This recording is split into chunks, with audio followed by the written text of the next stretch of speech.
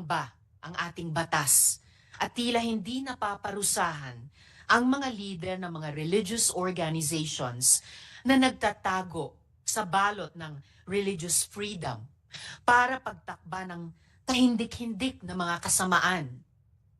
Are our rape laws sufficient to navigate the gray area of consent, sexual agency, and religious freedom? Are our labor laws sufficient to address the situation of religious volunteers na sapilitang pinagtatrabaho at pinagkakaita ng mga benepisyo gaya ng SSS, PhilHealth at Pag-ibig? Ngayon po, nandito na sa harap natin si Apollo Quiboloy. Pilit na iniwasan ang Senado kung ano-anong kondisyones ang ginawa para hindi harapin ang ating pagdinig. 50 security personnel, private jet, 5-star hotel at iba pa. Pinarali pa ang mga tagasunod at binuli ang mga witnesses namin sa social media.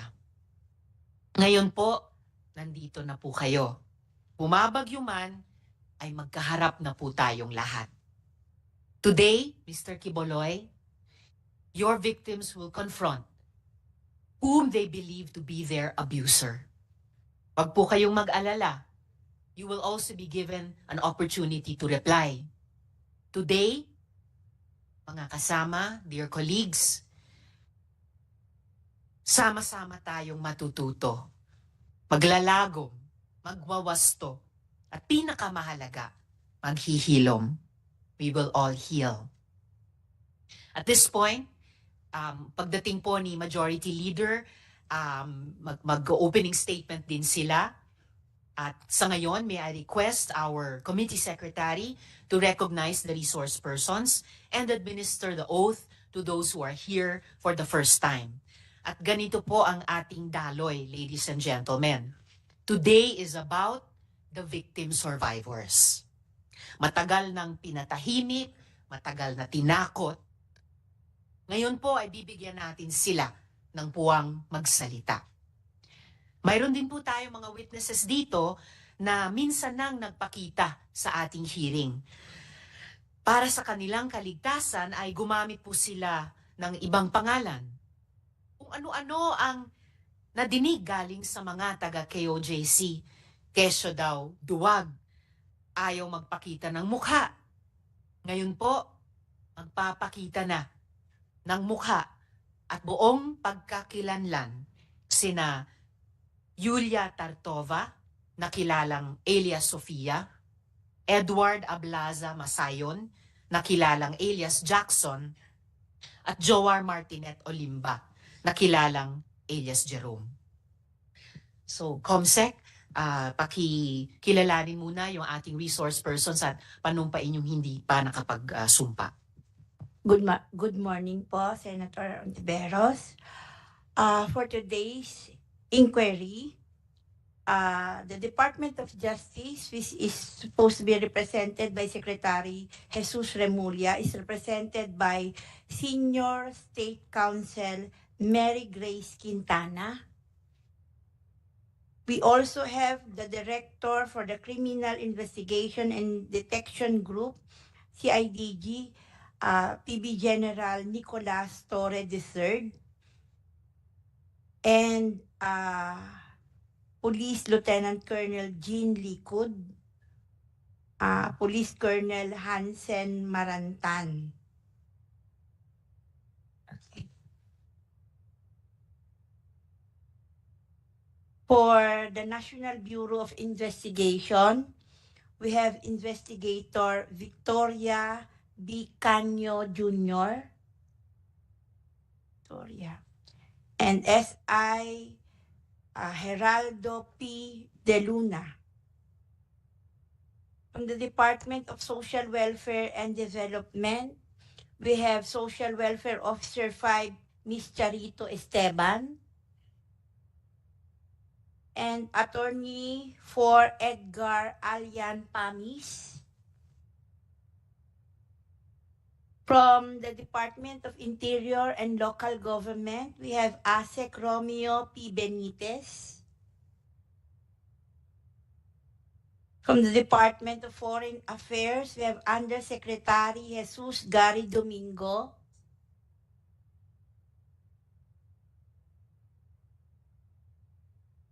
We have Secretary Enrique Manalo. Sorry po. And Attorney Zeph Goson. From the Bureau of Immigration, we have Attorney Vicente Uncad and Attorney Jose Calito Zeylicas. From the Council for the Welfare of Children, we have Undersecretary Angelo M. Tapales. From the Commission on Human Rights, we have Chairperson Richard Palpalato. From the Securities and Exchange Commission, we have Attorney Jonathan Pancrasius Pagirigan. We have Chief Counsel Attorney Hale Oliver Labayo and Attorney Pamela Lorraine S. Ramos. From the Social Security System, they are represented by Ms. Marie Elaine Estoque, their Vice President for Mindanao South 1 Luzon Division. And Ms. Irene Laksamana, as well as Ms. Alnora Presbitero, Ms. Elaine Perucho, Attorney Joseph Desunya. From the Center for Migrant Advocacy, they are represented by the Executive Director Ellen Sana. From the Now Independent Press Council, they are represented by the President Edita Caduaya. And the founding leader and executive pastor of the Kingdom of Jesus Christ, Pastor Apollo Quiboloy, together with Miss Jacqueline Roy, Resente Canada, Pauline Canada, Ingrid Canada, Sylvia Semañez. Online is Miss Arlene Canuda Stone, Mr. Edward Ablasa Masayon, Mr. Joar Martinet Olimba, Miss Teresita Kinanhan Valdehuesa, Miss Jocelyn Mondejar, and online also is Miss Yulia Veronin, and online also is Mr. Dindo Garcia Makiling. We will be joined later by alias Marie, Senator. That's all. May I request all of those who have not yet taken their oaths, the resource persons and witnesses as well, to stand up.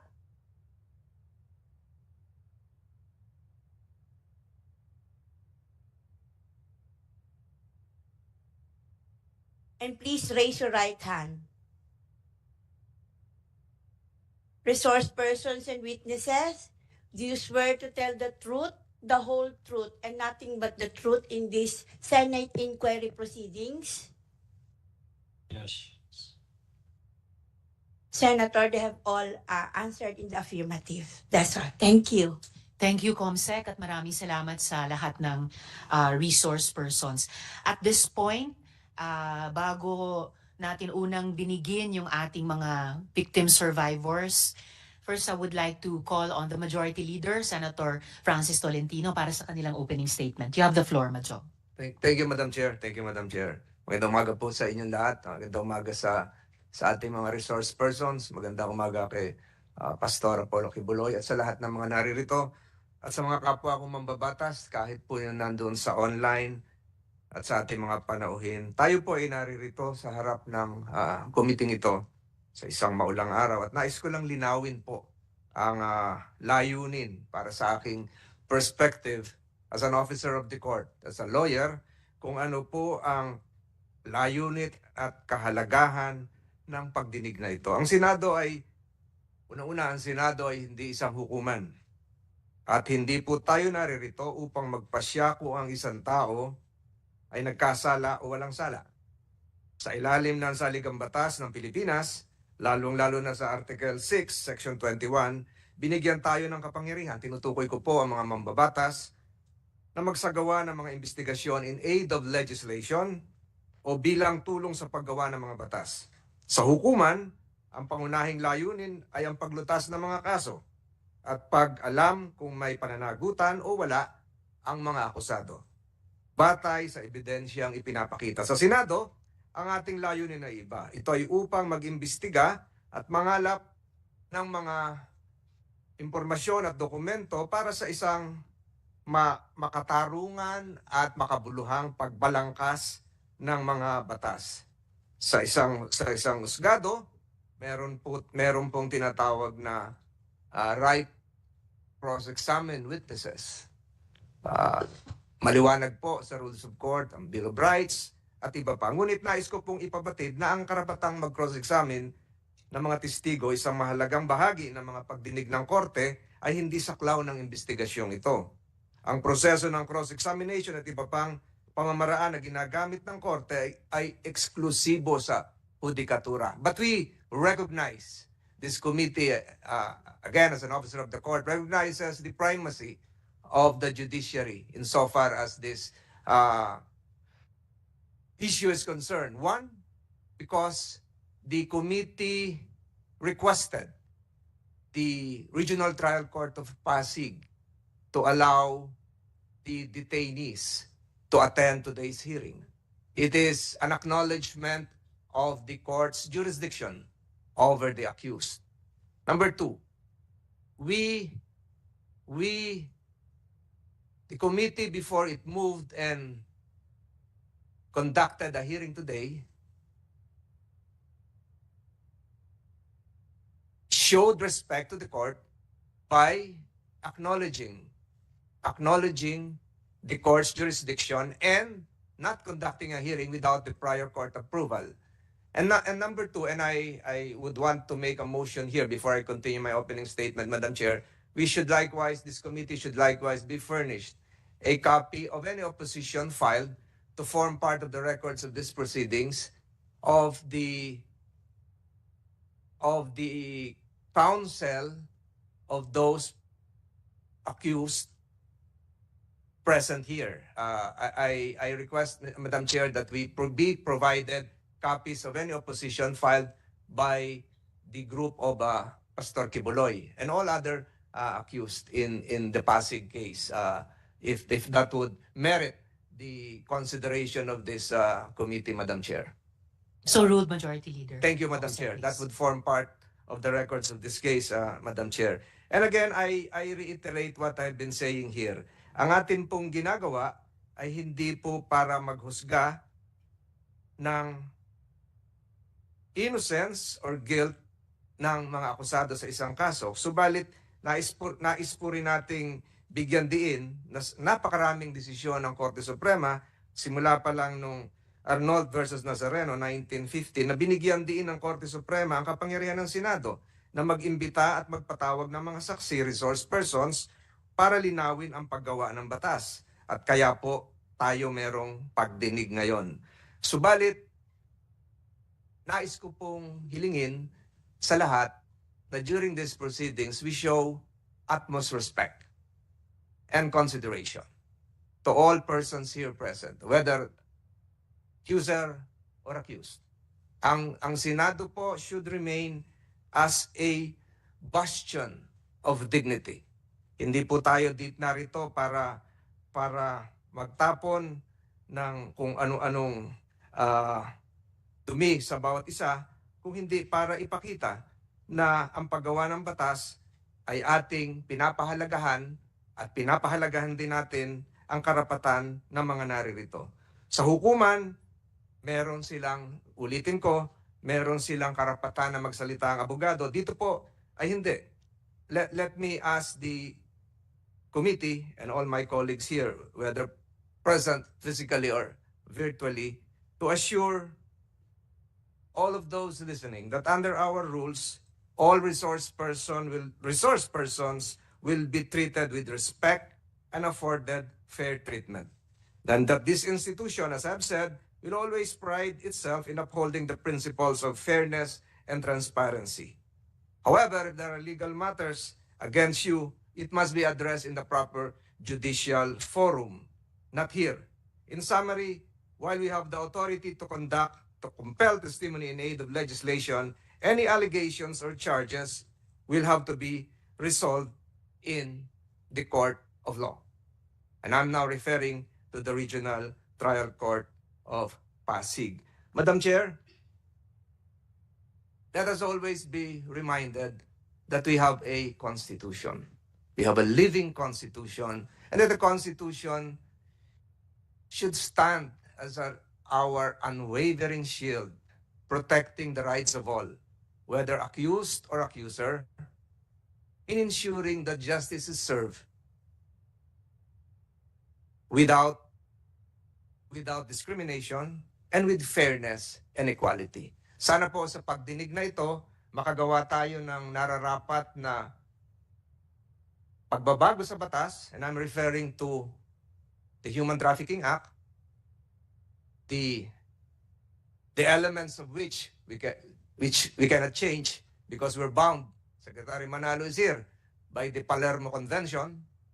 Perhaps the penalties could be increased, but just the same, this hearing is required of us as part of the complexities of governance that would require us to listen to various voices, even those embroiled in legal challenges and scrutiny. Again, Madam Chair, it is crucial that we uphold the integrity of our legislative process by respecting all resource persons present and upholding due process and fairness. Our commitment must be to engage in a meaningful dialogue while adhering to the principles of justice and respect for individual rights. Our role is to seek the truth. To seek the truth. Mapagandan ho natin yung batas, marami nakikinig ngayon, and not to pass judgment. Madam Chair, thank you for giving me the privilege to have an opening statement, and again, let that serve as a continuing manifestation as to the role of this committee in the coming minutes and in the coming hours as we proceed. I now yield the floor. Maraming salamat po at magandang umaga sa inyo lahat. Maraming salamat din po, Majority Leader. At dagdag dun sa areas of legislation na tinukoy ng Majority Leader, inuulit ko lang yung bahagi ng opening statement ko rin kanina tungkol sa ating mga batas kaugnay ng pag-misuse ng usapin ng religious freedom, yung mga rape laws natin, kung nasasaklaw na nito yung mga usapin ng consent, sexual agency at religious freedom, at yung mga labor laws din natin, kung saklaw yung mga karapatan at kagalingan ng mga tinatawag na religious volunteers. So muli, salamat po sa Majority Leader. And at this point, lastly, bago natin pakinggan yung ating mga victim survivors, may request po sa ating good Foreign Affairs Secretary Manalo dahil kinakailangan nilang umalis ng mas maaga na makapagbigay ng ilang mga salita sa atin. Secretary Manalo, you have the floor, sir. Thank you. Maraming salamat, Honorable Chairperson Senator Risa Ontiveros, Honorable Senator Francis Tolentino, my colleagues in government, good morning. I just want to thank Senator Ontiveros in this committee for giving the Department of Foreign Affairs the opportunity to contribute to our meeting today in aid of legislation. Nais ko lang briefing lang on 2 points with your permission. The first point is on the possible extradition issue. And as you know, the Philippines has an extradition treaty with the United States of America. I wish to report that as of this date, the Department of Foreign Affairs has not received a formal extradition request from the United States. Doon po sa isang issue din, I want to focus on the request for assistance by any Filipino nationals in the United States who may have been victims of human trafficking in relation to this case. As of this date, none of our foreign service posts in the United States have reported receiving any request for assistance. Madam Chair, the DFA is ready to assist in providing any information that we may receive from this date relevant to the to today's legislative inquiry.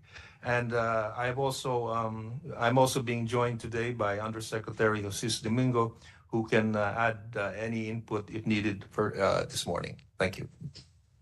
Thank you very much, Secretary Manalo. Yes, would you, Sec Domingo, like to briefly add anything to these two updates on the formal request for extradition and the request for assistance? Okay, thank you, Madam Chair, Senator Tolentino. Yes, as Secretary Manalo has mentioned, that we have not yet received a formal request, but we are standing by. We have also not received any request with regard to trafficking, with assistance with respect to the human trafficking. But all our foreign service posts and all our offices in the Department of Foreign Affairs stand ready. And we have been in informal consultation and communications with our sister agencies in government. Thank you, Madam. Thank you also, Yusek Domingo. The Majority Leader would like Just to one interject. quick follow-up question, address either the Secretary Manalo or Yusek Domingo. I have here in my possession in front of me our extradition treaty signed November 13, 1994, which I believe should be read alongside Presidential Decree 1069. This has some legal complexities involved, and perhaps you might want to educate this committee, which would have primacy just in case an extradition request is sent to the DFA. What would happen to the pending cases lodged before the Regional Trial Court of Pasig pursuant to PD 1069? Thank you very much, Secretary Senator. Manalo. Yeah. If I could first give a very general answer, and then of course on any specifics that might arise in the event that we receive a formal extradition request. Just to say, if we do receive a formal request, we will, the DFA will of course study it and see if it is consistent with the agreed procedure pertaining to extradition. And here is where PD 1069 would also come in. So we would have to study that. And then after, if we are satisfied with the request, we will of course refer it to the Department of Justice for relevant action. So in other words, we will still have to study any extradition request if received. Perhaps later, it's quite a detailed approach, pero yun ang general approach if we do receive such a request. Thank you. One quick follow-up, just to remind the officials of Department of Foreign Affairs as well as councils present here, anything that would transpire and would come out of these proceedings under oath would be recorded. And pursuant to existing extradition rules, any request to have any transcripts coming out of these proceedings would have to be coursed through the DFA. Kayo po ang magpapadala nito mula sa committee ito papunta kung saan man. So you should be aware of that, and the lawyers here present should be aware of that, because this would trigger some concerns involving civil rights or individual rights. So just be aware of that. And I suggest, Madam Chair, that the DFA should stay here till the conclusion of the investigation proceedings, to be physically present. But that's what I'm saying. Thank you, Madam Chair. Thank you, Majority Leader. Assured naman po tayo na bagamat may kailangang mauna ng umalis si Secretary Manalo that Yusek Domingo will stay on with us. So the department will be well represented. Salamat po, Secretary Manalo, Undersecretary Domingo at Majority Leader. So ngayon po, ang una po nating witness ngayong umaga ay si Teresita Valdehuesa, ang di umanong miyembro ng unang batch ng pastoral ni Apollo Quiboloy. Bago po siya magsimula, I would like everyone to listen to this video, to watch this video. Si Ms. Teresita, si Ms. Ging, ang pinapatungkulan dito, but it will also give a sense of the threats that victim survivors face from within the kingdom. Open source po itong video na ito. In fact, galing sa public channel ni Pastor dati. So, i-play na po natin ngayon para mapanood natin lahat.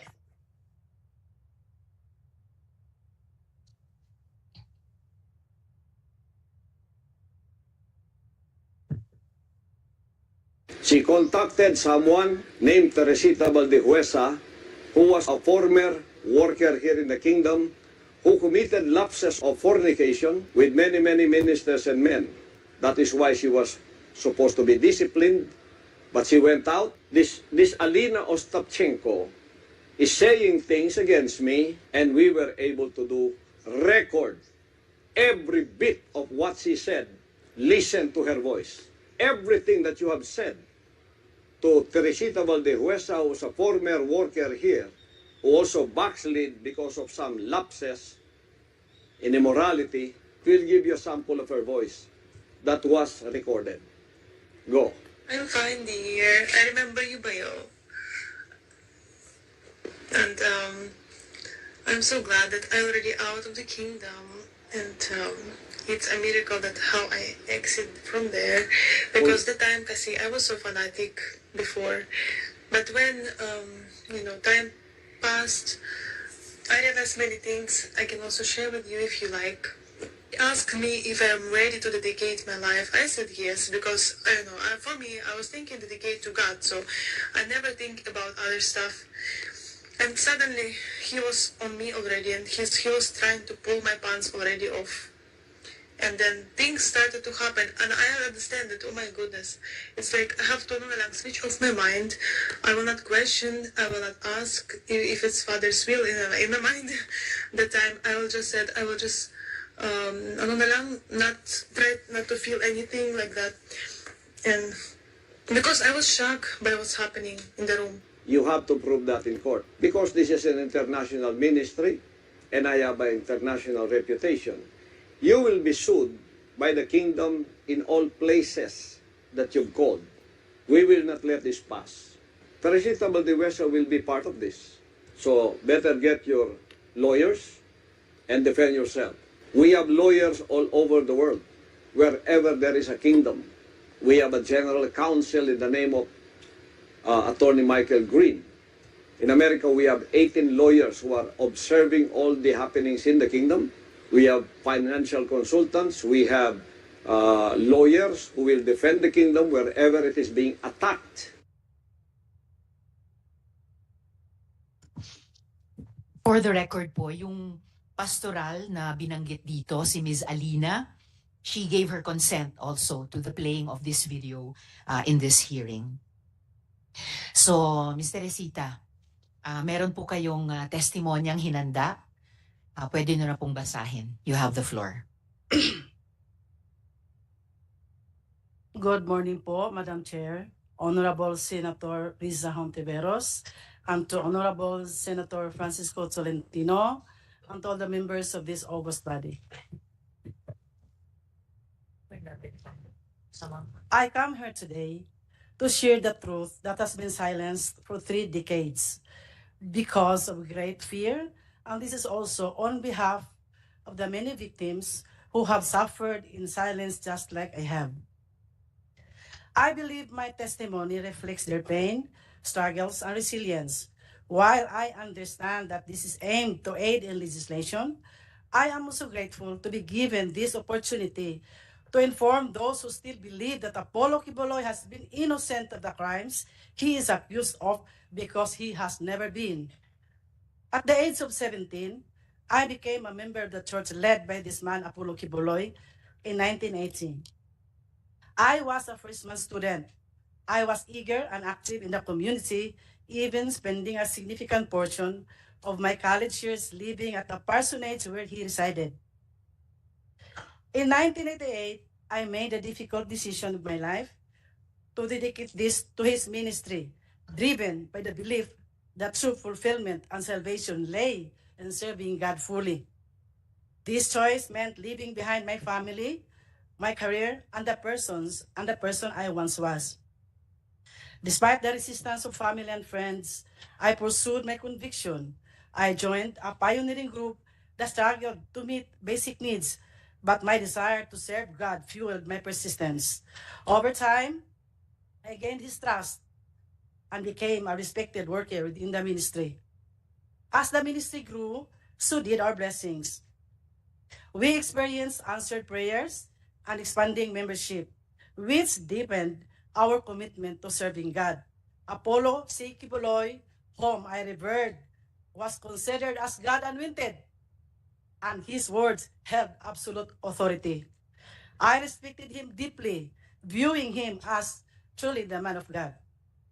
From the moment I dedicated my life to the ministry until 1993, I experienced a profound spiritual awakenings. I felt forgiven. My love for God deepened. And I was proud to serve alongside a man I believed to be holy. But one day while in Manila, I received a long-distance call from him. He informed me that he had received a divine revelation intended for me and instructed me to travel to Cebu, where he would share this important message. He was also scheduled to preach in Cebu that Sunday. Upon arriving in Cebu City, we arranged for him to stay at the Park Place Hotel in Fuente Osmeña. That evening, he instructed me to remain in the hotel, while Nilda Linda, the assigned worker, returned to the worker's house. When we were alone, I asked if I could just sleep on the sofa as it was a suite room. Instead, he insisted that I would sleep beside him and even said in Bisaya, compatible gyud taging kay parehas man og color atong suot. Translated, we are compatible because our outfits were of the same colors. I was wearing red pajamas with white dots, while he was dressed in a red t-shirt and white pants coincidentally. His words made me feel uneasy and quite nervous, and I saw a different personality in him. But I was quick to dismiss that unusual feeling. And because I had previously witnessed Ingrid Canada or ICC, Teresita Dandan, TTD, and Relina Salinas slept in his room alternately, it led me to believe that it was just normal and harmless. Moreover, we had been conditioned to suppress any negative thoughts about him. We were warned that any suspicion on him would reflect our own personality, using the words found in 1 Timothy chapter 1, verse 15, I quote, "To the pure, all things are pure. But to those who are corrupted and do not believe, nothing is pure. In fact, both their minds and consciences are corrupted," unquote. And in those days, absolute obedience was a must. We needed to have an unquestioned loyalty and reverence toward him. Sleeping beside a man I believed to be chosen by God was for me then a great privilege, an opportunity for a sinner like me. But what followed shattered my sense of faith and trust. Without a word, after turning off the light, he embraced me, undressed me, and violated me with his lustful act, and left me in shock and speechless. He then said, "This is the fulfillment of God's revelation." He explained that God had revealed to him that I was to partake in God's life through him by surrendering my body, soul, and spirit. He also mentioned that other girls would go through him in a similar manner. His words were strange, but I was too shocked to respond. The following day after that Sunday worship service, Apollo C. Quiboloy left for Manila, while I was left to carry on with my duties, including organizing carolers for our annual fundraising. Confusion consumed me. I felt betrayed by my faith, by him, and even perhaps by myself. I began questioning whether what had happened was indeed God's will or simply a gross abuse of power. When I returned to Manila, I was once again instructed to sleep in his room. Fear gripped me, but defying the anointing of God was unthinkable. We had been taught that such disobedience would invite a curse. The next morning, he asked if I understood God's revelation. I remained silent, unable to process what had happened. He then referenced me to Philippians chapter 2, verses 6 to 12, explaining that just as Jesus humbled himself and obeyed God, even to the point of death, so he too must obey God's will by partaking in carnal things. He claimed this was necessary for him to understand the human experience and to fully empathize with others. He even told me that he had also been reluctant to accept God's revelation, but as God's chosen one, he had no choice but to act on it. I was more confused with his explanation, but I could not complain. I wanted to go out from the ministry, but I lacked courage. I did not know where to ask help. I had cut all the bridges behind my life, and I could hardly go back because it would mean starting all over again. My family was poor, and I had no connections. My option was to stay because I was still bothered with what if it was indeed God's will? December of the same year was an escape for me. Caroling as one of our sources of funds, and which had been participated in by every member of the ministry all over the country, became my excuse of staying away from the worker's house in Manila where he stayed. In January 1994, I was in his room with Ingrid Canada, the international coordinator of the church, Tessie Dandan, the national administrator for the church in the Philippines, and Felina Salinas, his personal assistant. During that... Miss Teresita, before you continue po, yung nabanggit nyo ng 2 beses, Ingrid Canada, nandito po ba siya sa harapan ninyo? Yes, katabi po siya ni Mr. Quiboloy. Sila po, yung nagtaas ng kamay. Alright, salamat po. Please proceed, Miss Teresita. During that meeting, he informed the girls that I would be included in the inner circle. Right there and then, I realized that these women had likely endured similar experiences. Without any words, we shared a mutual understanding. None of us dared speak about what had happened to us. In February 1994, I was sent to Hong Kong, still carrying all the confusions and emotional turmoil. Despite this, I continued to pretend that everything was fine. When one of our musicians, JC Pangilinan, was scheduled to return to the Philippines, I seized the opportunity to send a personal letter to ACQ. In that letter, I poured out my feelings, openly expressing my emotional distress. I was honest about how deeply shocked I was to learn of his life beyond the pulpit. The man I had revered as a holy figure was in reality an ordinary mortal, one who had exploited my genuine commitment and dedication to God. My faith wavered, and everything I had once believed was shattered. I prepared myself for a harsh response, expecting a violent reaction from him. To my surprise, there was none. Instead, I was sent back here. Upon my return, I was even more surprised to learn that I had been promoted.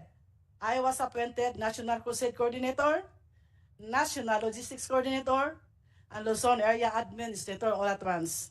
This was a sudden and significant promotion from every previous role. By God's grace, I excelled in all my assigned tasks. Despite this, fear gripped me every time Apollo Quiboloy would come to Manila. My only relief was when one of the girls would accompany him, giving me an excuse not to sleep with him. I kept myself busy visiting satellite churches to distract my confusion and agony. One day, ICC confronted me saying, ACQ sensed my distance. I made my work an excuse. February 15, 1998, ACQ used me again. It was always out of fear that I obeyed. A fear mixed with anxiety that he might knew how I pretended to be extremely grateful that he allowed me to be a part of his physical life, because in all honesty, and God truly knew I was not. All the pent-up emotions suffocated me that on the following day, while preparing for church, I collapsed. ACQ performed mouth-to-mouth resuscitation, but later I learned he told others that it was just a way for me to seduce him, labeling me as Jezebel the temptress. I believe Apollo Carrion Quiboloy understood that I never wanted the life he was trying to impose on me. My decision to dedicate my life to God's service was driven by a sincere desire for spiritual purification from the sins I had committed before becoming a full-time worker. I had only one goal: to live a holy life and ultimately to attain heaven. As the Bible says in Colossians chapter 3, verse 5, I quote, "Put to death, therefore, whatever belongs to your earthly nature: sexual immorality, impurity, lust." But how could I achieve this with the circumstances that I was in? Disobedience and complaints were never an option. Anyone who did so was labeled as carnal, as someone who did not overcome the flesh. Everything was always twisted. One day, I said, "Sir has noticed that you've been distant." I made up excuses, trying to avoid the truth. I had been telling Tracy Dan that I was extremely exhausted. She presumed that I was just too focused of my responsibilities, especially in the logistics department. I was always pressured to meet my 15 million quota.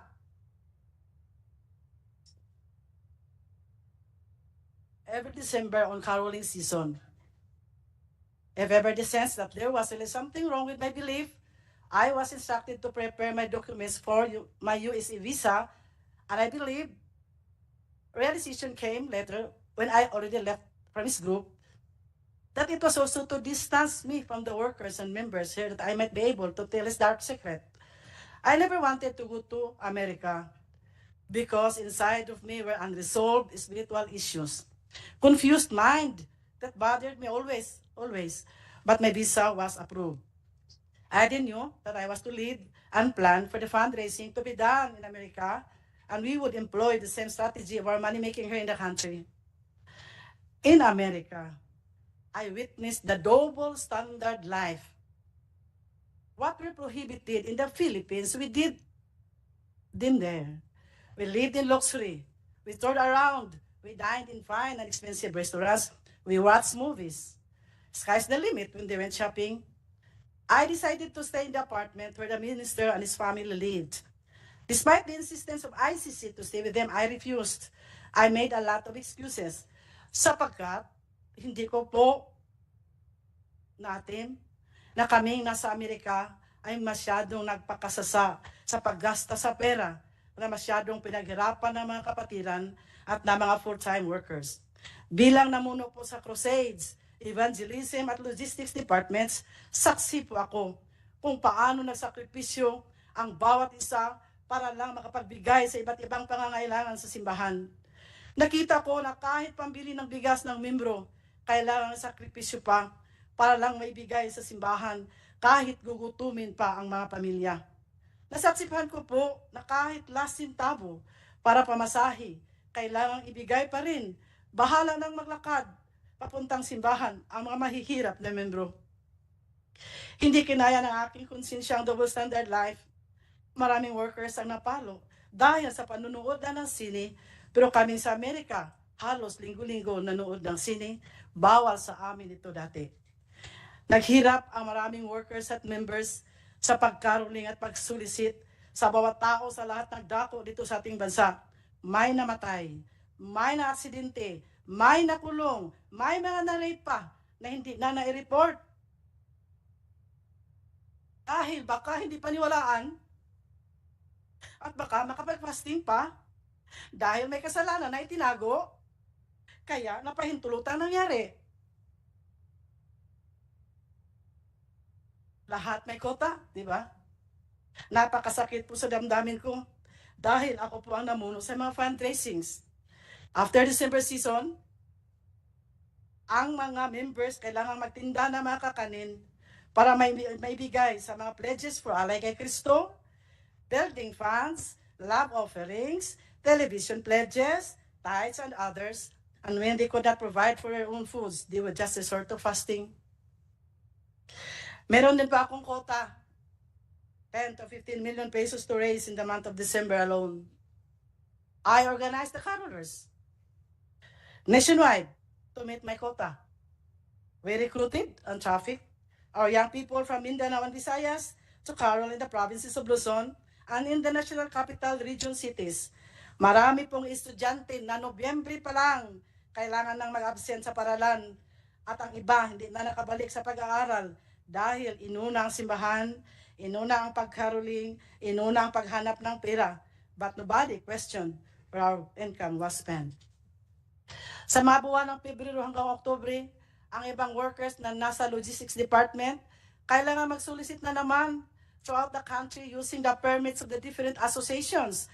Pag-asa ng buhay, Children's Way Foundation, tulong sa may kapansanan, handog ng pagmamahal, pagdamay sa dukha, Shivers for Christ. The supposed income na dapat ibigay sa mga beneficiaries sa mga nasabing associations, hindi naman talaga truthfully and honestly na ibigay. Only a little portion of the income was shared to the beneficiaries. Ang ibang workers naman, walang hinto sa pagtinda rin ng mga kakanin na may quota of 500 to 1,000 pesos a day, Monday to Saturday. Ito ang buhay ng mga workers na nasa logistics department. In America, they began to notice my indifference. ICC called my attention, stating there were reports from my assistant in the logistics department in Manila that I had secretly sent money to my family. Then, she informed me that ministers wrote letters to ACQ and reported that I tempted and fornicated with them during my visits to their satellite churches. I was so shocked to learn of the sudden accusations. I also wrote a letter and enumerated the real circumstances of my life with all the ministers I came in contact with in relation to our aggressive fundraising, being the National Logistics Coordinator. However, that was not enough. I was then forced to write a long letter of confession, making it appear that I was a sinner who committed all kinds of sins, including those I had committed before joining the ministry. I complied, believing that through this written confession, I would be totally forgiven from my old sins and burdens and be completely sanctified.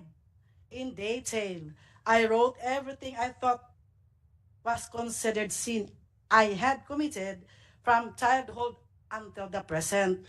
I also implicated ACQ in my sins. It had the same tenor of the letter I wrote in Hong Kong in 1994. And this time, he was furious. Then ICC instructed me to revise my letter.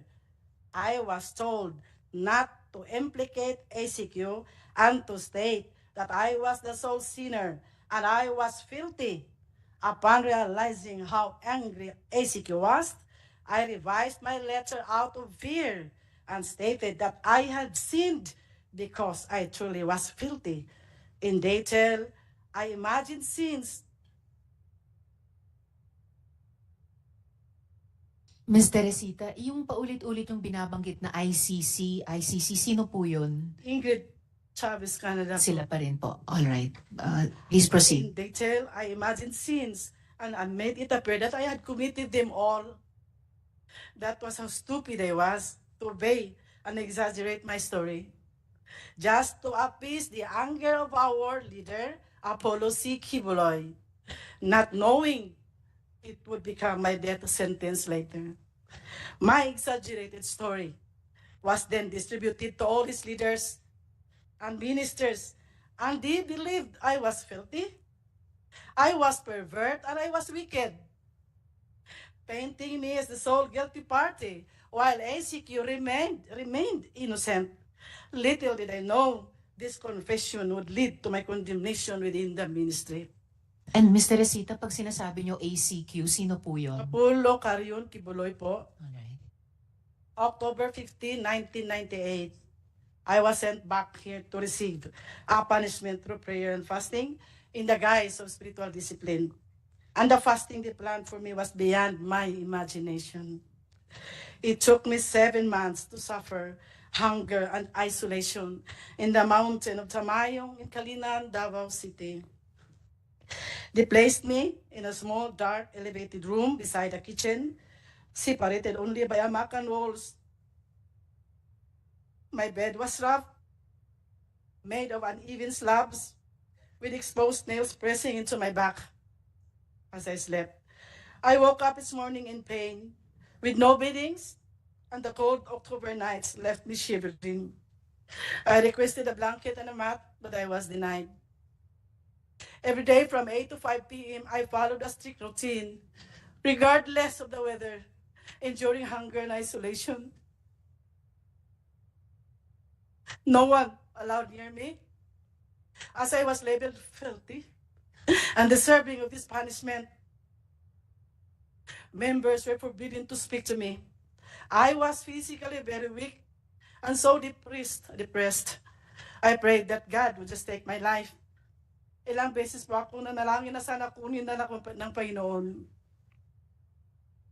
I started to question God and wondered if this was truly a divine process or simply human punishment. I asked myself, is this ACQ's way of retaliating because I rejected the life he imposed on me? It felt like vengeance and disguised as spiritual discipline. My only solace came from reading the Word of God from Genesis to Revelation over and over again. Every day was a struggle of faith. I struggled to believe that the process was still the perfect will of God for me.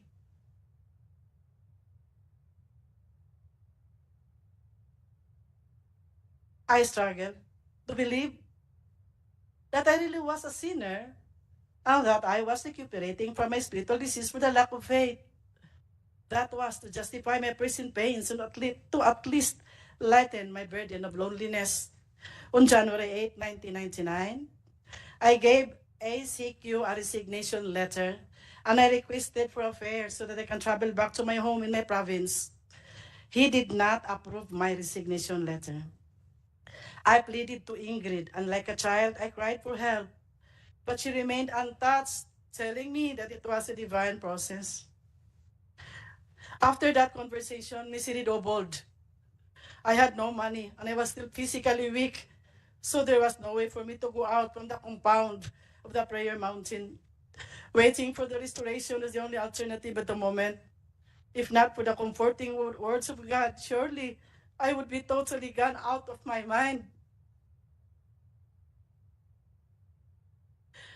They continually accused me of sins they alone knew, unimagined, that would always lead me into fasting. It eventually hardened my heart because I started to realize that the purpose of doing it was to totally break me down and to even slowly kill me.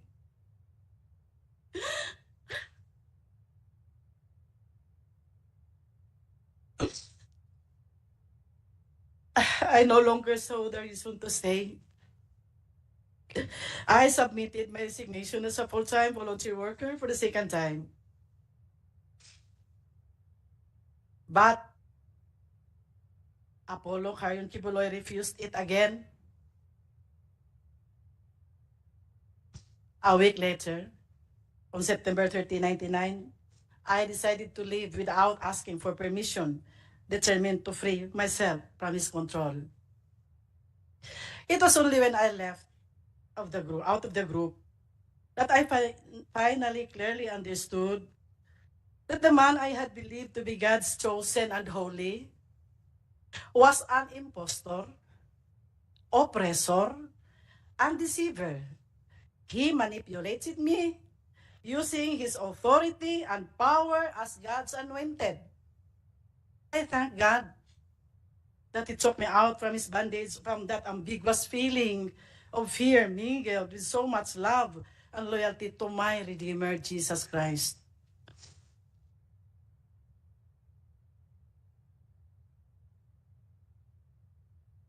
But He was not finished with me and did not stop terrorizing me. Alex Camia, his personal bodyguard, a full-time worker, once known to be a champion in gun shooting before he joined the group of ACQ, together with his team, kept coming to my place to harass me, serving a fake warrant of arrest to a minister who stayed in my house. This minister settled in my place after he was gunned down in Davao City but survived. The team of Alice Camia was apprehended, and when investigated, they had several firearms in the car, several plate numbers, and there was also a red plate. The registered owner of the car was Apollo C. Quiboloy. Because of their failure to serve the warrant of arrest, they blamed me for hiding the minister and filed cases against me of obstructing justice and grave misconduct and an act unbecoming of a public official.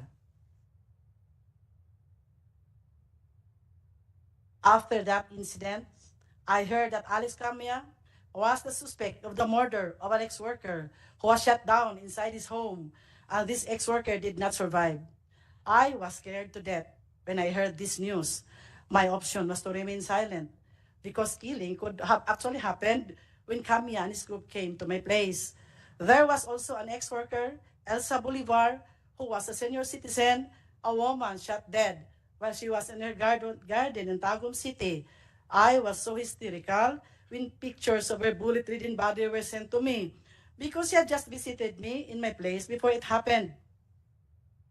Fear consumed me and I remained silent. 3 years ago, nagkausap po kami ni Alex Camia.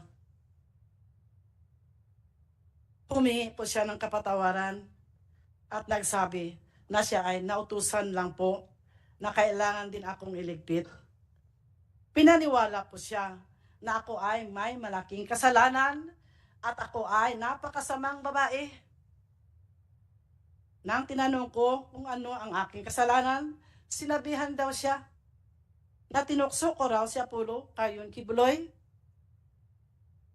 Nakiapid daw ako sa mga ministro. Narinig naman po ninyo yung sa video. Nakipagtalik daw ako mismo doon sa workers' house at nagnakaw daw ako ng 3 million pesos. He even said in Bisaya, di ba nagtugot man ang Ginoo pagpatay sa dautan? Doesn't God permit the killing of the wicked? Doon ko lang naintindihan na kailangang i-declare ni Apollo Quiboloy sa lahat ng mga workers at members na ako'y makasalanan at napakasamang babae para magiging makatwiran ang lahat ng parusa na binigay sa akin at magiging makatwiran din kung bakit ako kailangang patayin. Apollo Quiboloy called me Jezebel, the temptress, using his pulpit to broadcast how filthy and evil I was. This became a pattern. Kung may mga workers na may alam sa kaniyang buhay, sa sikretong buhay at aalis sa kanyang kingdom, sila ay akusahan na napakaraming kasalanan. He would always exaggerate their weaknesses at ipaniwala sa mga workers at members na sila ay umalis dahil may mga marumi at mga napakasamang mga tao. His followers only heard his side of the story, which was always filled with lies and twisted truths. The other side, our side,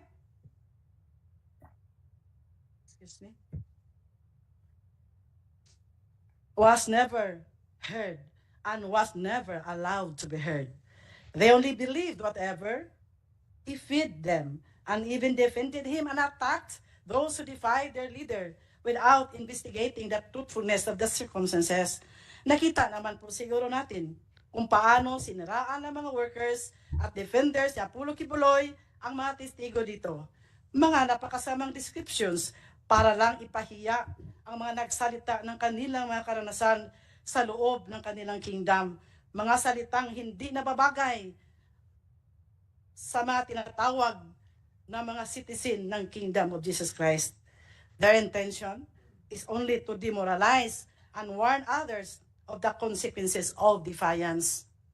Last August 2021, during one of his television programs, he once again maligned me, broadcasting nationally and internationally that I was a fornicator and an immoral woman, which we have just watched.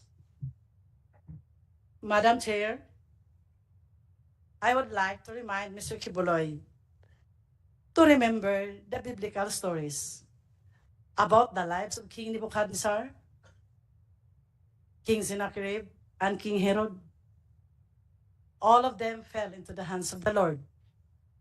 Nebuchadnezzar, you know that, was separated from his people and lived like a beast and ate grass for 7 years.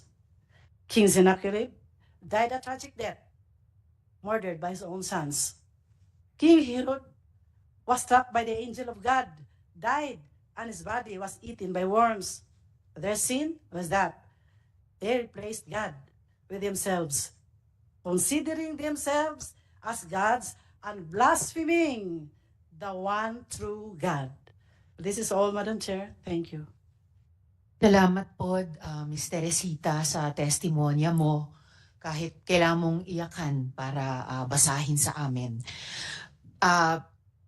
Bago yung isa munang follow-up question ko sa inyo, gusto kong i-acknowledge yung presensya online ni Senator Cynthia Villar. Salamat, Senator Cynthia, sa pagdalo nyo. At ang Minority Leader, Senator Coco Pimentel. Salamat kaayo sa pagdalo. Kung walang opening statement si Senator Coco at si Senator Cynthia, bago yung interjection ni Majority Leader sa Department of Justice, isang mabilis na follow-up question sa ngayon, Ms. Teresita o Ms. Ging, Ate Ging, just for the record, guilty ba kayo dun sa mga krimen na inakusa sa inyo, yung pagnakaw ng 3 million pesos, yung pag-fornicate sa iba pang mga ministro? Guilty ba kayo sa mga iyon? Of course not. Alright, salamat kayo. Majority Leader, for your interjection with the Thank you, Madam DOJ. Chair. Nothing to do with the previous testimony.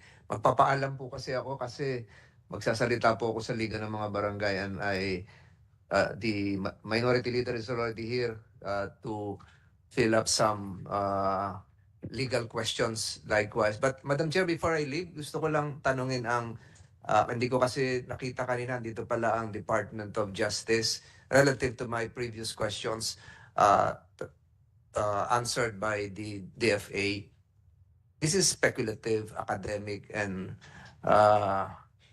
purely legal. If,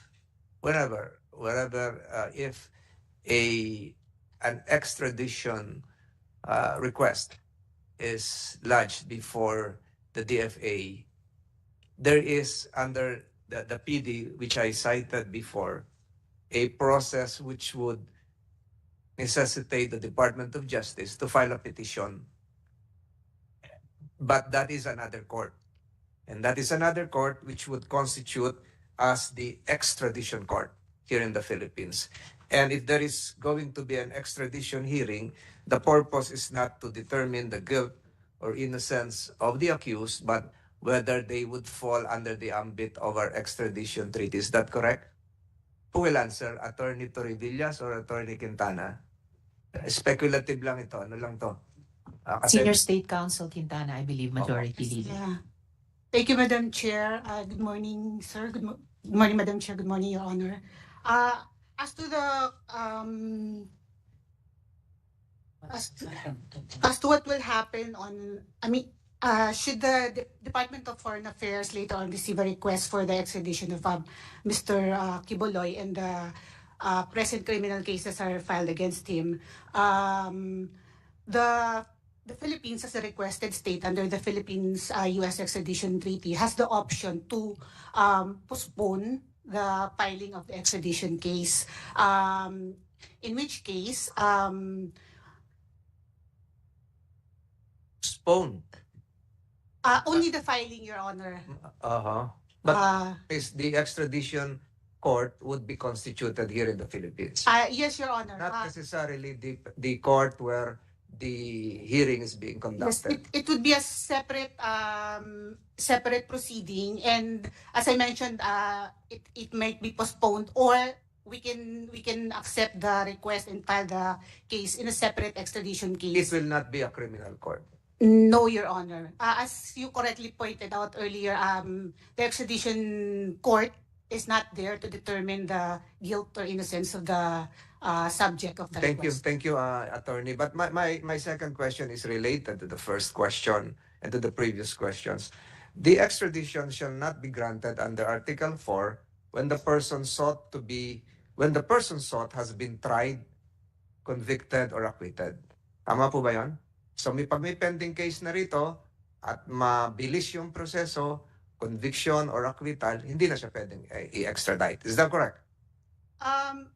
Your Honor, under Article 4, that may be a ground for refusal of the request for extradition, but that in that case, so Your Honor, ang ano po dun parang in effect parang double jeopardy. But in this instance po, there is no double jeopardy kasi po yung Saying double jeopardy. One of the grounds for refusal would be when there has been a trial, conviction, or acquittal that's explicitly stated under Article 4 prior prosecution. Double jeopardy will not apply because of the concept of dual sovereignty. Am I correct? yes, Your Honor. So, ang tanong ko, mas makakabuti ba na mas mabilis ang trial sa Pasig, which would result in either conviction or acquittal, dahil hindi na pwedeng ma-extradite? Sir, it's independent of the request for extradition. So regardless if the criminal cases are terminated, are expedited, it will not affect the extradition request. Siguro, aralin niyo mabuti itong Section 1 ng Article 4. Parang very explicit naman ito. You still have time. Number 3 question. I learned that correct me if I'm wrong, and I'm sure you're following this through news accounts, that the Department of Justice of the United States dismissed the charges against a certain Miss Dueñas. Tama po ba yun? Yes, Your Honor. Yes, and this was just a few weeks ago. Last week, Your Honor. Last week. October 7. So, ang tanong ko rito, and this will probably be a lingering question, what would be the effect of the dismissal of the U.S. cases against, is Dueñas a miss or a male? Ano ba yan? He. Female? She? Female. Female. What would be the effect of the dismissal of the U.S. cases against Ms. Dueñas to the pending cases of Pastor Quiboloy in the Philippines, since some of the elements would be the same? Your Honor, if I may defer to Prosecutor Torrevillas. Deputy State Prosecutor Torrevillas, please. Good morning, Madam Chair. Good morning, Senator Tolentino. It will not affect the cases pending against Pastor Quiboloy, considering that Ms. Dueñas is not one of the accused in those cases. One of the accused in cases pending for the Regional Trial Court here in Pasig or in the United States Department of Justice? Saan po? Saan jurisdiction? Before the Regional Trial Court of Pasig and It won't affect. yes. But there is an interrelationship between the elements involved in the U.S. cases and the Philippine cases. Tama po ba yan? And probably I'm not jumping the gun on what the defense counsels were doing. So walang effect. As I've said, this is just speculative. It will not affect the cases pending before the Regional Trial Court of Quezon City and the Regional Trial Court of Pasig, because Ms. Dueñas is not one of the accused, neither she one of the witnesses for the prosecution. But some of the defendants in the case pending before the U.S. Department of Justice are likewise defendants here, are accused here in the Philippines. And I understand there would be a second hearing come May 20 before the U.S. Department of Justice. Tama po ba yan? I am not aware of that. Okay. So paano naman kung yun ang magkaroon ng ibang desisyon while pending dito sa Pasig and Quezon City yung ibang kaso? Any speculative answer? O kung wala, mahirap na It siguro. has no connection at all connection because, at all. opo. Different jurisdictions, different elements. Again, Madam Chair, maraming salamat po sa pagbibigay sa akin ng pagkakataong makapagsalita. I reiterate again my earlier statements that respect and dignity should permeate the entire proceedings today. And I hope that the dignity of the Senate through this committee will be enshrined, Madam Chair. Maraming salamat po sa pagkakataong ito at maraming salamat sa mga resource persons natin na dumalo. Magandang umaga po sa inyong lahat. Daghang salamat. Maraming salamat din po, Majority Leader, and of course, the Chair and the whole committee ay nakikiisa dun sa patuloy na pagtaguyod ng respeto at dignidad ng Senado at ng Senado para sa lahat ng lumalahok dito sa ating mga pagdinig. So, balikan po natin si Ms. Teresita, si Ate Ging, mga patuloy po na follow-up questions ko sa inyong testimonya kanina. So, bate po pa rin po dun sa testimonyang binasa nyo kanina. Anong taon nga po kayo sinimulang abusuhin ayon sa inyong testimony at alaala? It was in October of 1993. October of 1993. So, 31 years ago po. Yes po. Alright. Tapos, ulitin ko lang po yung nabalitaan kong fasting o dry fast. So, hindi kayo pinakain, hindi kayo pinainom ng tubig. Ilang araw nga po ba ginawa ito sa inyo? At wala po bang kasamahan ninyo doon na sinubukang tulungan kayo? Of course, nobody would ever dare help me because upon instruction na hindi nga ako and they were not even allowed to talk to me, nor even to come near to me. So, actually, there were two sets of fasting given to me. One set was, there was 10 days fasting. There was no food, no water. It was Ninit Ukyas who gave me the list of instruction. And number one in the list is to do dry fast for straight 10 days. Sino po nagbigay ng instruction? Ninit Ukyas. Nenet Okyas. Yeah. Okay po. And then, I only was able to eat a little amount of rice and viand on the 39th day because when you had fasted, hindi na kailangan kakain ka agad. So there was water, then then lugaw, and then finally on the 39th day, that was the time I was able to eat rice. And then after that, there was that second round of fasting, which was even more miserable. It started on February 6, 1999, and there were other workers also. And that was very miserable because it was like this. We were given 5 days or sometimes 7 days. It was a kind of a series of fasting. The first, second, third days were for dry fasting, meaning you were not allowed to drink, of course, to eat food, dry foods. And on the fourth, sometimes it's water, sometimes it's sometimes it's lugaw. Then another 5 days, the same pattern. Sometimes it became 7. It ended on the it ended on the month of May because I have my diary on that. So yung pangalawang dry fasting, 3 buwan na may iba't ibang klaseng fasting for 5 days or 7 days. 1 to 3 days na dry fasting. Yes. On the 4th day may tubig o yung yung pinakuluan ng sinaing, di ba? Yung pinapainom ng mga lolo't lola natin sa mga baby nung panahon ng World War II. Yung sabaw ng ano po. Sabaw. Sabaw ng lugaw. Or lugaw. So over 3 months, may ganitong series ng mga iba't ibang klase ng dry fasting. Yes po. But I was together with other workers also because they were also punished. But I was the longest. I stayed there for the longest, 3 months. And yung una pong dry fast, yung unang set ng pagpapadry fast sa inyo na 10 araw, walang pagkain, walang tubig. 10 araw na walang tubig at 10 araw na walang pagkain? Yes po, that's true. Paano niyo po na-survive yun? I did not even think I would survive. Opo. Because of course, the place was cold. And then every time in the morning when I took a bath, so parang doon ko na lang nalalasap yung tubig. Kaya I keep taking a bath 3 times a day. Iniinom nyo na lang yung Halos, hindi ko mainom tubig kasi pampaligo. natatakot ka namang baka masira yung tiyan mo. Parang ganun lang, parang. And after 39 days, ganun ulit, pinainom muna kayo ng tubig, ng and then pinakain ng lugaw, and finally, kanin. Yes, on the 39th day. But there was a month, I think it was month of December, may kinain na rin ako doon.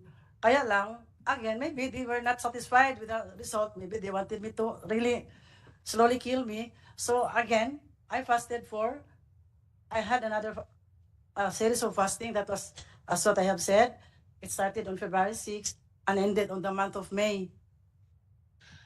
During those 2 times po, yung dalawang set ng dry fasting, yung unang 10 araw at yung pangalawang umabot ng 3 buwan, nakakulong kayo noon or were you restrained in any way? No, I was just there in the mountain, in the prayer mountain, not really kulong, but the place is big naman. So I had to go to the prayer house. I had to pray, I think, 3 times a day. 9 o'clock, 12 o'clock, 4 times a day. 4 and then 6 o'clock in the evening.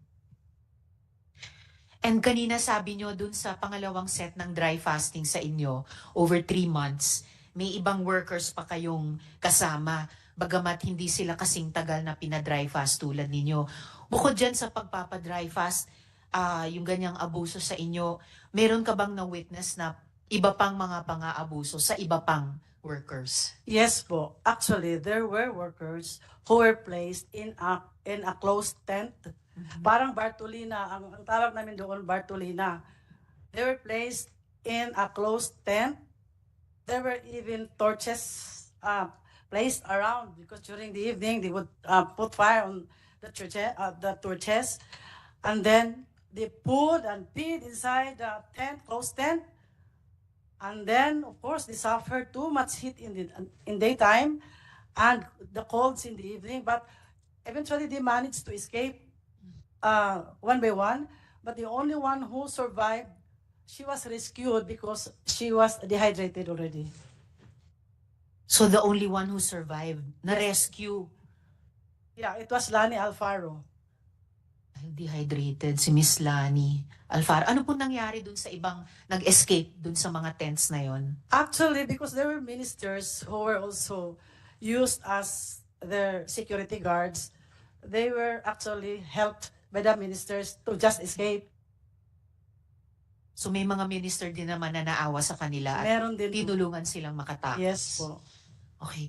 Tapos, Ms. Teresita Atiging, tama po ba na naging subject kayo ng attempted assassination? Ito po ba yung sinabing ginawa ng angel of death? Of course, I would really think that way because I was just a mere worker, a civilian. And then why would these people come to my place, bring those firearms? They were there. And if it was only to serve the warrant of arrest for my co-ministers, why would they have a backup car? And I was made to believe that it was really their intention to harass me and to terrorize me in my place. May dala po silang warrant of arrest? Saan Yes. galing po yung warrant na yun? As I have stated, there was actually one minister who had a problem, no? Then he was gunned down in Davao City. Then I actually helped him settled in my place. And then Ito po yung nag-survive ng assassination attempt. survived. Then he was served by that warrant of arrest. And then, because he was in my house, I helped him actually. So nung pumunta yung mga may dalang firearms at may backup vehicle, yung sineserve nilang warrant ay para dun sa nag-survive sa assassination attempt na kinupkup nyo. Yes po, actually para sa kanya. But I was made to believe that ako rin, pwede rin nila akong patayin. Bakit? Because there was one time, because that Alex Camia was with a policeman. Bakit kailangan nila akong parang i-scale sale nila yung opisina ko? Bakit parang tinitingnan nila kung nasaan ako doon? Kung ang gusto lang talaga, if they really wanted the warrant of arrest to be served with that person, why came to my office? For what? So, Yung Alex Camia ay may kasamang pulis o siya mismo ay pulis o PNP? no, he was with a policeman, an official policeman during that time. At saka meron din po siyang kasamang, siyempre, driver. At saka, because I only learned later that there were 2 vehicles actually, but during those times, isa lang ang alam ko. Nung nakausap ko yung backup driver, kasi he is with me now, doon ko lang nalaman na may backup driver, may backup vehicle pala sila. Ngayon, Ms. Teresita at Tiging, pioneering member po kayo ng Yes. KOJC. Alam nyo rin po ba yung business model ng fundraising ninyo at paano ito nagsimula? Sinabanggit nyo naging head kayo ng logistics, kayo po nag-organize ng mga caroling, yung mga solicitation. Paano po yun nagsimula at anong alam niyo dun sa kabuuang business model? Yes po, the caroling really had become, or maybe has even until now become, one of the sources of funds in the ministry. In 1988, I was able to join here in Manila, and we were only caroling the cities within the cities of the NCR. But when I was given the opportunity to lead the fundraising, I made it nationwide. I actually organized the nationwide caroling, Madam Chair. Then what happened? I had every province. I had leaders overseeing 70 to 100 carolers, including adults who would be cooking and washing their clothes. And in the NCR alone, we had, I think, 13 leaders overseeing 20 to 30 members also, do caroling from 8 o'clock in the morning to sometimes 10 o'clock in the evening, going around the cities of Manila, just caroling all the people here in the Metro Manila. And then, because I had a quota of, it started with 10 million until it became 15 million. Of course, they also had a quota. I also gave them the quota to meet my total quota of 15 million. So, sa bawat probinsya, nung ginawa nyo ng nationwide yung caroling, di na lang sa NCR, may isa kayong leader na bawat isa may 17 to 100 carolers. At dito naman sa NCR, kung saan kayo nagsimula, naging 13 leaders na may 20 to 30 members each. So, i-multiply lang po natin. So, sila po yung pinapatawan nyo noon ng quota para mabuo yung 10 to 15 million pesos. Ano po ito? Per day? Per week? No, that's 1 month of Per caroling. month. Yep, yes. Per month. And so 14 hours a day sila pwedeng nagka-carol, nag-fundraise 8 a.m. to 10 p.m. Yes po. Ganun po katagal. Alright. Dagang salamat, Ms. Teresita at Tiging. Please stay on sa hearing natin dahil yung mga kasama kong senador, mga kauban ko, including our minority leader, may have questions for you. Yes, the minority leader would like to interject now. You have the floor, Senator Okay. Coco. Ma'am Ging, no? So, dito lang ako nababahala sa sinabi mo na dry fasting, Yes 2 po. times ang experiences mo. And sa experience mo, it was a form of punishment. Very much a form of punishment. But it was actually a disguise like a spiritual discipline on me. Okay, Because pero it was presented still as a disciplinary measure. yes po. But have you seen dry fasting as a form of a ritual or not as a form of a punishment? Is it also practiced there? Actually, there were two meanings, no? Of course, when we were instructed to do dry fasting, we would always consider it as our sanctification, as our cleansing on us, because we would always believe that we were always made to believe that we were sinners, and we do accept that we were sinners, so we had to go through fasting. In the two particular, sa mention mo kasi dalawa, particular Yes, po. cases, hindi ko na matandaan yung mga months. Pero in your particular case, punishment. At first, I did not consider it as punishment. No, wag yung consider. How was it presented to you? You have to undergo dry fasting as a punishment? Spiritual discipline on the first, Oh. talaga spiritual discipline. Kung andun yung discipline, punishment. Diba? Okay. Yung Yes. pangalawa, Yes po.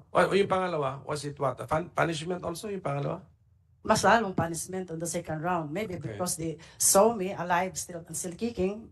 It was not their intention to really see me alive. Okay. That's why I had my second series of fasting. But sa observation mo, tagal ka dyan sa kingdom meron, you also undergo fasting as a part of a ritual, not as a punishment. Tama? Yes, there were many times. As severe as dry fasting? No, mine was actually was the worst.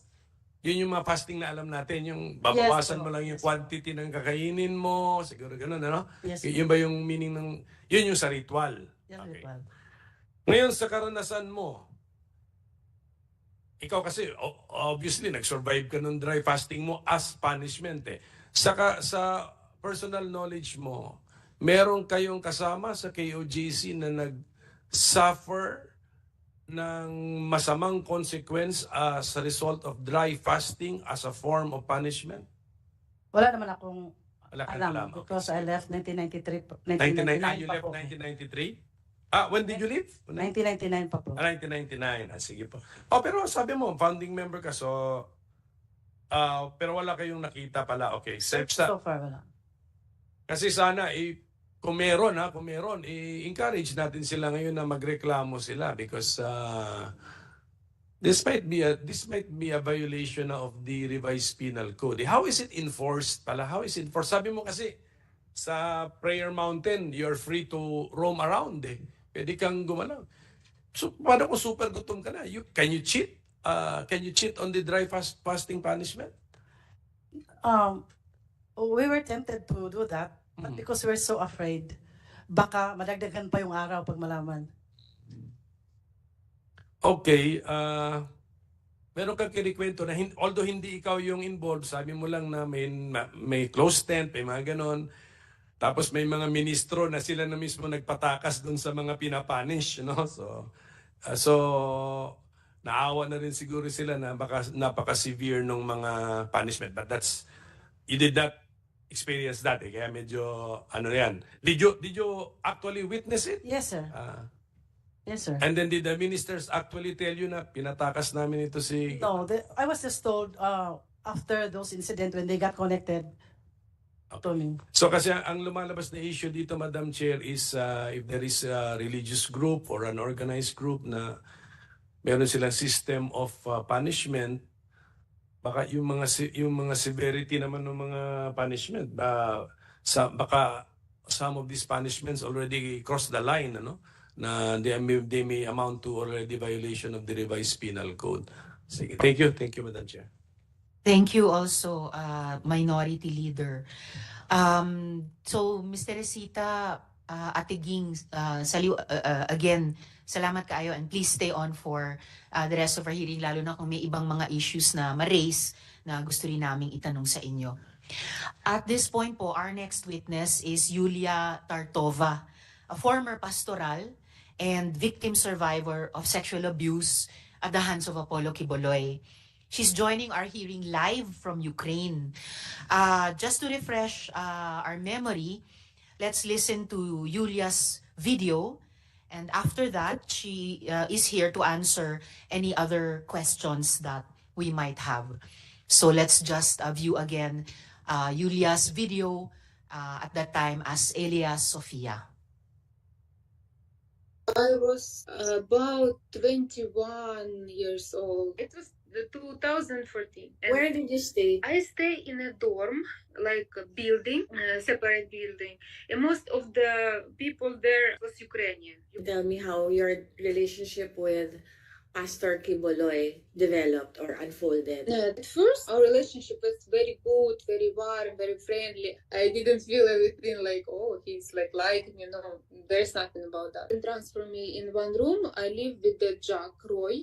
She's pastoral and one of the closest, like she's very close to pastor. And I live with her in one room. And little by little, some girls like Jack Roy and other girls of pastorals are Filipino. They used to fellowship to me like, are you ready to sacrifice everything to God, to the Father? Like pastor, of course I already sacrificed. I leave my job, I leave my school, I leave my friends and my parents. I already sacrificed a lot of. So what do you mean? I cannot understand, because I already sacrificed, and it's the life that I choose and I live, and I believe that this is God's way for me. So, and they were just like, even your body you can sacrifice. When he see that there is no Ukrainian girls and I'm alone, so he start more and more to talk to me. Are you want to sacrifice? Are you want to sacrifice everything, even your body? I'm very innocent. I really didn't. Nobody talked to me like straightly that this is what will happen. And I remember that time came, and Atejah came to me in the night, and she said, I want you to massage pastor's feet before he sleep. When Atejah called me for night to massage him, I didn't think that this is what will happen, even though I was nervous. And she saw that I'm crying, but I'm still do what they want me to do. I take a bath, I put this pajama, and I'm crying, I'm scaring, and it's night, and they put me, because I never stay in the pastor alone in the night, in the dark, and I was nervous. It was big room, and before room there is a little room. So Atejah lead me there, and she said, go in pastor's room.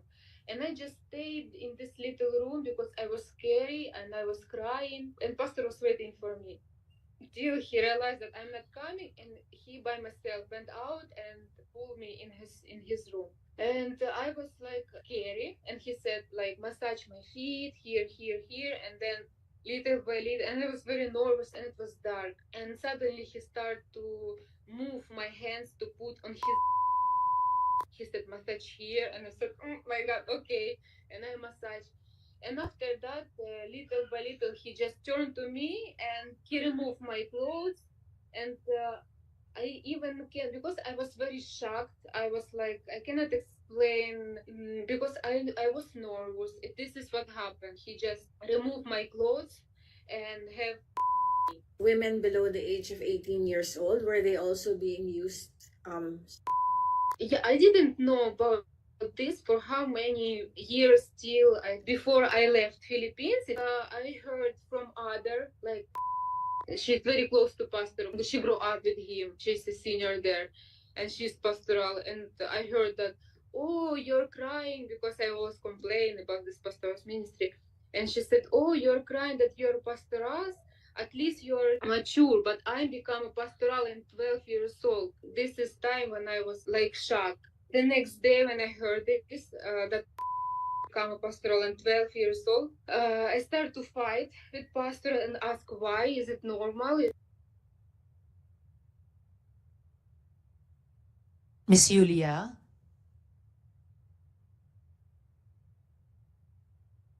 Miss Yulia, I think your audio is still muted. Could you please unmute? Good morning.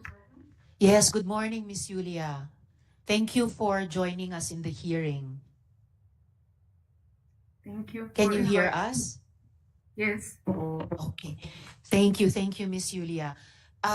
Before some of my follow-up questions about your the previous video, and also with your presence with us today, could I just quickly ask, in the video you mentioned Jack Roy. Can you confirm if she is here today in the hearing, if she is to To the right or to the left of Pastor?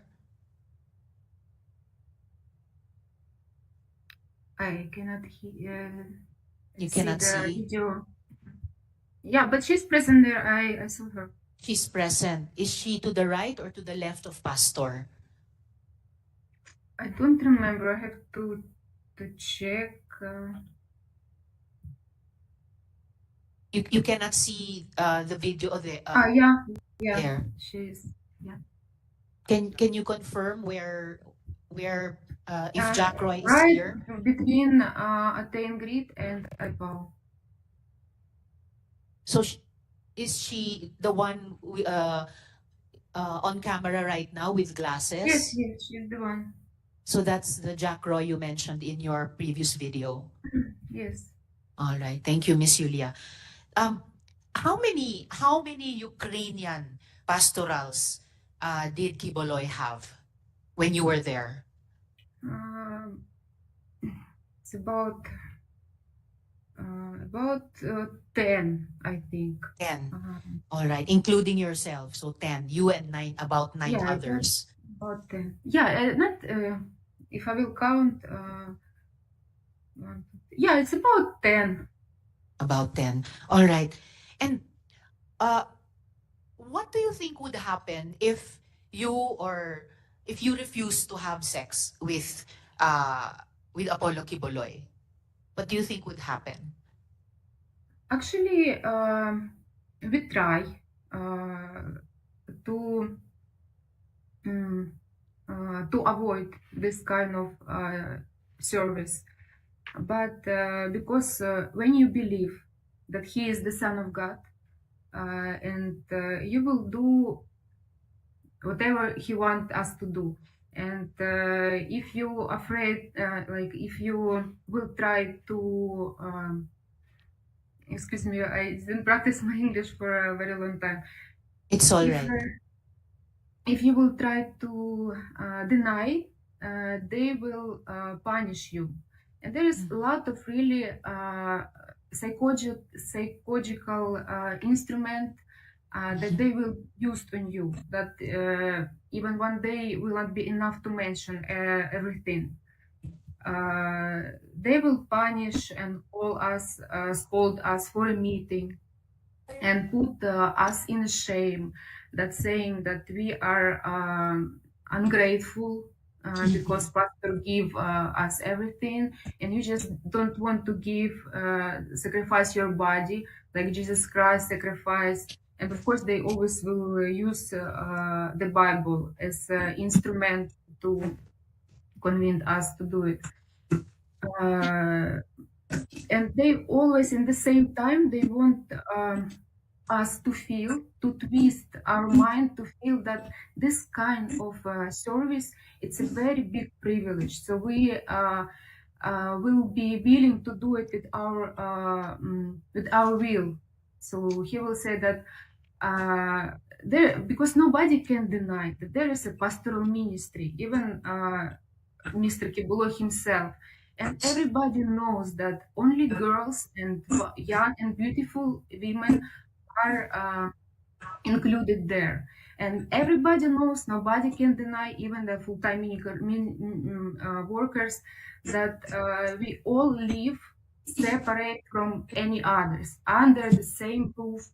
Our rooms are next to him, so he have free access to every room, to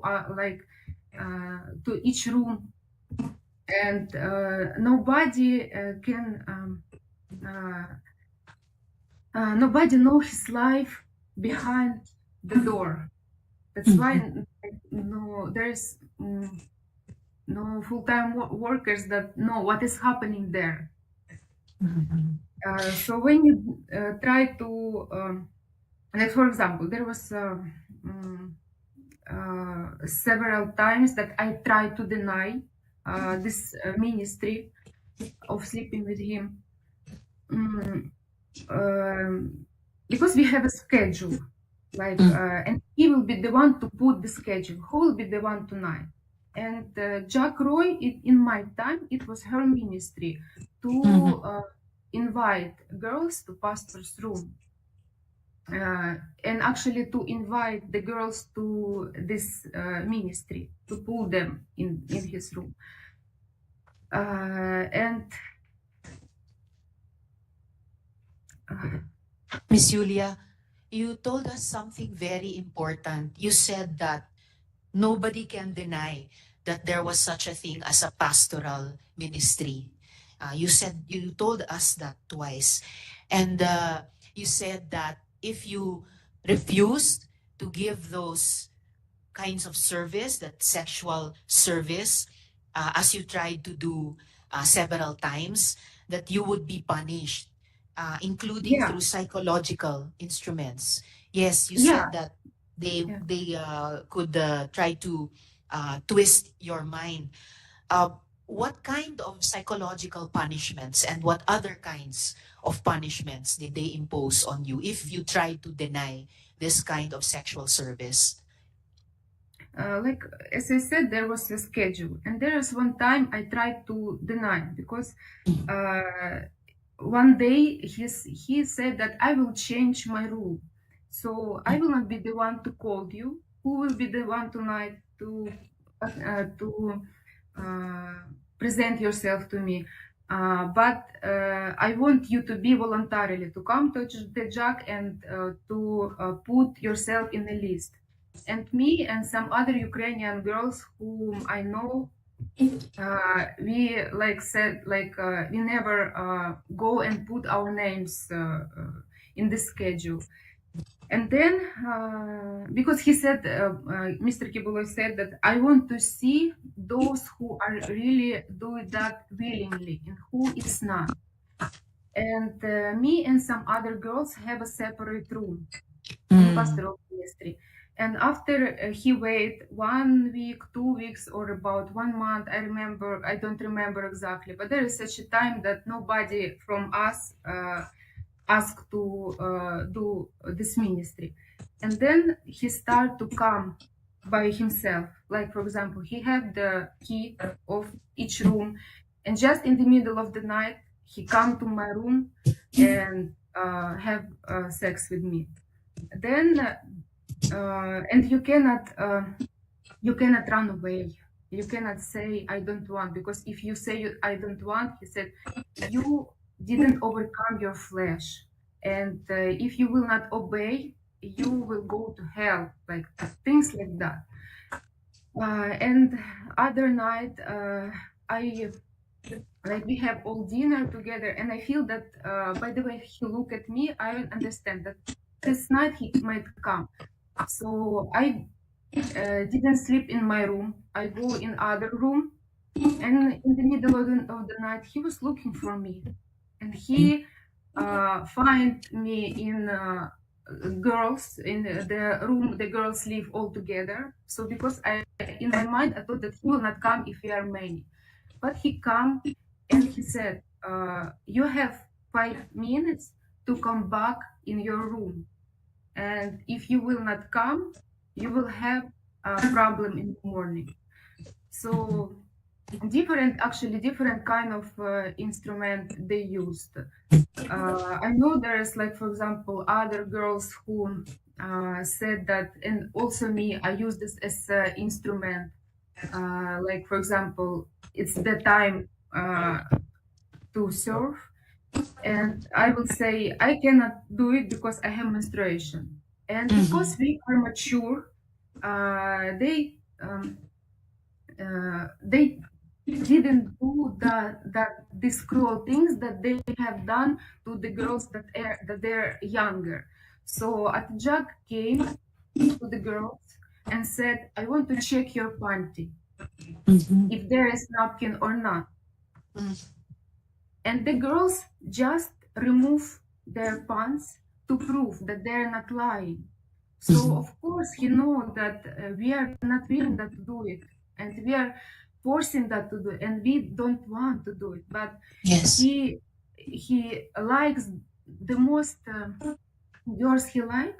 It's those who try to deny, because he said, "I want you to overcome your flesh. I want you to be on the next spiritual level when flesh are nothing to you. Like, for example, And after all, you said that Pastor had free access to the rooms. He even had keys to the rooms. So about the schedule that you mentioned, Miss Julia, do you mean Monday, Tuesday, Wednesday, Thursday, Friday, Saturday, Sunday? It was a young girl or a young and beautiful woman. No rest day. Every day there was somebody scheduled. yeah, there's for every night he never stay alone. And all the girls that were living in pastoral area, they like they have this kind of ministry. Someone have just several times to experience that, and some have to do it like all the time, like almost every week. And you also mentioned another important thing earlier, Miss Julia, that nobody, even some of the full-time workers, nobody knows pastor's life behind those doors, behind the doors of the pastorals. You also mentioned Jack or Jacqueline Roy as your groomer. How did she groom you? At first, it's a long story because in order to do it, it's not a very quick way. So I will try to make it short. Yes, like please. When I was in transferred to a pastoral area and I started to live with Atejak, I was very new. I even didn't know English, any word of English. And he was very in hurry to pull me in pastoral to pastoral ministry. And there was one time at the jug it was night, and she called me and she said like he wants to talk to you. And I came to his room and he had Russian Bible. He opened Russian Bible and because he cannot talk to me in English. And he said, I want you to read this verse in Russian.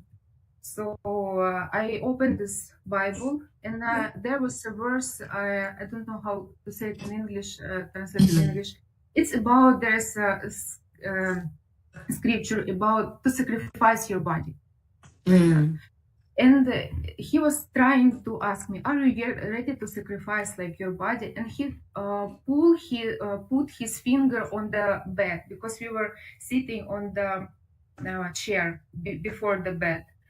And he showing to the bed and he started to pull me. And then I was, because I was very new and everything that I know about him was good.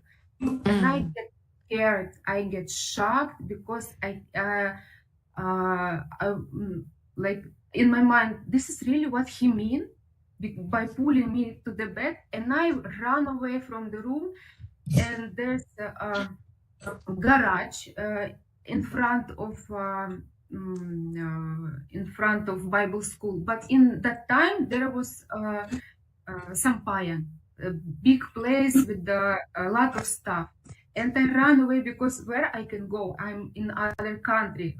Where I will go? So I ran away and I hide myself there.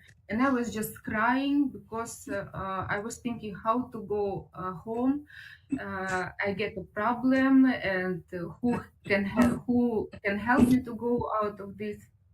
And then when it's already morning, of course, I have to appear where I cannot stay there forever. And when I come back to the room, Atejak was very mad to me. And they said that you run away from him, you don't have any respect to the Son of God. And they like start to let me feel that I'm guilty.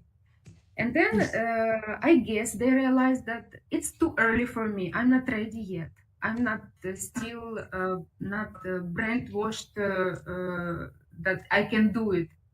So they explained that. They called me again and they said, "You don't worry. this is because they saw my reaction. They know that they cannot do it. I will just go away. And they said, "You don't worry. You help me this word. Misunderstood? You misunderstood. Oh. He just want to trust try your faith to know if your motive of coming here are really real. And they again use the verse of the Bible when Abraham sacrificed his son, and he said it was just like what he used to you, and this example. Miss Julia. It comforted me, and I said, "Oh, okay," because and then I again start to think good about him. Then the next level, we have a dinner, like few maybe weeks. Again, the next level, we have a dinner, and I have trauma in my back, and I was just talking like I have pain in my back, and Mr. Quiboloy, he put a joke, as I thought in that time. He said, "Don't worry, I have a healing hand. I will do massage for you, and you will be healed."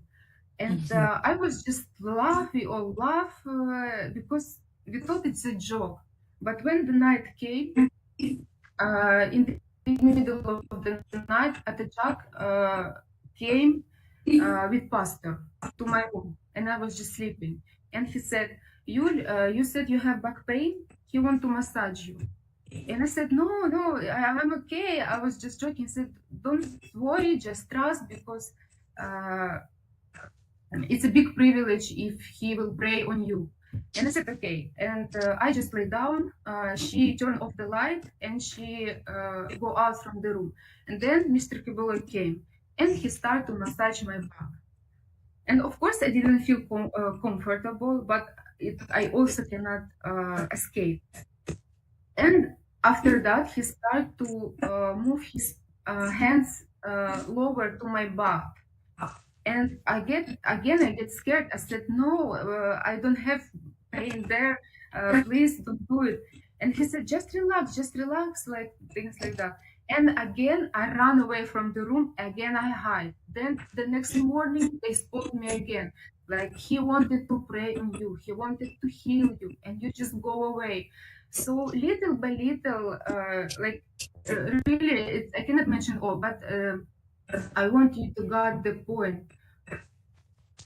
Miss Julia, there is a lot of trick that they were using.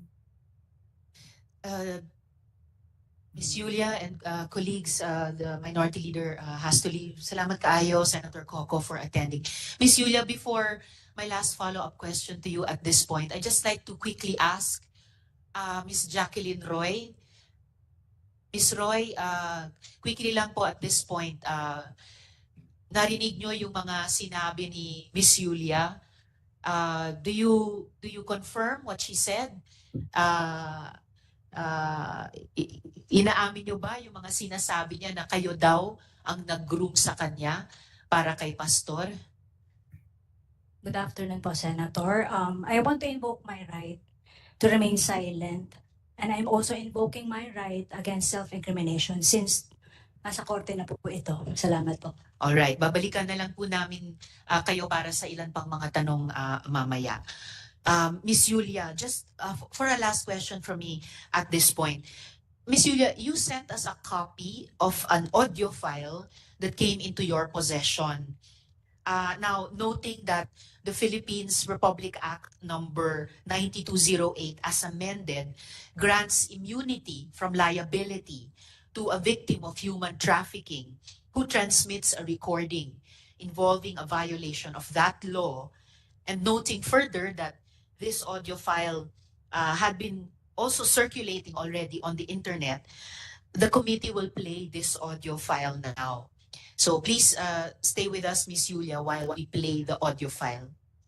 I was about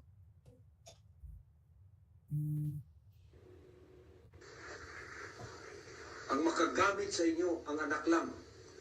Wala lain, maunay kabubuto niya. Ikaw, pani, may number 1 niya. Pag nilapas ni mo, imo gilapastanan ang balaod. At yun kang ulay ko kaluoy, pinagi sa duha o tulo ka saksi. Nabingwit na satanas dre. Gapakita sila sa inyo sa internet, malipayon sila, no? Ganong gapakita po man sila diyan, malipayon sila. Kay di sila malipayon. Kato sila, gukuro na ko to. Abilan, tapos na po sa ila. Pabayaron ko sila tanan. Kay naiutang sila sa ministry nako, naiutang sila sa kingdom. Bayad to sila madali, madugay. It will take 5 years, it will take 10 years. It does not matter. Basta nakatutok sa ilang angel of death. When the opportunity presents itself, patay sila. Pila nakapastoral lang naigo nga tapad sa kuha. Iya pa ninyo. Di man niya kung mapasakitan, membro-membro lang. Pagka nakik-contact ng lalaki niya, nakik-sex ka na sa iya. Yatag mo na yung kaugalingon sa iya. Pag sa internet, nag I love you ka na, yatag mo na yung kaugalingon sa iya. Dato ko, nagsali ko sa imo, yatag na akong gugman ako sa imo, gitraidor ko nimo. Driver, gitraidor ko nimo. Kung sa'yo akong buhaton. Dato ko, para mabawi akong tungo kung sa'yo akong buhaton. Ikaw ugang driver, patyun ta ka. Siguraduhin na ako mamatay mo doon. Dito pa ako makabawi sa akong tungo. Mabita ang Muslim, doon ay honor killing. Dili na mo katalikod ang ministry. Hindi mo mga matay. Pero yung pagtuo, pwede mo matalikod. Ginana kay gusto ninyo matalikod. Sulod daw mong NPA, be. Bisang kadre ka lang, sulod ka NPA. Pagka naka-lecture na kapila sa ilaha, di ka nakagawas. Pag di gawas ka, bukurong ka, patsyon ka. Sulod mong mafia, sulod mong gobyerno sa Amerika. Pag ipasulod ka diya sa ilang CIA, ipasulod ka sa ilang FBI, ipasulod ka sa ilang NSA, nakabalo na ka sa ubang mga confidential niya. Tapos kalit-kalit mo talikod ka, di ka bukurong. Inani ang commitment na ako sa inyo. Wala na'y makatalikod sa inyo. Wala na'y makatalikod sa inyo. Wala na'y pwede mo traidor sa inyo. Pag nag-traidor mo, na'y magukod sa inyo. Patay dun mo dito. Kapahamakan ang inyong diyantuan. I-implement ko na ito na. Anong una-una ninyo na ba? Pakalaluman ninyo ang panguna-una ninyo sa ministry na ako. May pamilya mo. Ikaw pa ni, may inahan ka din, may suul ka. Katong isuul ni mo. Pag tinagi mo isuul sa gawas. Kung doon natin na, wala ibili na na. Hinana ka lalo ang commitment na ito, dire. Pero nag-communicate mong lalaki, pagkatapos mag-report mo sa kuwa, dire. Sampang niya mo sa akong balay, ang gusto na ako, dire, may yutumano. Dili mo pwedeng mutuman, dire, sa gusto ninyo, nga dili na ako gusto. Kapuyon, kumawin ang animal, anak putang satanas, dire ba? May ibog ko ng mga muros, ng mga Muslim. Na yung mga babae sila magpa-prostitute sa ilang mga warriors. Para mawala ang stress. Ina na ko ang iyong weakness sa lalaki. Ilabay ninyo na kaya di na nakabubutol sa mahan. Kaya gi mo na mong pastoral para sa anak lang mo.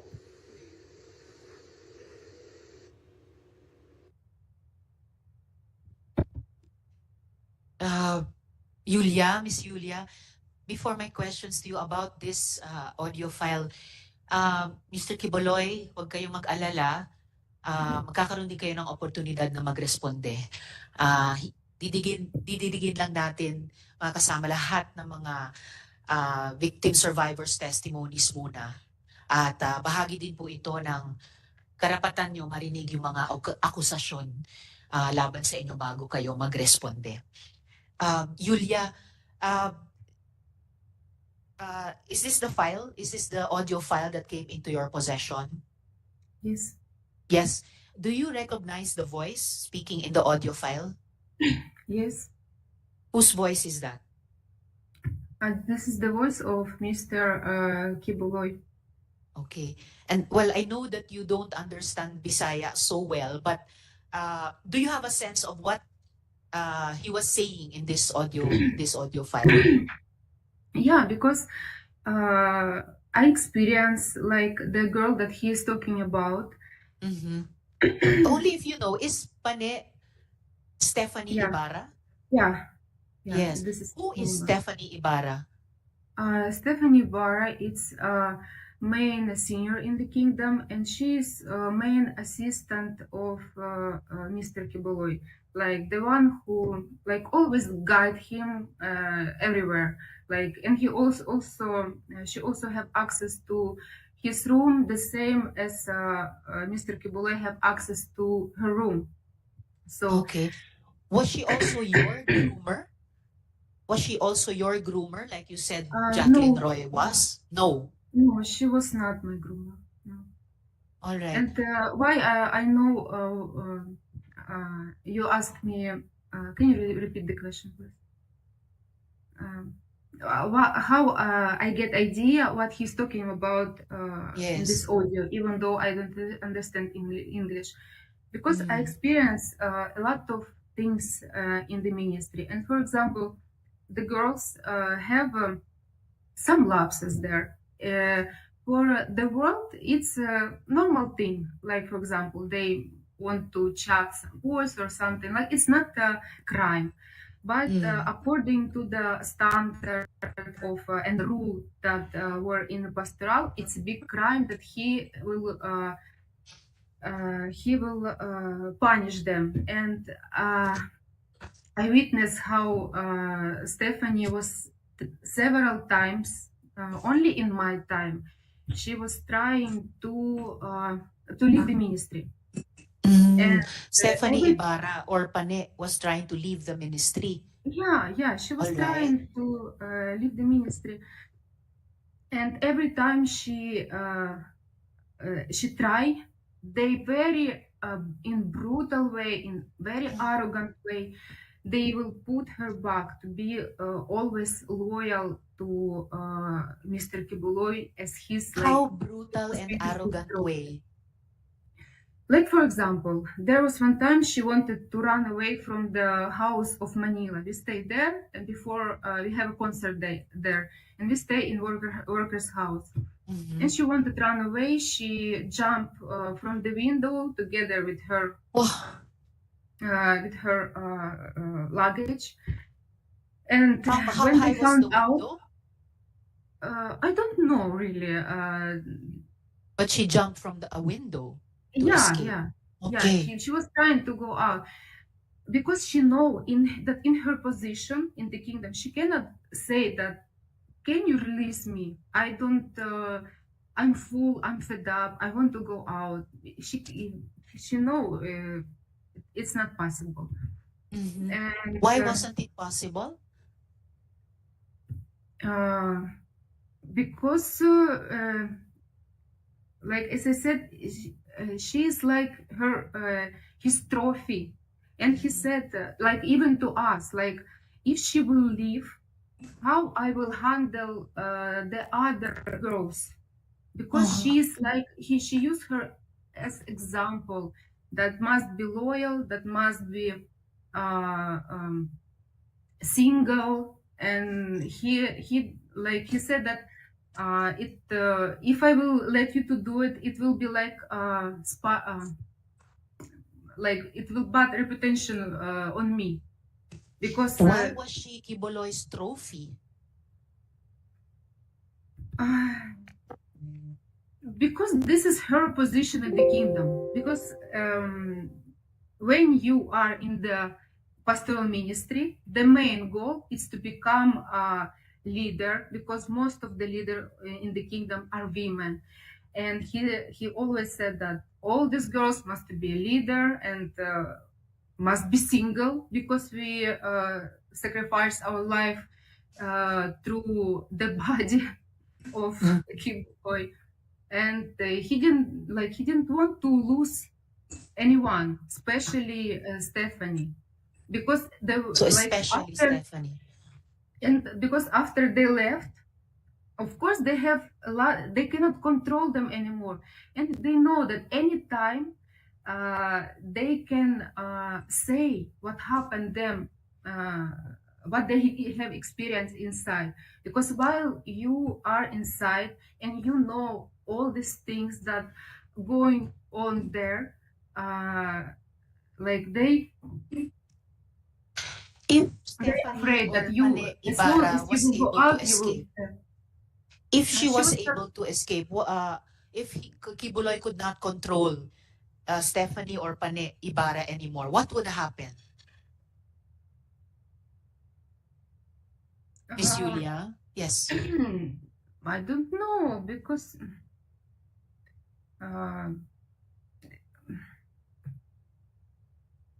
to me and to us, it's nothing will happen. She will just live her own life, good or bad. It's depend on our choice on the way how Yes. we work on life. Because he always put the fear on us that if you will go out, you will become a prostitute. All the men will use you, and here only I using you, and you have this privilege. And he said, I will honor you, and in the world you will be dishonored, you will be lost, like to the you will be homeless. And this is what they are talking actually about us.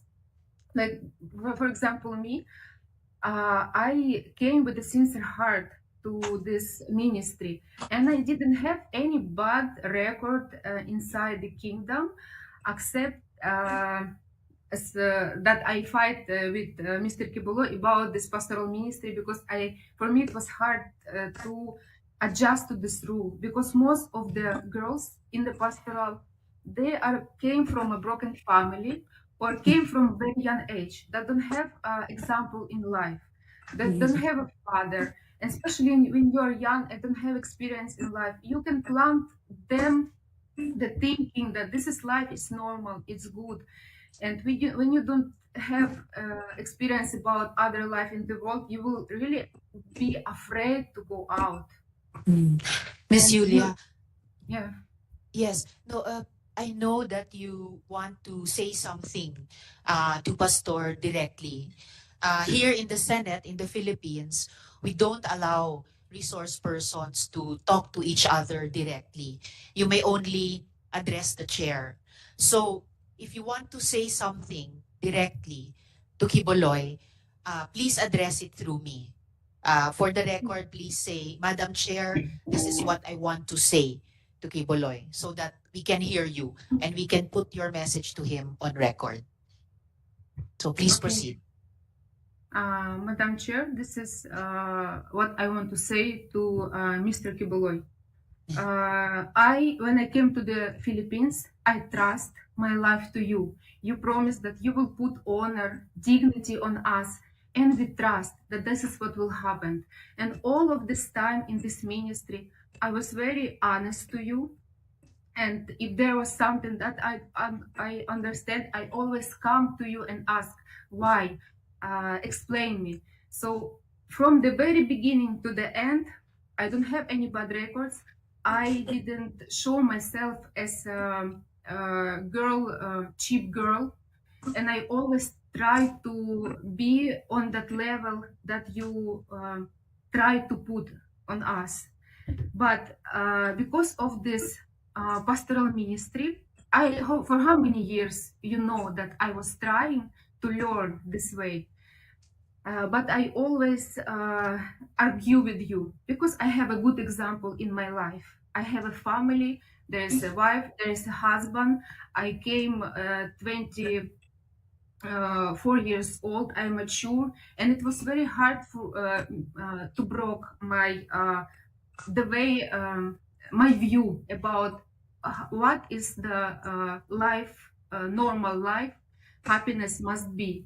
And I really try to broke myself to follow your rules in the kingdom. But you lead us in a very bad experience. For all these years, of course, I have a good experience and bad, and when everything is mixed up, it's very hard to analyze. When you are on your emotional are like, they will put you very high, they will put you very low, and you're always on this wave. It's very hard to analyze the way you your true feelings, and they will think that the way you feel, bad about this ministry, that this is immoral. But he tried to convince us this is the very high level. They made us doubt about our feelings, and I was there with the honest heart. And even before, like what pulled me back from this ministry, because from this 6 years, as I said, I have a good and bad experience. And to the year of 2019, the bad experience was already more than a good, and I decided to leave. I made a letter through Attend Grid to pastor that I'm very thankful for all the experience that I have in the kingdom, because there is a lot of things that I love, like singing, worshiping, young congregation. I love to serve God, but I'm going out because I have doubt about pastoral ministry. I cannot tolerate it anymore, and I don't feel that I can do it. And this was the time of COVID, and I was in Ukraine that time, serving here. And because it was COVID, I went from the KLC workers' house, I went to my parents' house, and I stayed there for how many months, because we didn't know. And this is again my thinking renew. Again, I see my family, I see, and I start to, there is no one who will influence me again. And I came to life. But even though the bad experience that I have, I still go with a thankful heart. And what they do to me, because I still watching, even though I go out, I still watching the TWP program. And in his TWP program, I didn't do anything bad. He said about me that if you will work as a prostitute the whole your life out of the kingdom, you cannot replace all these material things that I invest in you here. You compare me as a prostitute, and I'm here living like ordinary life. I have to, when I go out of the kingdom, I was almost 30 years old. Because of the kingdom, I was not able to finish my study. I was not able to build my own family. I was not able to have my career, so I can have something of my own. When you invest all your time, all your efforts, everything into the kingdom, and when you go out, you have nothing. And then in everything you do there, you do with a sincere heart. We never ask for payment. We never ask for salary. We go out from the empty hands, and still you are saying that we own you. Maybe this is you who own us, and you broke our reputation even. And he started to say very bad things about me, to destroy my reputation, because he know that if I will go out in the way, in case if I will say what is happening there, my reputation will be destroyed and nobody will believe. This is what he always destructive that he do. Yes. And the last thing Thank you that I very want to much, say, Miss Yulia. 1 minute, please, because Yes. I always argue about pastoral ministry, as I said, and especially when the minors came, because I cannot tolerate, and they know this. And I start to fight for these kids because they hide it from us. And it's a very long story. Maybe I will have an opportunity to tell everything. But yes, you can also Mr. submit Quiboloy it to us in told writing. me, Mr. Quiboloy told me, Yulia, don't come near to my relationship with God, because this pastoral ministry, this is my ministry, and I know what I'm doing. If I will have a problem with this, I will be the one to solve it. But when problem to appear, he never face it because he wants the other. He used people who even are not pastoral and don't know about his life. They don't know what he eat, what his arrangement in the. They don't know anything. And we, how many years we stay under one roof? We all.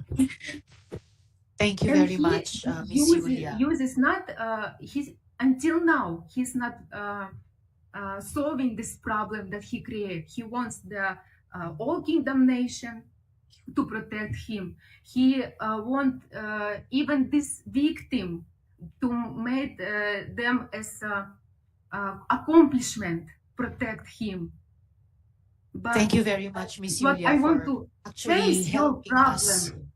Yes, you're helping us to find out what the problems actually were and see if through our laws we can prevent them ever happening again. So thank you very much, Miss Julia. Please stay on in our hearing in case we have other questions for you later in the hearing. We will now hear the other victim survivors. Thank you very much, Miss Julia, and take care. Thank you very Okay, much. thank you. Thank you. So ngayon, pakinggan naman po natin si Edward Ablaza Masayon. Sir Edward, maaari mo bang ipaalala sa amin, di ba kayo yung bahagi ng 2nd Signal Battalion ni Quiboloy? Opo, Madam Chair. Okay po. Ano po ba yung 2nd Signal Battalion? Para ba yung private army? Actually po, Madam Chair, ang 2nd Signal Battalion is a legit po na galing sa Philippine Army. Noon po, nag-start yung ni Quiboloy po, yung private army po. Nung panahon pa po ng Task Force Davao, kasi yung unang batch ng Task Force Davao, yung hindi pa ako nakasali doon, meron po mga workers na kasama ko, yung pili lang, sila yung mga unang batch talaga. Okay. Task Force Davao is local lang po ng Davao. Yes. Noong 2015 po, mag-jump out po tayo. 2015, na-endorse po yung paaro dito sa Kingdom. Because paaro is gamit na gamit po kasi national na po siya. Ano po yung paaro? Philippine Army Affiliated Reserve Unit. Okay, paaro. Paaro po. Under po ng 11 RCDG, at saka po yung sa ARESCOM po na yung nag-train po is 1105 Community Defense Center ng 11 RCDG. So yung paaro nasa ilalim ng 11 RCDG po. RCDG. Ano po yung RCDG? Reserve, RCDG is Reserve Command po. Ng Philippine Army. Po. At yung paaro nasa ilalim ng 11th RCDG at ng nag-train po is yung sa 1105 Community Defense Center po. Nag-train. Yung under po ng 1105th Community Defense Group? Group po. Group. Community Defense Group. Okay po. Defense Center po. Defense Center. Okay. Bali po yung second Signal Battalion po is po yan, binubuo po yan ng buong Kingdom members o workers po. Wala pong nakasali dyan ng mga tagalabas. Hindi po kagaya ng ibang mga ng paaro sa ibang lugar po, sa ibang tawag nito, sa ibang parte ng regional po na yung exclusive po talaga yung 2nd Signal Battalion under po ng SMNI. Oh, okay. Under ng SMNI, yung Opo. media company. Opo, media company. Pero yung media company ng SMNI, merong sa ilalim niya nitong 2nd Signal Battalion. Ito po yung certificate ko po, sinerex ko po. Okay. Basahin ko po yung Yes, talaga. please. And then pakisubmit ng kopya sa aming COMSEC. Sir Ito po Edward. yung namin, yung sa September 7, 2015 to November 21 na training po namin. Okay. Ang po is Philippine Army Affiliate Reserve Unit, PARO, then Military Orientation Training of the 2nd Metro Davao Signal Battalion, Sunshine Media Network International. Ito po So, yung ito pala ay 2nd Metro Davao Signal Opo, Battalion. Signal Battalion. Yung buong pangalan niya. Opo. Okay.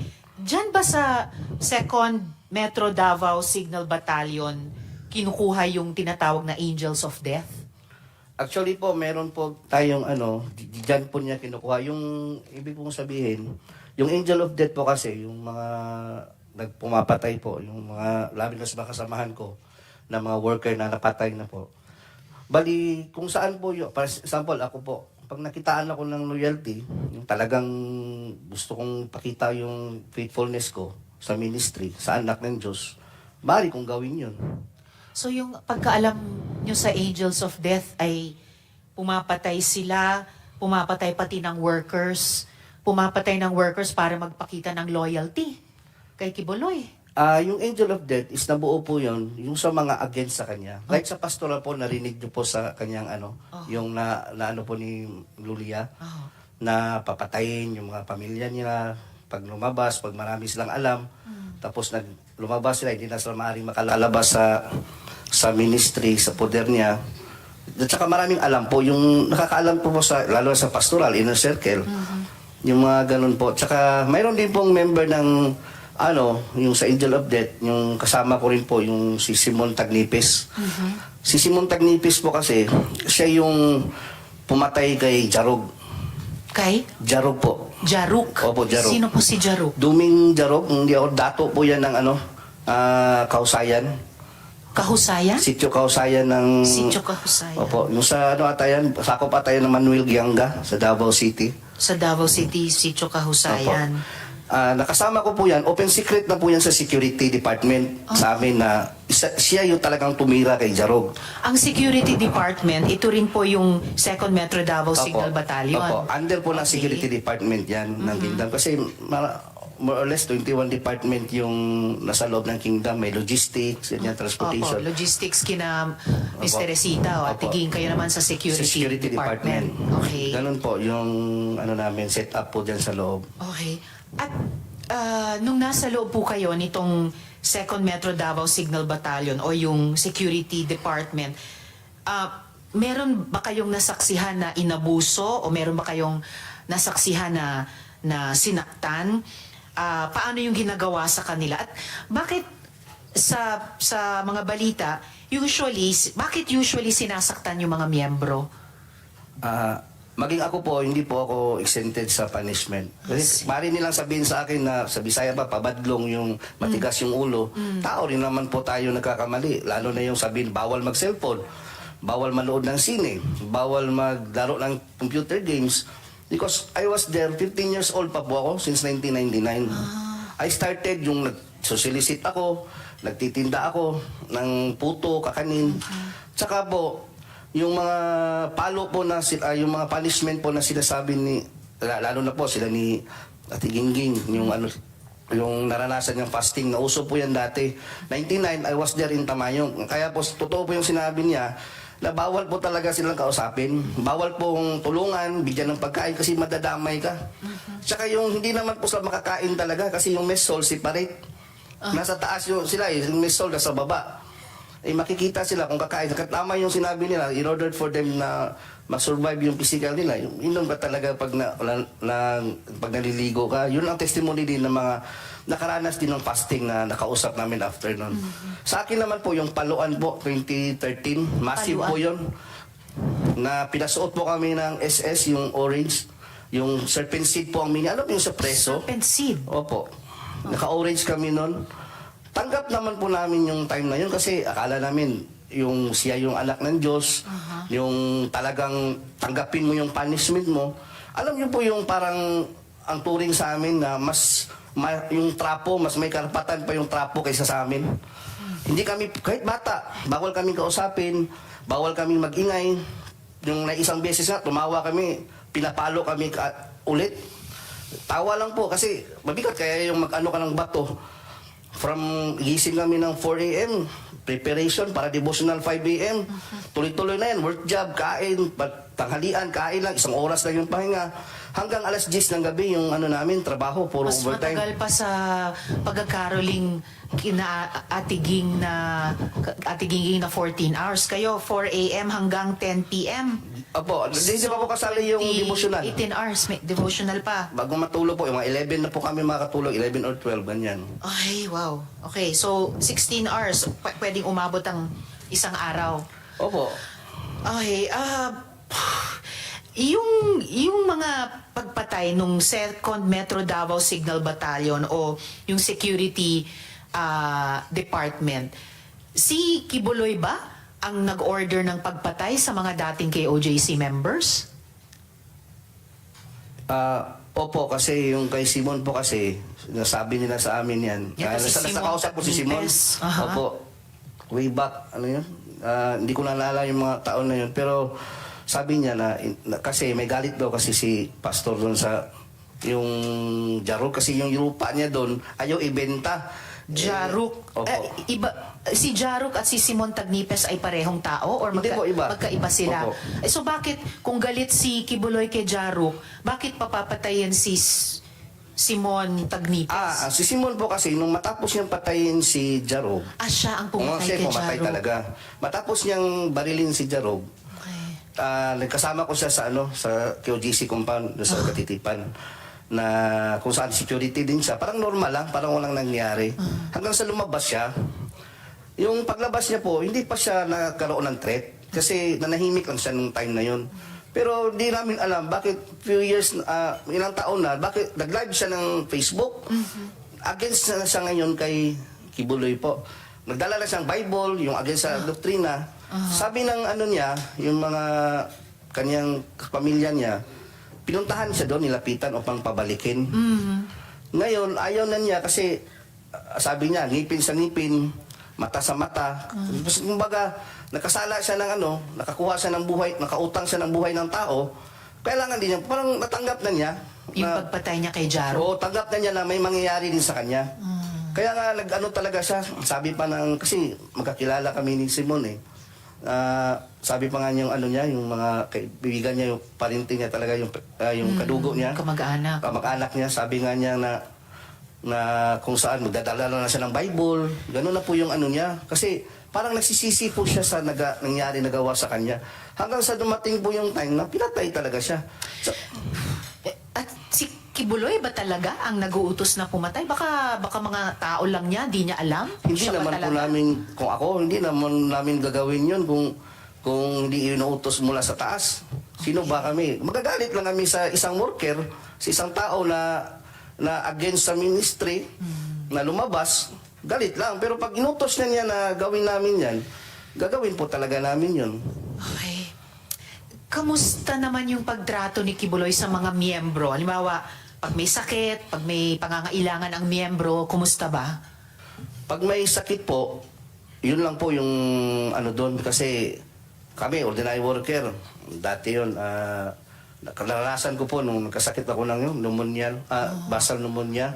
Binibigyan lang po kami ng pamasahe, 100 piso, tapos pa-check up sa SBMC, sa public hospital, SBMC. Tapos, Southern Philippines Medical Center. Hindi naman sa inaano natin, minamaliit yung SPMC. Maganda naman yung serbisyo doon. Pero sa ngalan na nag-solicit ka, nakapagbigay ka ng income, 10 to 15 million every, ano ba yung sinabi kanina? Yung buong pinag-anuhan namin, yung araw-araw naka-income kami pag mayroong month of blessings, yung KOH na sinasabi, nakakontribute ka ng pera tapos nagkasakit ka, ka lang, ipa-check up ka sa SPMC. Tapos niyan, ka pa sa lingap. Yung programa po ni doon po sa Davao yung lingap. Pipila ka doon ng ilang oras.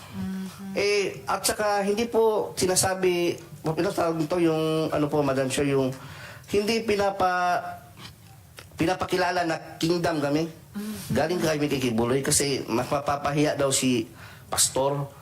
Kasi mayaman daw. Yung reaksyon ng tagalingap, nung malaman nila, Quiboloy mayaman yan. Ba't kayo nanghihingi ng yun na nga. So, ayuda. Ganun po yung Tama rin. So, kasi nakaka-generate kayo ng malalaking pera, pero hindi, kumbaga, katumbas yung medical care na nakukuha nyo kapag kayo naman ang nagkasakit. Kung may ibang pangangailangan bukod sa health, ganun din ba yung nangyayari lang? Yung halimbawa po, yung katulugan nga namin, alam po nila General Torre po yun, yung sila Colonel Maranta, nakapasok sila doon, yung tulugan namin ng mga babae doon, parang dito, malaking ganito, tapos parang mga sardinas dyan. Tabi-tabi, lahat. Walang maayos na tulugan. Kaya kabaliktaran po lahat nagkikita natin sa TV, yung propaganda. Saka yung ano po, yung binibigay sa amin supply, sabon, ayan. Ayun po, walang yung honorarium, swerte lang, mabigyan ka. 500 minsan weekly or 200, depende sa tagal mo na sa loob. At sa kabila ng milyones na kinukwota sa inyo buwan-buwan. So pati yung mga higaan, kumbaga ilang paligo lang kumpara sa kailangang higaan ni Ate Gingging nung may bare, tapos may pako. Ito, very bare din sa karanasan ninyo. Ngayon, Sir Edward, pagkatapos nung mag-share kayo ng testimonya nyo sa Senado, sa pamamagitan ng video noon, inamin mo na lumapit ka kay Crescente Canada. Yes, kayo po. So, maari mo bang ikwento, Sir Edward, yung encounter na iyon? Opo, ganito po yan. Di ba po, yung last December, nag-ano po tayo ni attorney, yung kami, yung about sa yung coming na hearing. Opo. Gaya po sinabi ni Yulia, kahit nila po ni Tiginging, lahat kami dito, loyal at committed po kami lahat. Naniniwala kami na anak siya ng Diyos, glorified body. Kahit na lumabas ka, dahil parang doon ka na lumaki, yung mundo mo doon na umikot. Doon na umikot yung mundo mo. Tapos pag na-anuhan niya na nalaman mo na para sa isip mo na siya na talaga yung daan at katotohanan kahit nasa labas ka, magkaroon ka ng takot, baka mamatay ka, tapos siya yung harapin mo. Yung ganun po yung nararamdaman namin. Kaya nung time na yun, uso yung pinalabas na glorified na raw si Pastor. Yung time na yun, hindi na siya nagpapakita gaano. So, lumapit ako ngayon kay Enteng Canada po, Crescente, sa Barangay Hall. Kasi baka sakali ako na totoo nga si Pastor, ko talaga, naka-decide talaga ako na lumapit. January 16 or 17, kung di ako nagkakamali. Nitong taon. Kumbaga, pagtatraidor po yung gagawin ko, yung ganon. Kasi isusuka ko yung mga contact na staff ninyo. Gagawin ko talaga yun. Kasi parang na-feel ko na totoo talaga to si Pastor. Parang, Lord, patawad po kung nakakontak ako sa kanila, nila Arlene. Ganun po na-feel ko kasi I've been there for 20 years. Tapos yung faith mo, alam mo na lumaki ka sa isang relihiyosong pamilya. Yung ganun po. Tapos, paglapit ko po nung time na yun, buti na lang, may sinabi si Integ, bago ko na ibigay, buti na lang, hindi ko na ibigay yung number. Hindi kasi siya nag-ask nung una. Unang ginawa niya, nung usap kami, fellowship, ang ganda ng fellowship. Ganyan talaga yung sa kingdom, buhay ni Pastor, ganyan. Bigla lang kalagitnaan, naiba yung usapan namin. Ba't naman kasi kayo pumupunta dyan? Ba't naman kasi kayo nag-testimony dyan? Hindi mo alam. Baka may riding ang tandem na paglabas mo. Ganon. Riding in tandem. Yung bang sabi niya sa akin, baka may riding in tandem. Ano pang sinabi niya sa iyo? Tapos silang bayon daw, yung silang bayon po, yung military po na namin, yung naka-DS po kay Quiboloy, sabi niya, silang bayon, bago lang may pinatay. Anong pangalan nun? Lambayon po apelido. Parang Dino ata yung pagkakaalam ko. Nilo Lambayon. Dino Lambayon. So nung sinabi ni Mr. Canada yan, Enteng Canada, na isang riding in tandem lang yan, tama ba na tinanong niya sino yung kausap mo sa mga staff ko? At nung binanggit niya yung riding in tandem, kaugnay ng mga staff ko, ano yung pagkaintindi mo sa tanong na yon at sa sinabing iyon? Ang pagkakaintindi ko po, na maaari kaming ipapatay kung papatuloy namin itong ginagawa namin. Kasi pagbanggit niya na silang bayon, doon po ako na medyo na... Kasi silang bayon po kasi, kasama ko yan sa Julo, na nangharas doon sa yung mga native doon, yung mga nakatira sa Julo. Mga lumad? Lumad po. Pumunta nga, yung ebidensya, marami tayong ebidensya. Yung si LJ Lindaan, yung sa JMA, pumunta doon. Yung si dating chief ng Tibungko at Tugbok, si Alcala ba yun na pumunta din sa amin, interview. Ako yung kaharap. Yun po yung mga kasi silang bayon po kasi, nag-alias pa nga siya noon, alias Rico, tapos naka-wig siya. Alias Rico? Oo, ginamit niya doon sa Julo. And kanina nung Sir Edward, nung binabanggit nyo Simon Tagnipes at Jaruk, may binanggit din kayong usapin ng lupa. Ito rin ba ay kaugnay ng mga hinaras na mga lumad? Or Opo, kasali na yan sa Julo, buong ano ng Tamayo. Jolong. Julo, Sitio Julo. Sitio Jolo. Opo. Okay. So, okay, so yung encounter nyo, yung pag-uusap nyo kay Mr. Canada ay may ganong parang banta na ang dating sa inyo pwede kayong ipapatay dahil binanggit yung riding in tandem. Pati nung tinanong niya sa inyo, yung staff ko, binanggit din yung riding in tandem. Ano yan? Pati staff ko, binabantaan nila? Hindi po, hindi naman talaga direct na ba. Layo. Pero ano lang, parang ano lang ba, yung ano ka, pag ano ka dyan, piniksian lang, na ano, mayroong riding in tandem. Kaya na ano po ako, natakot din po ako nung sa mga kasamahan ko na staff, kasi konsensya ko rin naman, kung ibinigay ko yung numbers, yan, nirason ko na lang na, ay, naiwan yung ano ko, sa ibang nandoon sa isang cellphone ko yung ano, makontak, kasi nagmamadali akong pumunta dito para makausap ka. Kaya, alam niyo po ba, pinag-isipan ko yun bago pumunta doon. Nalangin talaga ko, Lord, kung kalooban mo na totoo si Pastor, magaganap talaga ito, mangyayari talaga na babaliktad talaga ako. Buti na lang, naka-mention siya nung time na yun. Parang yun na yung ano ko eh. Alam mo yung masaya ka, nag-usap kayo, fellowship, tapos biglang kumambyo. Yung saya mo, nabaliktad, na ano, na, uy, parang ano to Iba na to Mayroon namang inutusan nga si Simon. Kaya lahat ng napatay po nila, na mga kasamahan ko, sila Simon Tagnipes, Nanay Elsa Bolivar, si Raymond Pasyol, na ano po, naaalala ko po doon sa ano ko, yung na-recall ko ba sa isip ko, bida to yung kawawa yung mga kasamahan ko. Si Elsa Bolivar na binanggit din ni Ate Gingging kanina, yung senior citizen. Opo. And then binanggit nyo ngayon si Raymond Fasiol, na binanggit mo rin dati sa video interview nyo. Marami ba to? Yung mga pinapapatay, no? Actually, mayroon pa po mga iba dyan na hindi ko po minention. Baka ano na po yung magsabi. Opo. Mga ilan po sa pagkaalam niyo? Kaalam ko po, mayroon pa nga yung pastor under investigation po. Yung isang pastor na ano pa po yung si Dishera, yung apelido Dishera. Worker din po yun dati. Member o worker yun siya. Kung hindi mo kasi maano, kahit sabihin mo na ano po, Madam Chair, bakit mga member o mga worker, parehong ikinamatay, pwede namang magkasakit yung isa, nabunggo ng tricycle yung isa, pwede naman yun, bakit puro baril? So, panay baril ang, pagbaril ang ikinamatay? Panay puro pagbaril yung yung kinamatay ng mga coincidence talaga. Tapos kung mag-iimbestiga kayo doon sa mayroong fall guy, yung mga ganun po. Okay. So, may mga fall guys pa? Na nahuli. Tapos hindi naman pala yung yung totoo, hindi alam ng pamilya na may nahuli na pala sa sa mga suspect, yung ganun po na sinikreto ng police station. Okay. Alright. Dagan salamat, Edward. Paki-stay on para sa rest ng hearing natin. Oo. Pero magiging mas conscious pa ako sa oras dahil mga kasama, dear colleagues, signal number 2 na po sa labas. Okay. So, Sir Joe R. Martinet. Yes po. Olimba. Opo. Okay. Salamat kayo.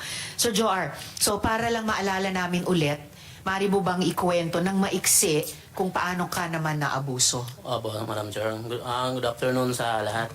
By the way, ako pala si Joe R. Olimba and Iki alias Jerome.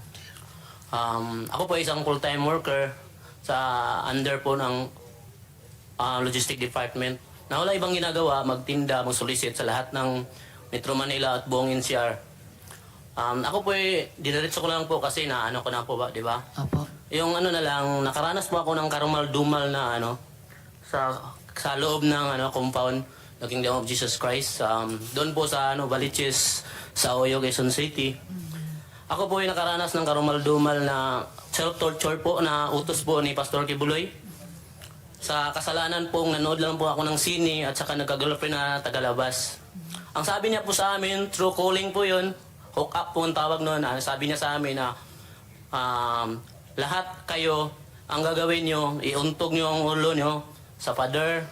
Hindi kayo titigil hanggat hindi kayo hihinto. Hindi nagdurugo. Tapos po, suntok namin yung kamay namin, hindi kami titigil hanggat hindi magdurugo. Tapos, meron pa nga ako mga katibayan dito, Madam Chair, na sa kamay ko, may mga pasak pa pati dito sa ano ko, noo ko. Then that time, meron ding nagdala sila ng yung mga dinikdik na sili. Tapos, pinapalagay sa aming mata, bibig, at buong ari namin. At pagkatapos nun, hindi namin alam kung anong mangyari sa amin. Sabi na lang sa sarili namin kasi faithful pa kami ni Quiboloy nun eh. Para sa ama to. Sabi na lang, sabi ng kasamaan ko sa isa doon, hindi na pala langit to, impyerno na pala to. Yun ang sabi ng kasamaan ko noon that time. That time, hindi pa nakontento. Pagkatapos, after 2 weeks ata, dinala pa kami sa doon sa Guadalupe. Pinatrabaho kami ng walang permit. Yung building niya, yung ginagawa niya ngayong is MNI. Kami pinakauna nagtrabaho doon. Tapos binigyan lang kami ng 2 damit. Yun lang, palitan lang. Magtrabaho kami noon. 2 buwan yata kami nagtrabaho doon. Doon, pagtatrabaho namin, para sa ama din. Yung ginagawa namin kasi para sa ama. Nagdadalangin din kami. But that time, was time na sa katagalan namin magtrabaho doon, naisipan namin parang hindi na yata tama to Di ba? Pagtrabuhain ka na walang permit, tapos bawal kami magtrabaho ng umaga kasi bawal nga, kasi walang permit. Gabi kami, madaling araw, hanggang umaga, alas 6 kami magtrabaho. Lahat ng mga kwarto doon sa building na yun, binabar down namin, ginagamitan namin ng hammer. Yun lang ginagawa namin. Ilang taon yun, ay ilang buwan. Kaya pagkatapos noon, naisipan namin siguro na nag-isipan namin na tumakas na lang. Wala kaming pera noon that time, di ba? Wala kaming damit. Tudes lang, di ba? Ang ginawa namin, meron kami nakukuha ng mga doon, mga bakal, Madam Chair.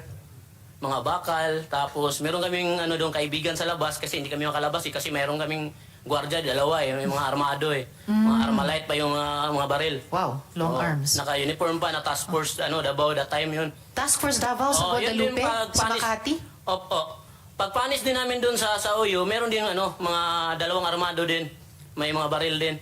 Hindi kami makalaban. Kaya para sa ama na lang yung ginagawa namin, yung punishment namin. Hindi ako makapaniwala yung ganun na yung punishment namin At paano mo nakumpirma na si Quiboloy mismo ang nagpapayag or nagpagawa ng ganong torture sa inyo? Yung paguntog ng ulo, pagsuntok ng kamay, paglagay ng sili sa sensitibong parte ng katawan. Siya po talaga katawan. nagsabi kasi that time nasa Amerika siya noon. Kapag kasi that time noon, yun, MOB, month of blessing niya noon Tapos lumit yata yung kita, kaya galit na galit siya.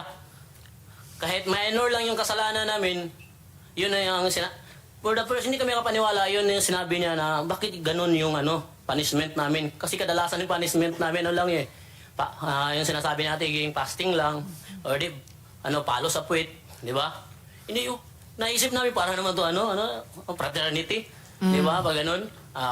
That time, tinawag kami lahat, pinaakyat kami sa taas. Lahat ng may mga kasalanan ng Madam Chair, pinaharap doon sa altar.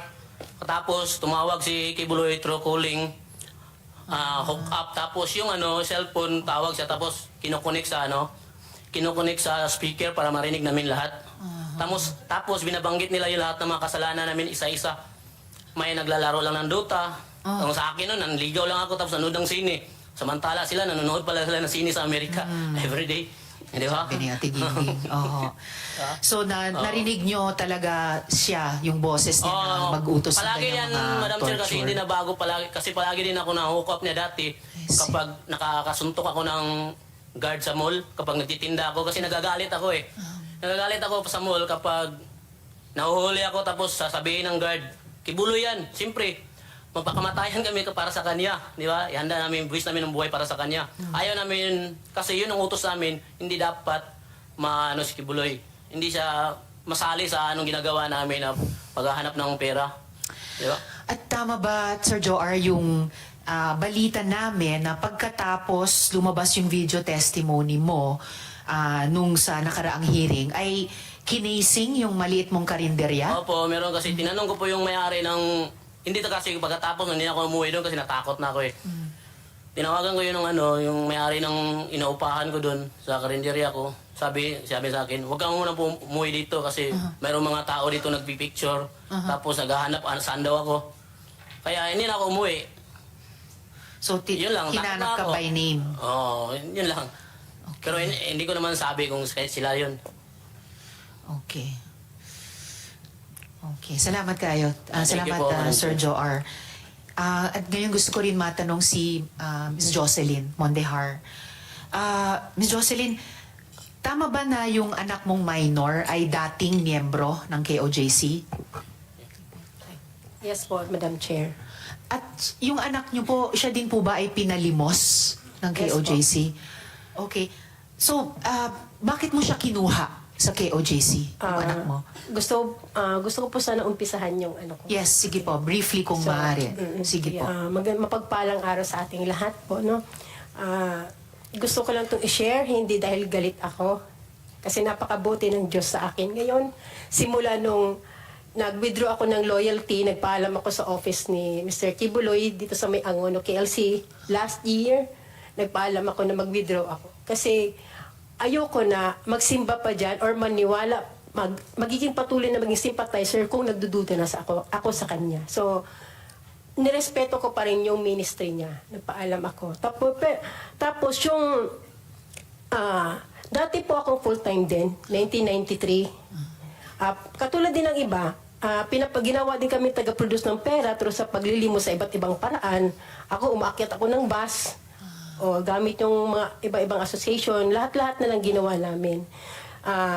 21 November 25, lumabas ako kasi nagkaroon ako ng ulcer. Kasi 1999, naranasan ko din yung parusan dry fasting. From Cagayan, pinapunta ko ng Davao for dry fasting, 7 days nang hindi ko din alam kung bakit. Wala nang nagsabi. Until now, naraano ko pa yun. Yun ang ano ko ngayon. Kasi nagkaroon ako ng ulcer nga hanggang ngayon. Ano ko pa rin yan. Yun pa rin ang sakit ko. Tapos, year 2021 April, naimbitahan yung anak ko na 13 years old. Actually, 3 sila. O yung kasama din yung anak kong 13 years old sa Angono KLC para daw sa preparation for youth camp practice. Tapos pinayagan ko lang kasi mas gusto ko kasi bilang isang ina, gusto mo mga anak mo mapalapit sa Diyos para hindi mapariwara. So pinayagan ko. Nagulat ako, dumating yung gabi, yung 2 anak ko na lang ang nakauwi. Yung panganay ko tsaka yung sumunod ko sa bunso. Yung 13 years old ko, hindi nakauwi, hating gabi na. So wala akong alam. Inano ko yung ministro nila assign kung nasaan. Tinanong ko through chat. Hindi rin niya alam. Tapos nalaman ko na lang sa may kapitbahay ko na member din nila na dinala pala yung anak kong 13 years old sa tinatawag nilang glass house. Itong glass house na to, ito yung dinadalhan nila ng mga young people na nare-recruit nila for training sa logistics, yung pagtitinda. Doon nila dinadala sa glass house. Exclusive yun sa mga young people. Doon nila dinadala. Tapos hindi ko kaagad na, wala akong means of communication sa anak ko. Kasi wala naman siyang cellphone. Tapos, after 3 days, sa pangungulit ko doon sa ministro nila, nakausapin ko yung anak ko.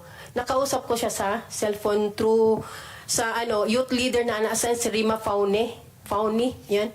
Tapos yun nakausap ko siya, bigla akong nagulat dahil nag-iba yung salita niya. For a 13 years old, nagulat ako. Mama, hindi na ako mag-aral. Kasi babalik na ang Panginoon. Tapos si Pastor Quiboloy mag-glorified na. So nagulat ako kasi bagong member lang yung 13 years old ko at that time. Masipag yun mag-aral. Talagang sobrang sipag niya mag-aral. Nagulat ako, ganun na ang salita niya. Sabi ko, anak, ganito yan kasi dati akong worker dyan so alam ko. Kahit pa mag-glorified si Pastor Quiboloy or bumalik ang Panginoon, magpatuloy ang mundo, hindi totoong matunaw ang mundo. Kailangan mong mag-aral kasi yun ang tama dahil minor ka. Tapos hanggang sa hindi ito na yun, ito na yung ito na yung gusto ko. Magtinda na lang habang buhay para sa anak, para kay Pastor Quiboloy, kay gusto daw niya makarating sa 7th heaven. So, ibig sabihin, sabi ko, mayroong nagsabi sa'yo. Kasi hindi mo alam yan Bakit mo masabi? 13 years old ka lang. New convert ka lang. So, mayroong nagsabi sa'yo niyan. Ayaw niyang aminin. Tapos sabi niya, Mama, lagi kong ini-insist sa kanya, Madam Chair, na, anak, mag-aral ka. Sige, Kung gusto mo dyan, maglingkod ka dyan, maging alay ka ng buhay mo kay Pastor, through Pastor Quiboloy, mag-aral ka talaga. Ang sabi niya, mama, pinaka-worst na, sinabi ng isang anak sa isang ina, Mama, hindi naman talaga kayo ang tunay na may-ari ng buhay namin. Ginamit lang kayong instrumento ng Diyos para mailuwal kami. Pero ang nagmamay-ari sa amin si Pastor Quiboloy, ang anak ng Diyos. Sobrang, sabi ko na, sabihin mo, kasi pupuntahan ko yung sino nagsabi sa'yo, ayaw niya talagang sabihin. Tapos,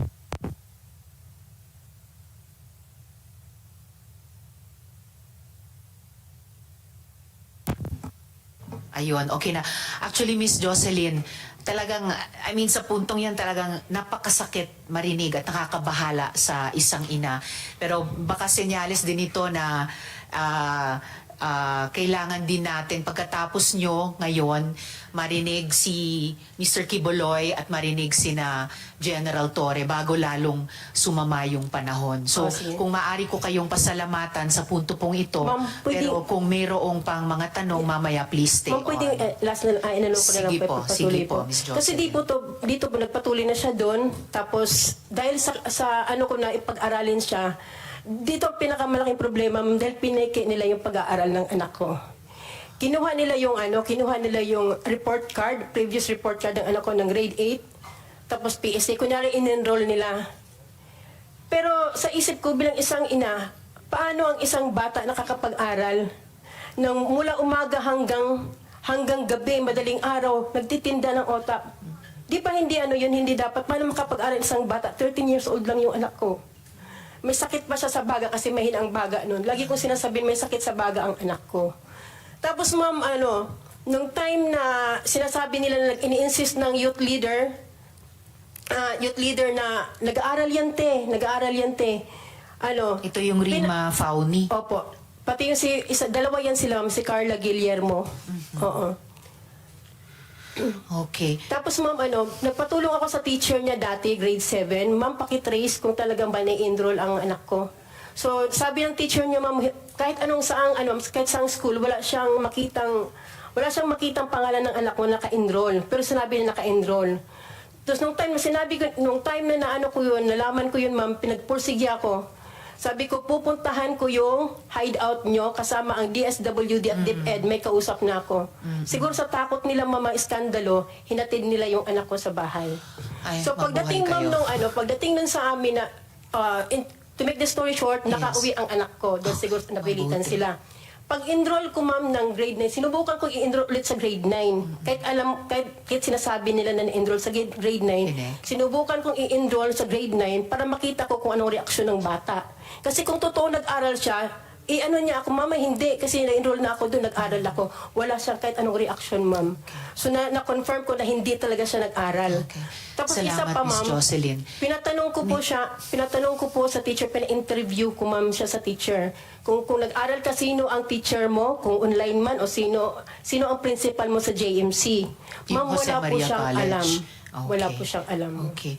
Maraming salamat, Miss Jocelyn, at talagang mabuhay kayo sa pagkuha, yung matagumpay na pagkuha nyo sa anak ninyo. And salamat din sa pagbanggit sa DSW at DepEd dahil mamaya may itatanong din tayong kahit mabilis sa kanila dun sa pag-rehabilitate ng mga bata na kinuha na ng magulang o ng gobyerno sa KOJC kaugnay ng moving forward natin mula sa itong napakarami at matitinding problemang naiimbestigahan natin dito. Maraming salamat, Miss Jocelyn. Paki-stay on sa hearing natin in case may iba pang mga kaugnay na tanong. Maraming salamat. Salamat po. So ngayon po, dadako na po ako kay Apollo Quiboloy. So, Mr. Quiboloy, bibigyan ko po kayo ng pagkakataon na magresponde sa mga akusasyong ito. At marami po sila. Pero unang tanong po, ilan ang miyembro ng KOJC? Salamat po, Madam Chair, sa pagkakataong ito na makaharap ko ang lahat ng mga nandirito at narinig ko ang kanilang mga testimonya. At magpasimula po tayo kay Miss Valdehuesa. Pastor Quiboloy, Mr. Quiboloy, yung tanong ko muna, ilan ang miyembro ng KOJC? More or less po sa tingnan ko po muna ang exact na Kahit in estimate po. more or less po including mga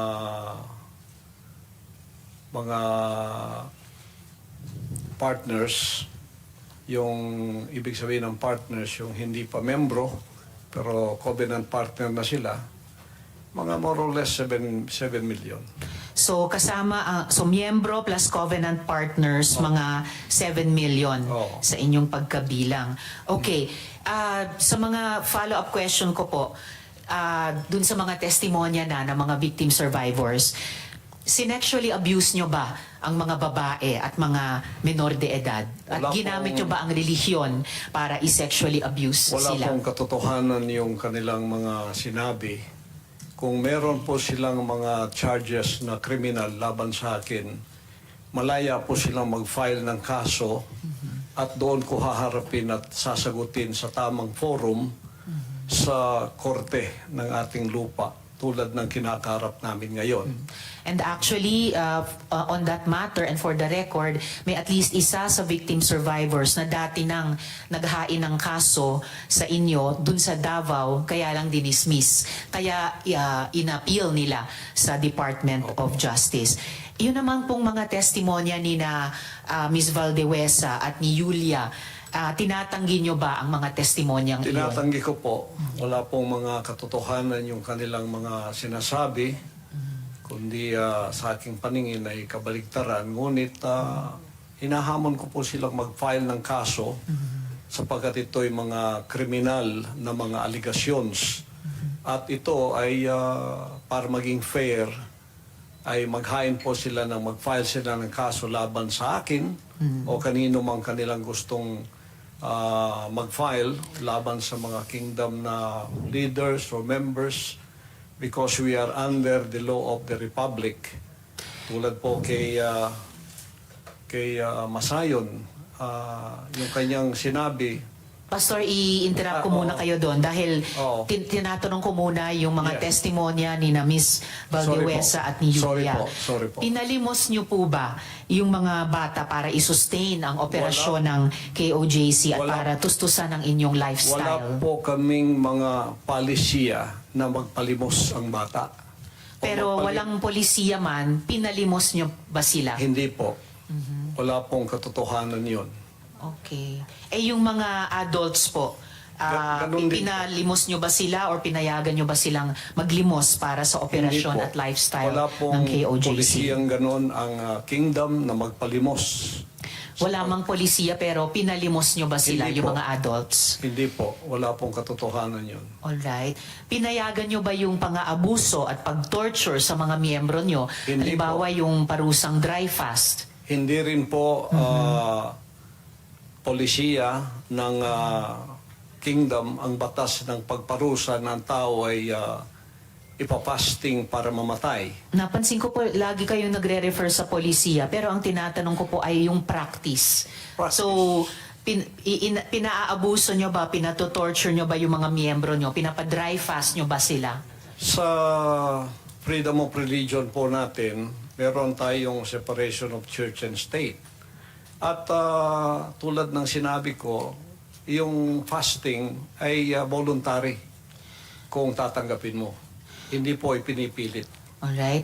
Kayo ba yung nakaisip nung modus na piliting magpakasal yung mga miyembro nyo na hindi naman magkarelasyon para manatili sila sa ibang bansa? Sino pong nakaisip nun, nung modus na yon? Because this is under the investigation already, I invoke my right to remain silent on this issue. Alright. Quickly lang po kay Ate Gingging, yung dry fast po ba, voluntary ba ito? No, for sure. No. Alright. Salamat It po. was an instruction. Instruction. So, hindi siya voluntaryo, instruction or utos siya. Alright. Salamat po. Mr. Quiboloy, boses nyo ba yung nasa audio file kanina, yung binabantaan mo yung si Stephanie o si Pane? Kailangan po i-authenticate kasi ngayon malakas ang AI. So pero boses nyo ba yon? Yung nagbabanta kay Pane o kay Stephanie? It appears na parang boses ko. Pero hindi Alright. ko po ma-authenticate kasi ngayong panahon na to, malakas ang AI. At sino po si Stephanie Ibarra? Sino po si Pane? Isa po sa mga manggagawa. Manggagawa. Ano po yung relationship o relasyon nyo kay Pane o Stephanie Ibarra? Isa pong manggagawa. Isang manggagawa. Pero hindi ba totoo na kinukup nyo siya, kinuha nyo sa inyong pag-aalaga nung siya ay 2 years old pa lamang? With this issue po kay Pane, I invoke my right din to remain silent. Alright. So, pero sa pagkaalam po namin, inalagaan nyo siya nung bata pa lamang siya. So, parang naging tatay kayo ni Stephanie o Pane Ibarra. Tama po ba? I invoke my right to remain silent po sa issue na yan. Okay. Kasi sa audio file naman po, sa kabila nung sa pagkaalam ay kinupkup nyo siya nung 2 years old pa lamang, bata pa lang siya, na parang naging tatay kayo niya. Pero sa audio file, bakit parang asawa? Asawa nyo kung ituring itong si Stephanie o Pane. I invoke my right to remain silent on that issue rin po. Ngayon po, kino-confirm nyo po ba na meron kayong isang hukbo o private army sa inyong disposal? At ano po iyang tinatawag na angels of death? Yan po ay kasinungalingan at kung yan ay akusasyon, inihiling ko ang accuser na mag-file siya ng kaso laban sa akin. Okay. So, sinasabi nyo kasinungalingan yung isang hukbo na nasa inyong disposal. Opo. Pero ano naman po yung angels of death? Hindi ko po, imbento po nila yan eh. Imbento lamang. Ano ang, kanina po kasi sinabi po ni Sir Edward na yung, ano ba ito? Yung, saan na ba yung notes ko? Teka ha. Okay, Edward. Yung 2nd Metro Davao Signal Battalion ay may kaugnayan sa Task Force Davao. So, ano ang ugnayan kung mayroon ng Angels of Death dun sa DDS o Duterte Death Squad naman? Wala po akong personal knowledge niyan, so I invoke my right to remain silent on that issue also. Alright. Tapos, pwede nyo bang ibahagi sa amin, mula sa perspektiba nyo, yung detalye ng law enforcement kung papaano nakuha nila ang kustodiya sa inyo? Pakiulit po. Mula sa inyong pananaw at karanasan, paano pong nakustodiya kayo sa kamay ng gobyerno, ng ating law enforcement agencies? With that issue po, I also invoke my right to remain silent. Alright. Sige. Bago po ako dumako naman kina General Torre, meron po akong ifa-flash dito po sa ating monitor. Panoorin natin lahat, pati ninyo, Mr. Quiboloy.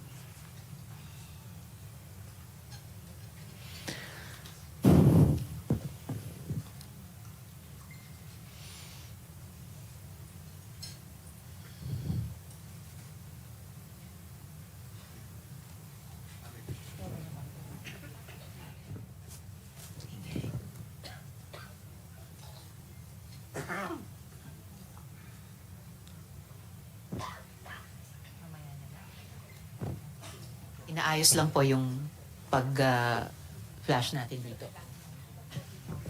Naglalag lamang po, pero andito na dito sa gilid.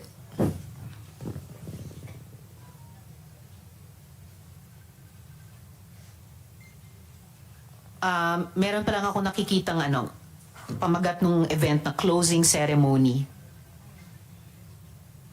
Okay. Welcome, closing ceremony.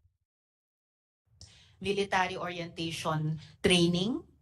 Baka ito yung binanggit ni Edward kanina na ganitong klaseng training ng mga paaru na nasa 2nd Metro Davao Signal Battalion na na may kinalaman sa Task Force Davao, yung paaro sa ilalim ng 11 RCDG or yung 1105th Community Defense Center. Okay. Edward, alam nyo ba itong closing ceremonies ng military orientation training na to? Madam Chair, una sa lahat, yung curriculum po yung TF Davao, separate po yun, iba yun. Opo. Unang training po yun ng batch ng worker. Okay. Pero lately, naging pumasok na sila sa Paaro. Yun yung national. Separate po yung task force Davao sa Paaro. Yung Paaro nag-start 2015 po, Second Signal Battalion. Yan po yung mga lately na yan na mga batch ng mga ng mga training po. Kasi hindi lang naman sa aming batch 2015 yung may training Every year nag-help po ng training. Kung mapapansin niyo po, pagkakaalam ko hindi pa Brigadier General po si Buloy nung time na yan, nung time namin. Parang bago lang tayo naging Brigadier General sa reserve unit. Yes, na nakikita natin sa letrato na natakpan lang ng pagbilog sa kanila, pero BGen, Pastor Apollo C, na I suppose Quiboloy. Apo. Pwede nyo bang i-confirm ito, Mr. Quiboloy?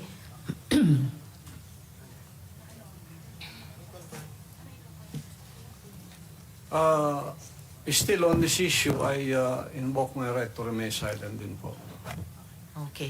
So ang kaya ko noted, ini-invoke nyo ulit yun, kaya ko ipinakita sa ating lahat ito, dear colleagues, ang mahalaga, ang military training na ito, lumalabas ay para alagaan si Mr. Quiboloy, hindi po para sa bayan. Na ang alam natin sa ating mga armed services, yun talaga ang mandato nila. So, Mr. Quiboloy, ginagalang po ng komite namin yung constitutional rights ninyo. Ang mahalaga ay nabigyan kayo ng pagkakataon na magsalita rito. And then, ngayon po naman, please, of course, you will stay on sa hearing para kung may iba pang tanong sa inyo bago tayo matapos, bago tayo mag-adjourn. Ngayon po, tungo tayo sa ating law enforcement naman. So kung maaring matanong ko naman muna si General Torre, sir. General, nung nakuha po si Quiboloy, naging usap-usapan po noon kung naaresto ba siya or sumuko ba siya. Pwede nyo bang liwanagan ito para sa amin? Paki-update nga po ang bayan. Once and for all, ano po ba ang nangyari? At the outset, ma'am, thank you very much for giving us the opportunity to present our side on this August body. This is the second time that we appear in the Senate, and in the first time, it resulted in our ability to show to the public what is happening during the 16-day operation inside the KOGC compound.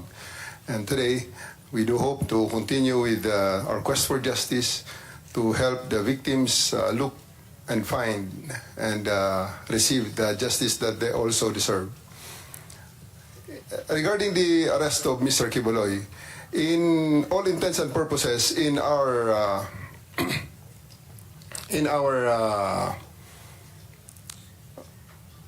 whole operations, he is arrested because he submitted himself to my representative because he has no other options other than submit himself to the custody of the law.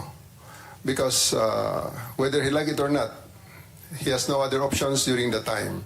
Because I have 4,500 people around him inside this compound, and 1,200 is concentrated on the two buildings that he has control of.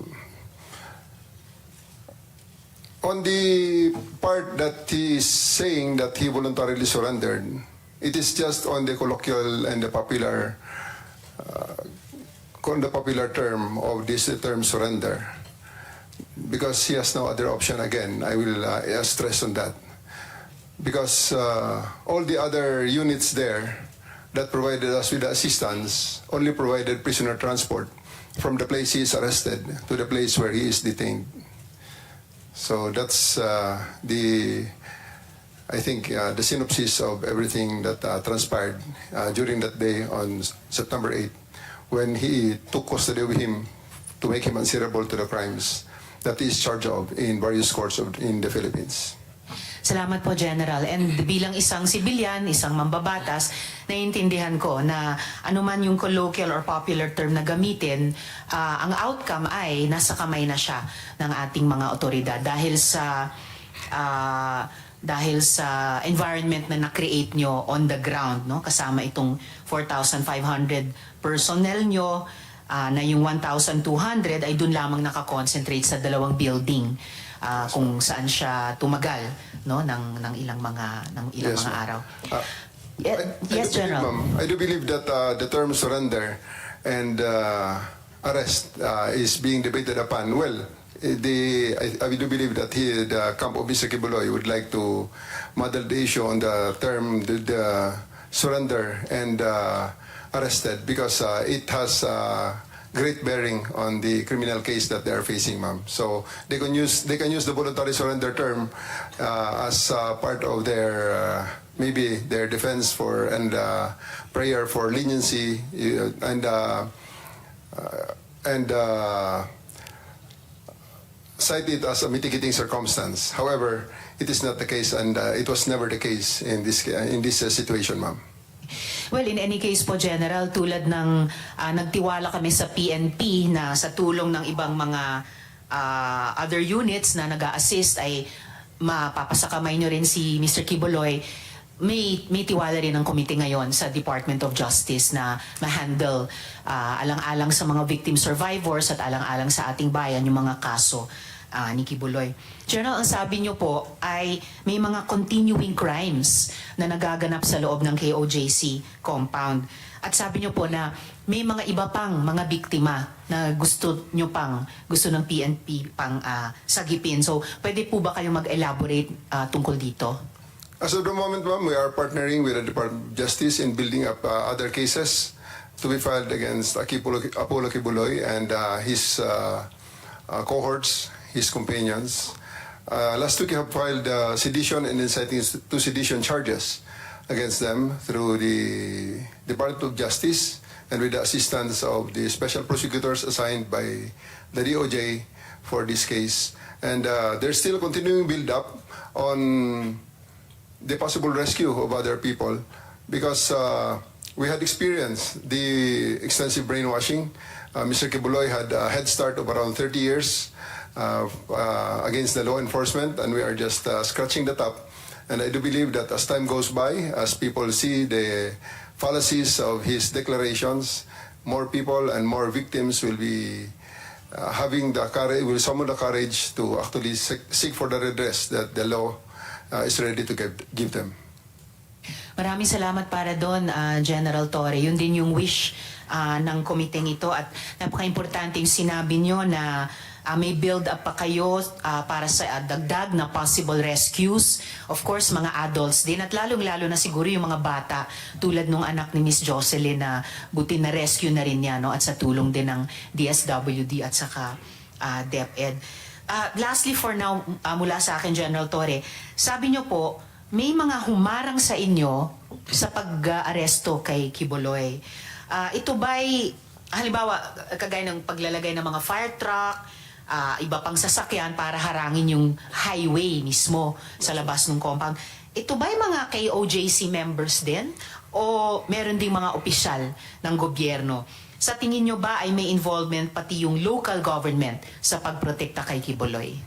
Well, on the direct evidence that we have right now, ma'am, we have seen members and non-members alike who had conspired to prevent us from serving the warrant of arrest for Quiboloy, or at the very least make it very, very difficult for us to actually do our job.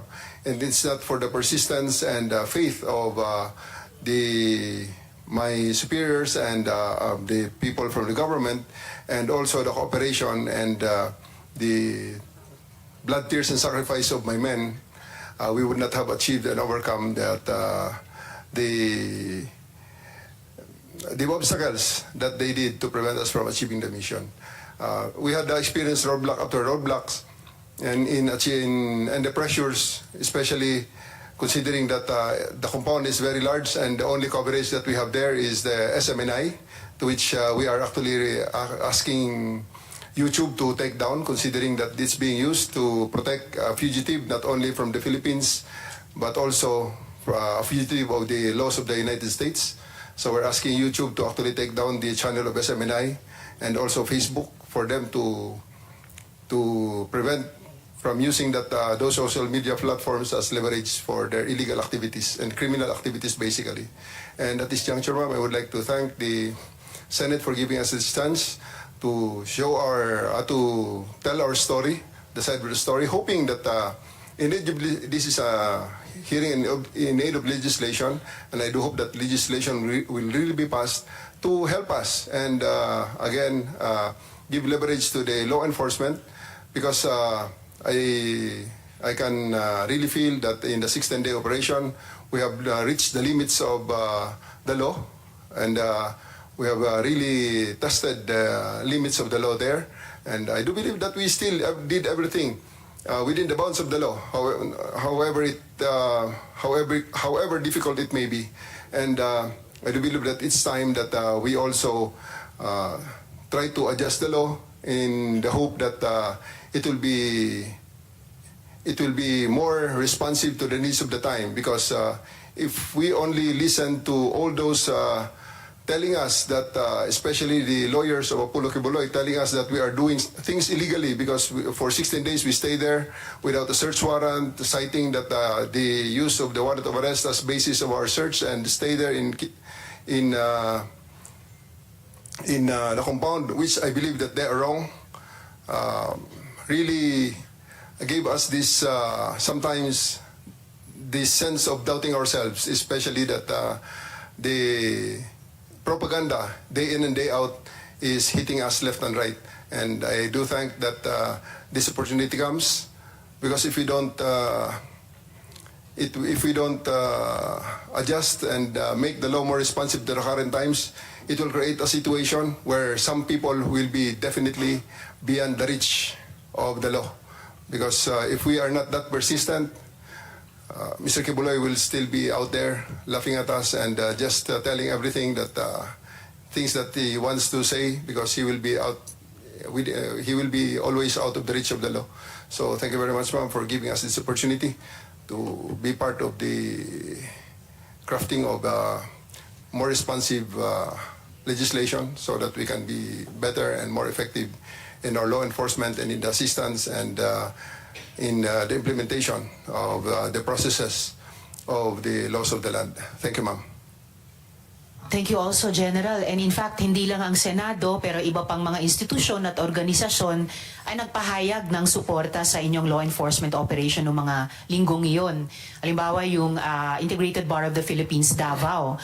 Kahit paglabas ng isang desisyon ng korte doon din sa Davao, in-affirm ng IBP Davao na valid pa rin yung operation ninyo in order to effectively serve the warrant. And yes, kahit tatlo lang kaming miyembro ng komite o ng Senado ay nakadalo ngayong mabagyong araw, pero lahat po kami, yung chair, si majority leader, si minority leader, ay may nakikita talagang halaga nitong pagdinig natin at yung mga partisipasyon ninyo na mga katrabaho namin sa gobyerno in aid of legislation. At may mga tinutukoy talagang mga lumang batas na baka kailangang amyendahan o mga bagong batas na kailangan nating ipasa. Lastly, General Torre, for now from the chair, ang CIDG po ba tumitingin na rin sa alleged killings na allegedly iniutos ni Quiboloy? Yes, ma'am. Given the chance, we'll be presenting the results of our initial investigation.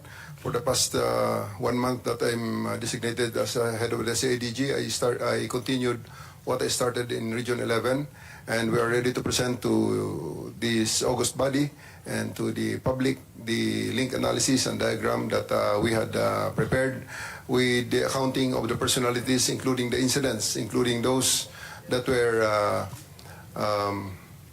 mentioned by the witnesses who spoke before me, ma'am. I see. General, prepared ba kayo maghain ng ganitong kahit broad strokes kung ano yung pinaka-importanteng mga initial results ng inyong investigasyon nitong nakaraang buwan, pati yung link analysis, or ano ba yung maari nyo nang at pwede nang ibahagi sa komite? Yes, ma'am. We can show you just one slide, which is Yes, sir. Please do. collection of, which is basically the simple result of our validation and collation of the information that we have right now, ma'am. It's on the processing, and I will be asking my regional chief of the Regional Field Unit 11 of CIDG to show to us the single slide of the link analysis. Salamat, General. Sir, nakapanumpa naman din kayo kanina, ano po? Yes, sir. Yes, ma'am. If you could, sige po. Handa na po yatang yes, ma'am. While they are i-upload. preparing that, ma'am, this is still a work in progress, and as time goes by, we do believe that there's even a possibility that the Senate and congressional investigation on the EJK will intersect with each other. I see. So there's, Well, that's very important. Para sa kaalaman ng lahat, ang investigasyon naman ng Senado sa ilalim ng Blue Ribbon Committee ay magsisimula naman po sa Lunes, 28 nitong buwan, at ang magpapangulo ay si Minority Leader Senator Coco Pimentel. yes, ma'am. It's part of his. The link analysis will cover around 30 years from the start up to the present that we know, based on the declaration of various witnesses. There may be times that things will be for validation. The danger is only libel. Maybe so that's why I ask my personnel to redact the Yes, sir. link analysis, remove the names. Apo. But rest assured that without the reduction, there will be actual names that will be given in there. Very that well will taken, General. That will include victims who were already killed, who had died, and that will include the witnesses that you have just heard today, and how they are positioned in the network of Mr. Quiboloy. Wala pong problema sa redaction, General Torre. Isa sa mga best practices din na ginagawa ng aming komite kapag hindi pa pwede o dapat ilabas ang anumang dokumento. Yes, ma'am. Thank Of you, course, we also this is a from our standpoint. This is a two-edged sword. This will give Mr. Quiboloy the idea on how far we are in the investigation of his organization, but also we are presenting this to the public, hoping that to show the public and the potential, especially the potential victims, the other victims who have not yet spoken, have not yet surfaced, to have the courage to believe in us that we are actually in the correct path to the total investigation and comprehensive investigation of the organization of Mr. Quiboloy and his eventual delivery to the Bar of Justice of this land, ma'am. General, magtitiwala po ang chair sa judgment nyo. Yes, ma'am. Kung ano ang tingin nyo dapat at pwede nyo nang isa publiko without telegraphing any of your punches sa defense team ni Mr. Quiboloy. Yes, ma'am. The chair will respect that po. What you want to and can present in public sa hearing na ito, o ano yung gusto nyong isumite na lang muna in writing, or dahil mag-adjourn na tayo, wala nang executive session, but I will trust your judgment po. Ano yung gusto nyong ilabas ngayon in public hearing, ano naman yung gusto nyong isumite na lang in writing, or totally not submit yet habang work in progress yung investigation. Thank you, ma'am. I would also like to acknowledge the immense work of Colonel Hanser Marantan here, the chief of the Davao City Police Office, to my left. Yes. They had been working closely with Colonel Jean Licod, my regional chief of the Regional Field Unit 11, under the direction of our chief PNP. He had who had given us the instruction to really focus on this operation. Please, we only use the. Please only flash the Jean. Pakibantay mo na lang yung link diagram lang. Or sir, General, while we're waiting for the finalized, redacted and finalized slide, maybe I can pose some questions kay Colonel Marantan. Yes, ma'am. Thank you, General. Colonel, kaugnay sa isang follow-up question ko kay General kanina, naging usap-usapan din na mayroong mga kailangan pang i-rescue ng mga kababaihan at kabataan, in particular sa loob ng KOJC. Ano pong actions ang kinuha ng PNP? At may mga rescue attempts ba na ginawa in coordination sa ibang mga government agencies? Madam Chair, yes. In fact, we have a good accounting with them. I have prepared some slides there for your appreciation. Maybe is there already on the PowerPoint presentation? Or baka, Colonel, pwede nating ipakita yung 3 slides nun kasabay or pagkatapos nung iisang slide, yung finalized and redacted na link analysis. So kung pwede, magpatuloy lang muna yung verbal na pagtatanong ng chair sa inyo. Yes, Madam Chair. Salamat, Colonel. Marami ding vloggers na nagulat ng, ito na po. O sige, suspend ko muna yung pagtatanong sa inyo, Colonel. Balikan po natin yung slide na pwedeng kayo rin po, Colonel. Sino pong magpe-present ng slide ni General? Kayong dalawa po. Si General at kayo, sir. At si Colonel Marantan. All right. So the 3 gentlemen. Colonel General Marantan will do the honors, ma'am. All right. Colonel Marantan, you have the floor po. Madam Chair, please allow me to read some lines of this prepared opening statement by the DCPO. So I will cover about 4 slides there. And i-cover ko yung magbibigay ng statement na may member of the pastoral also. So with that, after nearly a month of daily attempts to arrest Pastor Apollo Quiboloy and his cohorts inside the KOGC compound, which is 30-hectare property in Davao City, on September 8, 2024, he was arrested by the PNP. After various dramas have been witnessed by the public in relation to this arrest, and a number of victims of Quiboloy have slowly surfaced, approached us, and have given significant information about the illegal activities of said personality committed repeatedly over the years. With the painstaking efforts made by the law enforcement agencies, significant revelations were made to our investigators which are relevant to the prosecution of Quiboloy and his illegal activities, particularly in the highly technical scheme qualified trafficking in persons committed by him and his cohorts. These reports were voluntarily offered by the victims to the PNP with high hopes that justice will be served to other victims who were lured by Quiboloy and his victimization. The revelations, which likewise appear to be consistent and based on facts, led to our investigation on the so-called angels of death, whom Quiboloy exploited to infuse fear among his victims. As we speak, the PNP, with the constant collaboration with different units, are working together to complete the picture of the dynamics of Quiboloy's illegal activities perpetrated over the years. Today, we will also be hearing corroborative statements from one of the victims whose youth have been robbed because of his illegal scheme.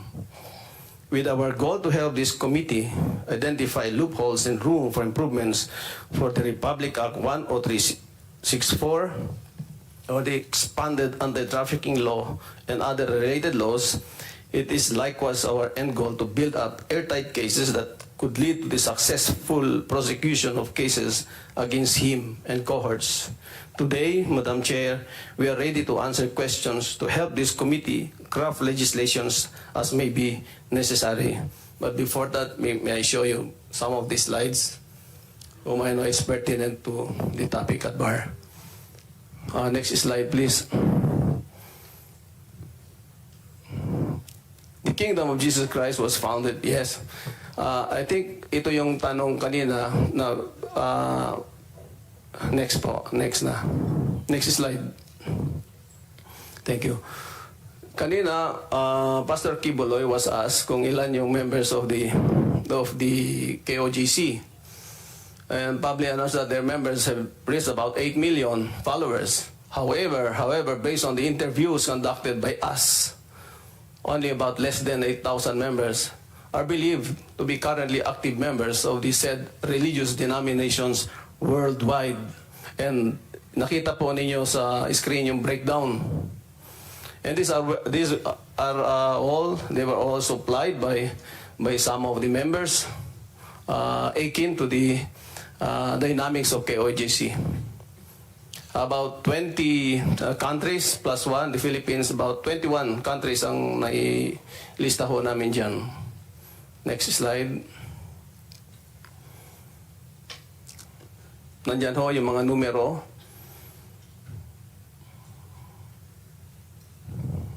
Next slide. Ito yung simplified projection of the tip scheme of Pastor Quiboloy. First on the recruitment and then the grooming. Doon sa grooming, there will be separation kung sino ang prospect nila na maging subject of the sexual exploitation. Doon naman, doon hindi mag-qualify, doon sa standard, pupunta sa ordinary miracle worker for the forced labor eventually. Next slide. Kanina, we were talking about the difference between the lifestyle of the pastoral and members of the simple workers. Next slide. Just please return to one of the... Yes, General Torre. If, baka makalimutan na ni Colonel Marantan. This room is the bedroom of Mr. Quiboloy in the Bible school. Bible school.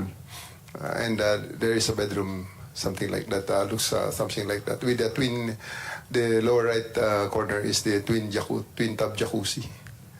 Jacuzzi for 2 persons. Thank you. And taken from the narrative of the pastorals, Yes, Colonel Marantan. this is where the sexual exploitation oftentimes is being perpetrated. Next slide. Yan po yung difference na sinasabi kanina ng mga kasama natin ng mga resource speakers.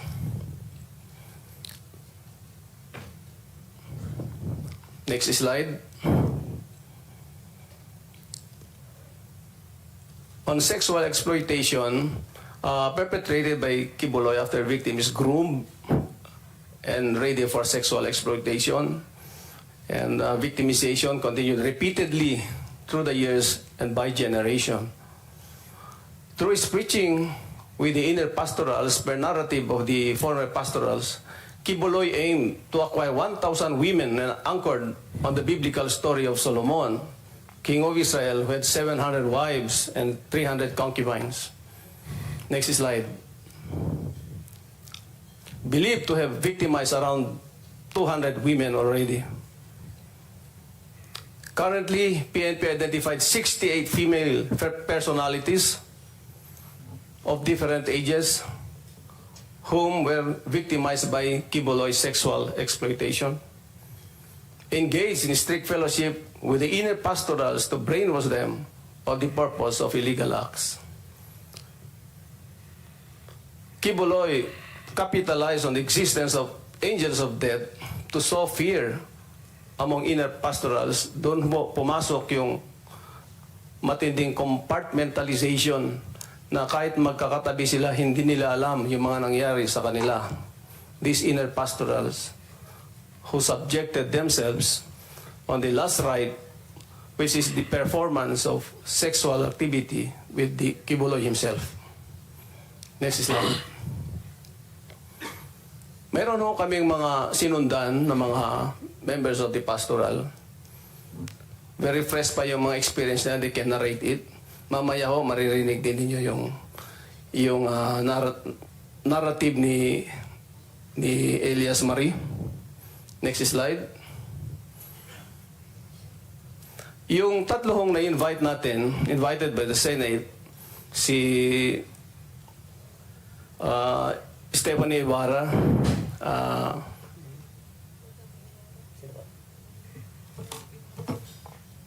and 3 of them, pwedeng i-refer ko lang. Si Olive Campo and Jack Holtz, ay hindi ho nag-respond sa invitation by the Senate. pinapakita namin sa inyo ang due diligence performed by the members of the DCPO. Pero apparently, they did not heed to the invitation of the Senate, especially Stephanie Ibarra. Next slide. Yan po yung mga efforts. Every day, pumupunta yung mga policemen natin doon sa alam ng mga address nila. Next slide. On the way forward, there's an investigation on the land grabbing issues at Barangay Tamayong, on the house of Quiboloy in Garden of Eden, Barangay Tamayong. Next slide. Oftentimes, naipalabas naman yung mga photos na ito. Financial investigation on possible money laundering case committed by Quiboloy and KOJC. Investigation on possible tax evasion committed by KOJC and other proprietary businesses owned by KOJC. Investigation on the legality of operations of schools and other business entitled entities owned by KOJC. And the investigation on the involvement of other foundations utilized by KOJC in the operations. Next slide.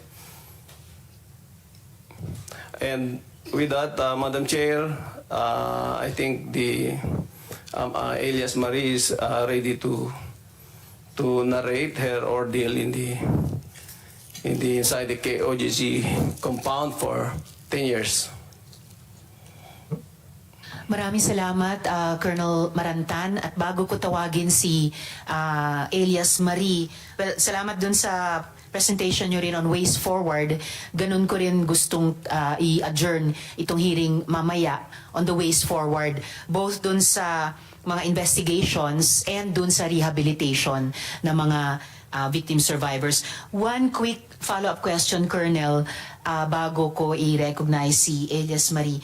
Ano po yung alam ninyo ng PNP o natuklasan sa Angels of Death?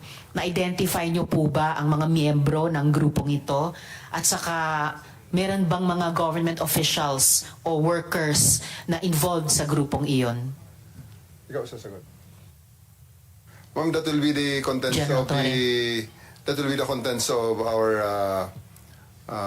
link diagram that will be presented later on. Alright, And thank you, also, ma'am, maybe it's just hindi lang na-mention ni Colonel Marantan, the investigation has already extended out of the country. Colonel Marantan has just arrived from Europe, from Austria in particular, interviewing the pastorals that are already based there. So the investigation is not only limited in the Philippines now. We had already sent agents, and we thank the PNP, our Chief PNP, General Marbil, for supporting us and to go sending officers actually as far as Austria to conduct the investigation. Thank you. Salamat din, General Torre. Mukhang na-upload na yung slide ng link analysis. Gusto nyo bang ipresenta yung pinaka-importanting aspects nito bago ko i-recognize si Elias Marie? I'll give you the opportunity, ma'am, if you will allow us, I'll give the opportunity to Colonel Jean Licod, the Regional Field Unit Chief of CIDG Region 11 based in Davao City. Right, salamat, General. Colonel Licod, you have the floor po to present the highlights nitong slide. To the Chairman, Madam Risa Ontiveros, ma'am, good afternoon. The other members of the Senate and, of course, the distinguished visitors. Good afternoon to everybody. The presentation that I will be making this afternoon is just to support whether or not there is an existence of angels of death. So, if you don't mind, if we could just go back just a little bit to the background, ma'am, so that I can read. Please proceed, Colonel.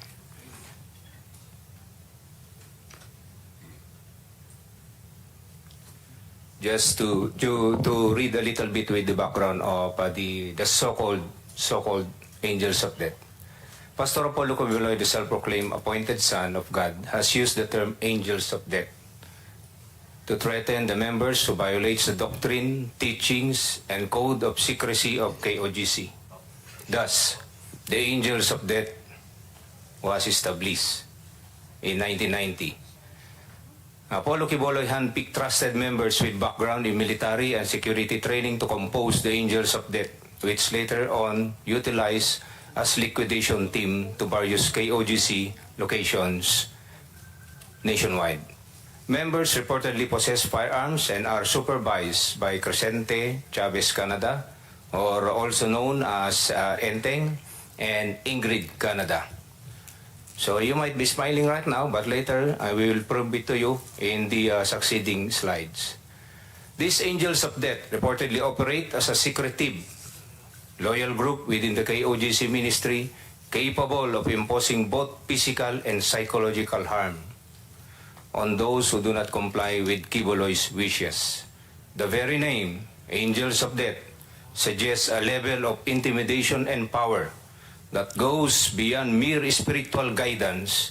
The allegations paint a picture of an organization that functions as a private army, a weaponized wing of Quiboloy's church used to coerce and control members, particularly vulnerable young women whom Quiboloy has allegedly abused. On the part of the investigation, as the primary investigation office of Philippine National Police and in behalf of my director of the Criminal Investigation and Detection Group, we have set some objectives pertaining to the very existence, whether or not the Angels of Death does exist or not. So we established some objectives to prove whether or not Angels of Death exist. Second, reinvestigate dismissed cases involving deaths by members of Angels of Death. Third, identify the crimes perpetrated by the alleged Angels of Death and its surrounding circumstances. Fourth, identify the degree of participation of members and provide evidence for filing of appropriate charges in court. Definitely, we have to find evidence so that we can file a complaint before the court. As to the efforts that is being undertaken by the CIDG in particular and the PNP in general, we are continuously identifying the alleged members of Angels of Death, profiling of the alleged members, interview of victims' family, relatives, and witnesses relative to the crimes perpetrated by the alleged Angels of Death, thorough and discreet validation on the involvement of the alleged Angels of Death relative to the death of former KOGC members, coordination with other intelligence units, the local police, the AFP, counterparts, and other agencies for case build-up and possible operations if evidence warrants. And next is continuous monitoring and gathering of information and submission of development report as obtained. Now, ma'am, I would like to bring your attention to the diagram being shown in this slide. We would like to show you how is the flow of instruction being undertaken. Of course, as we all know, that the KOGC is a structured organization, but this one, it is not a structured organization. Kaya yung Angels of Death, ma'am, is just the term that is being used. But it is not an organization. It is how, in this diagram, how the instruction is being relayed or being followed by the members. Well, of course, on the right corner, as you can see, is Pastor Apollo Quiboloy. Based on that diagram, Madam Chairman, there are 4 na kanyang pinagkakatiwalaan ng kanyang mga instruction.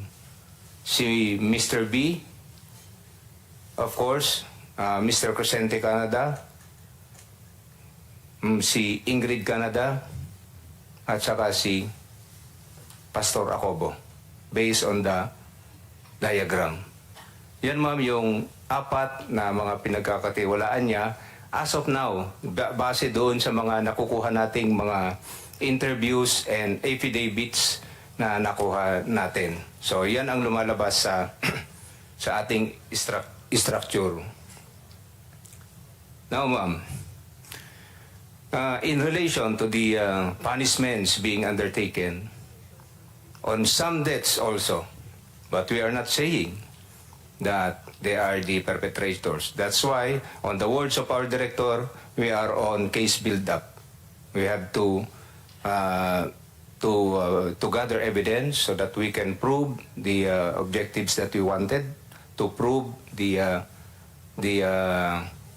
whatever crimes that was committed. Those are the circumstances. To explain further, ma'am, the diagram. If you see on the diagram, ma'am, most of the instructions is coming from Ingrid, Canada. However, if you look into the diagram, dotted lines po siya, ma'am. So meaning, she gives the instruction, however, they need confirmation from Crescente, Canada.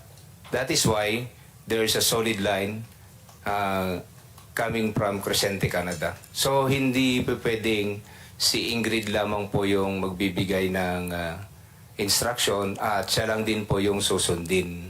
So manggagaling, i-confirm din po nung mga 1 to 12 na yan and more kay Crescente, Canada. Yan po yung usually nangyayari. As what we are saying, ma'am, these are all taken, extracted from the accounts of our witnesses and taken from their affidavits. Hindi ito invento.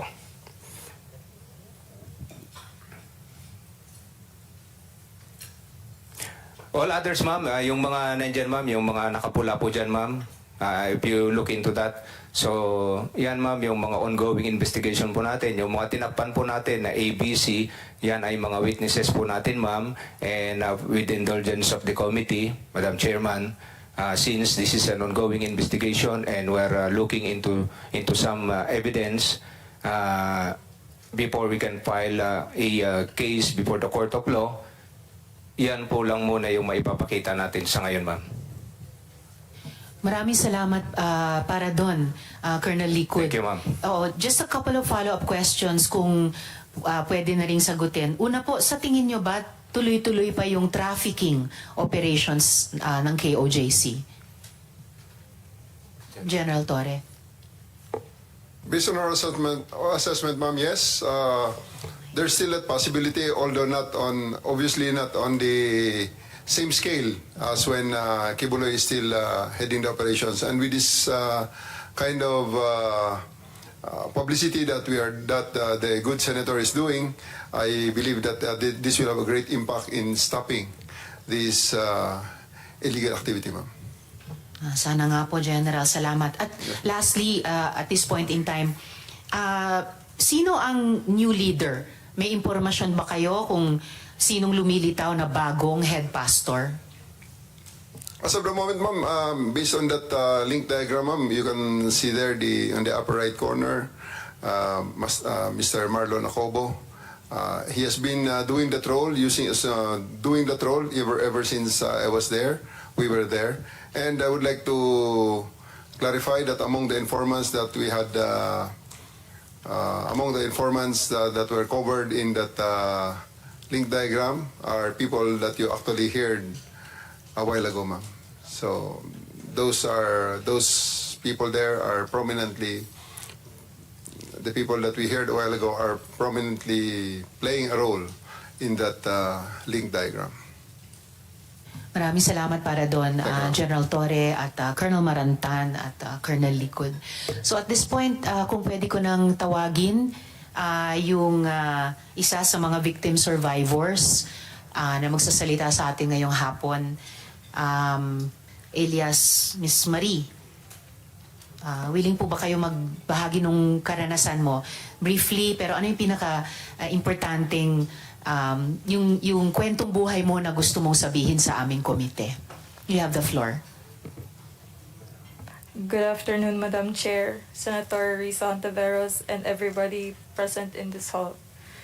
Ako, alias Marie Josephine, Filipino, nasa legal na edad at naninirahan sa Davao City. matapos na makanumpa na naaayon sa batas ay malaya at kusang loob na naglalahad ng mga sumusunod. Ako ay dating membro ng Kingdom of Jesus Christ o KOJC simula nung ako ay grade 5. Naging membro ako ng KOJC dahil in-endorse ako ng aking mama matapos siyang maging avid televiewer ni Pastor Quiboloy sa kanyang mga programa at enrollment iyon ng pasukan. Ayon sa kagustuhan ng mama ko, napagdesisyonan niyang ilagay ako sa KOJC para mapunta ako sa safe environment kasi natatakot siya na may mangyari raw masama sa akin kasi may itsura daw ako. Sa pagkakaalala ko, noong June 2013, dinala ako ng mama ko sa KOJC. Nag-attend kami ng Thanksgiving and Worship presentation sa KOJC Cathedral. Napaka-welcoming ng mga membro ng KOJC sa amin kasi kusa naman kaming nag-attend ng service worship nila.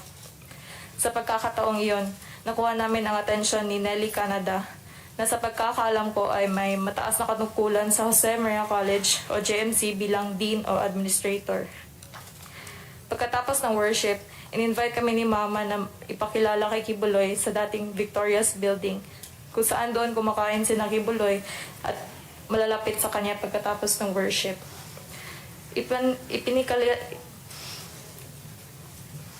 Nelly Canada let us meet Pastor and endorse ako ni Mama kay Quiboloy. Habang kumakain sila Quiboloy, kasama ang mga pastoral sa isang malaking round table, nag-usap ng saglit ang mama ko at si Quiboloy. And Nelly Canada also let me meet Pastor Quiboloy. Sa aking pagkakaalala, 12 years old ako that time. Nasa grade 5 ako noon. Narinig ko si Quiboloy na sinabihan si Nelly Canada na patirahin ako sa dorm. Sa pagkakataong iyon, natuwa ako kasi sa isip ko magkakaroon ako ng freedom since medyo hindi naman kami in good terms ni Mama. Ipinakita sa amin ang mga kwarto doon sa dorm at maayos naman ang mga kalagayan nito. Kinabukasan, kasama si Nelly Canada, kinuha namin ang mga gamit ko sa bahay, sakay ng isang Innova ng KOJC. At simula noon, doon ako pinatira sa loob ng compound. Habang nasa loob ng KOJC, nakatira ako sa dorm, kasama ng ibang mga miyembro. Sa pagkakaalala ko, nag-aaral ako ng grade 5 sa JMC, habang binabayaran ng papa ko ang tuition ko, ngunit may discount bilang miyembro ng KOJC. Sa pang-araw-araw na pamumuhay doon, tinuruan kami na lahat ng gagawin namin ay nakabase sa schedule. Sa umaga, magigising kami para mag-devotional na alas 4 o alas 5. Pagkatapos ng devotional, gagawin namin ang mga assigned tasks o work job na tinatawag kagaya ng pagmamap ng sahig, pagwawalis, pagpunas ng mga furniture sa common area at paglinis ng kwarto. Isang house parent namin ang nag-a-assign ng work job. Naalala ko din na kapag gusto namin lumabas ng compound, madaming dadaan ang proseso at hindi sa lahat ng pagkakataon ay mapapayagan lumabas ng compound. Noong senior high ako, pinalipat ako sa ibang quarters kung saan nakatira ang isang leader na kasama ko. Sa panahong ito, nagsisilbi na ako bilang member ng choir. Kalaunan, na-assign ako sa pastoral department. Meron pa din akong work job at minsan nag-serve ng pagkain ni pastor. Sa panahon iyon, napapansin ko parati niya kasama sa kainan si Stephanie Ibarra, na isa ring pastoral sa inner circle. Sa pagkakaalam ko, at alam din ng lahat na paborito ni Pastor si Stephanie Ibarra. Parati kasama ni Quiboloy si Stephanie kahit saan siya magpunta. Mga taong 2017, naimbitahan ako na kumain sa JMC lobby kasama si Quiboloy at ng iba pang mga inner pastoral. Nalaman ko kalaunan na kapag nakakasama ka na sa ganitong groupings ay malapit ka na mapagbilang sa inner pastoral. Naranasan ko ang ganitong routine ng mga ilang buwan. Pagkatapos ng mga ilang buwan, isang gabi, inibita ako ng isang inner pastoral na si Patricia. Sabi niya sa akin, Marie, pinapatawag ka ni Sir kasi sabay daw tayo maghilo, be presentable. Pagkatapos noon, nag-prepare ako, nagligo ako at inayos ko ang aking sarili. Sinamahan ako ni Patricia sa isang private theater ni Quiboloy. Pagdating ko doon, nakita ko si Jacqueline Roy at ibang inner pastoral na nag-aabang sa anumang iutos ni Quiboloy. habang siya ay nakaupo sa kanyang recliner chair habang nanonood ng movie. Pagdating namin doon, binulungan ako ni Patricia na pumesto sa may kaliwang paa ni Quiboloy. Hinilot ni Patricia ang kanang paa habang ako ay nagsimula na maghilot sa kaliwang paa. Si Jacqueline Roy naman ang nagmamasahe sa balikat ni Quiboloy. At sa pagkakataong iyon, naramdaman ko na privilege ako. Kasi hindi lahat may opportunity na makasama si Quiboloy or ang itinuturing namin na anak ng Diyos or appointed son. Sa tuwing nagtotestify ang mga inner pastoral sa worship or may event or team building, parati sila nagpapasalamat sa pribilehiyo na binigay ni Quiboloy sa kanila. Kaya iyon ang nakatatak sa isip namin ng mga membro. Ang mga pastoral kasi ay tuturing na most privileged sa Kingdom Nation dahil sila naman ang pinakamalapit kay Quiboloy at nakakasama niya sa iba't ibang lugar at bansa at napaka-well provided. Simula na naghilot ako sa kanya, binigyan ako ni Patricia ng 5,000 pesos kada linggo na pinapabigay daw ni Pastor sa akin bilang allowance ko. Pinapalipat din ako ni Jacqueline Roy sa kwarto ni Patricia kung saan malapit ito sa kwarto ni Quiboloy. Naranasan ko rin maisama sa Hong Kong at magstay sa isang 5-star hotel kasama ang mga inner pastoral. Binigyan din ako ng pocket money na pambili ng anumang gustuhin ko. Nagsimula rin ako maglinis sa kwarto ni Quiboloy kasama ang ibang mga pastoral. Hindi kasi lahat ng miyembro pwede pumasok sa kwarto ni Quiboloy. Nung nanging pastoral na ako, pinagbawalan ako ng mga nakakatandang inner pastoral na pumunta sa mga lugar na madaming lalaki o makipagkaibigan sa mga lalaki. Bilang miyembro ng KOJC, pinagbabawalan rin kami na magkaroon ng boyfriend o gumamit ng cellphone at pinagbabawal pa kami ng iba't pang mga bagay. Noong naramdaman ko na mapapabilang na ako sa inner pastoral, madami ako natanggap na mga bagay kagaya ng pabango, chocolate, damit na galing ibang bansa at iba pa.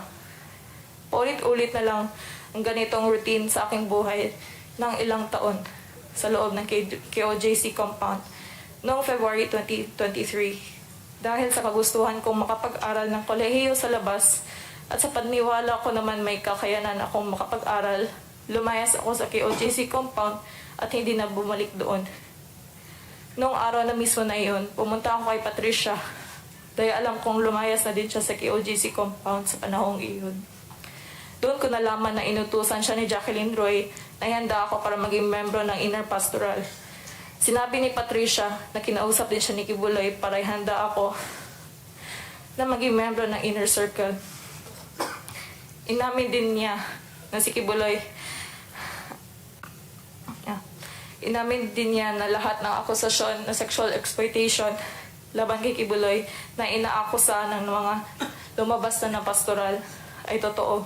Inamin din ni Patricia na inaalay nila ang katawan, isip, kaluluwa at spirito nila kay Quiboloy para sa mga sexual na gawain at paghihilot ay umpisa lang ng duty sa pagiging inner circle pastoral. Ayon sa kanya, sabi ni Patricia, dito sa panahong ito, sinisubukan ni Quiboloy kung handa na ba ang isang inner pastoral para ialay ang katawan, isip at kaluluwa para sa kanya. At nung nalaman ko iyon, nagtapa ko kay Patricia kasi pakiramdam ko ilalagay niya pala ako sa kapamakan. At hindi niya ako sinabihan sa mangyayari sa akin. Pero nagpapasalamat naman ako dahil nakaalis na ako doon sa compound. At hindi ako napagsamandalahan.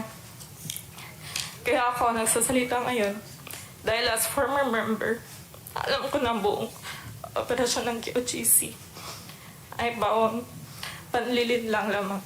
Yun lang po, Madam Chair. Maraming salamat sa iyo, Marie. Ilang follow-up questions lang, okay? Kung maaari. Okay? Yes, Madam Chair. Alright. So, bilang muntik nang naging inner pastoral, bilang naging pastoral, ano yung paniniwala mo sa katauhan ni Quiboloy at kailangan nyo siyang pagsilbihan? meron pa ba ikaw idadagdag na ano yung mga gawain nyo at ano naman din may idadagdag ka pa bang anong pinagbabawal sa inyo? Sa experience ko po, besides sa work job nung nandun pa ako sa loob, ako ay na-assign sa Kingdom Children Growth School or Global Child Evangelism.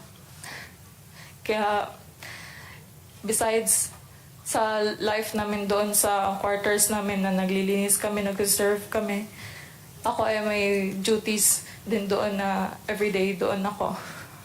And back then, ang tunay na paningin ko talaga kay Pastor is father figure. Kasi lumaki naman ako na walang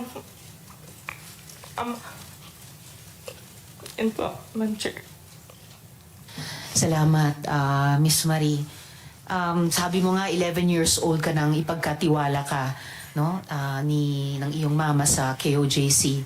So, a few years after na inumpisahan kang i-groom para maging pastoral, so you were on your way to being part of the inner circle ng mga pastoral. At maraming beses binanggit mo si Jacqueline Roy bilang bahagi ng prosesong iyon.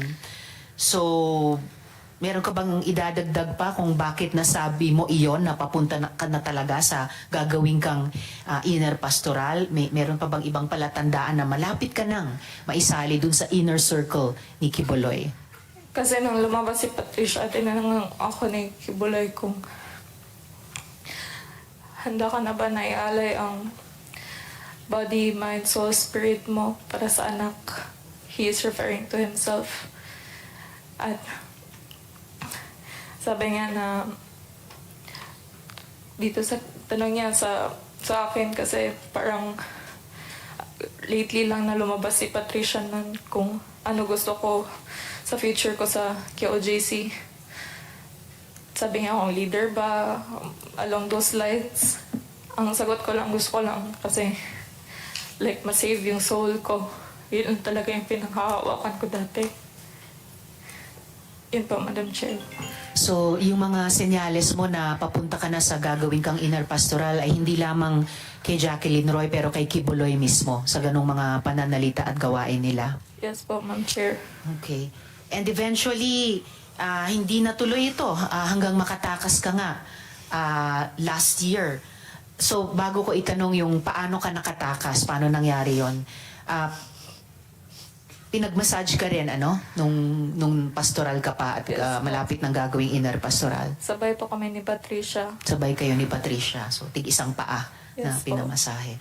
Okay. So, paano nangyaring na nakatakas ka nung nakaraang taon?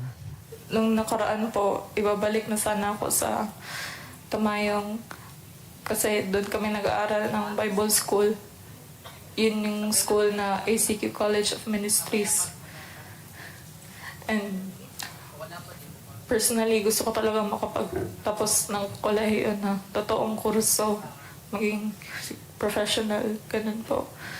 Kaya po, hindi ko na po kaya na mamuhay sa pang-araw-araw namin na ganun po, na wala kaming choice. Sinasabi may freedom of choice, pero naka-instruction naman lahat.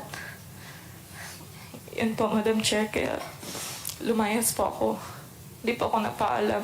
Lumayas po ako kasi kapag papaalam ako, nagpaalam na kaya Jacqueline Roy before. And kung pwede mong sabihin sa amin in public, paano ka nakatakas? Unless hindi mo pwedeng sabihin.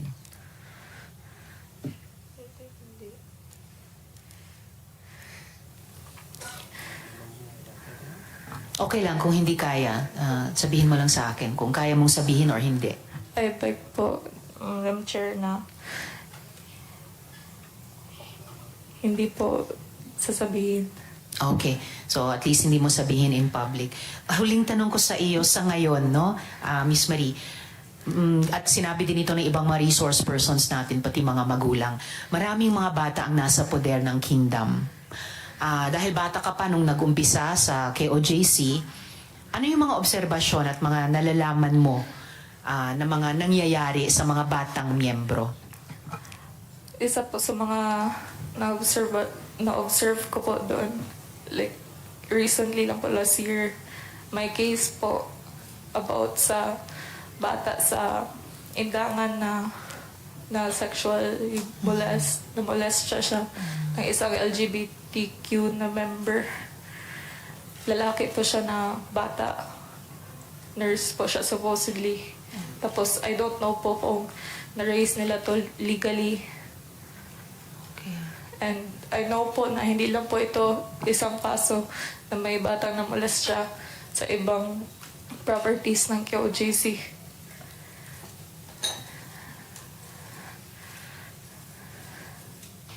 Okay, maraming salamat, Miss Marie. So, paki-stay on hanggat mag-adjourn tayo ng pagdinig just in case may iba pang at kaugnay na tanong sa iyo.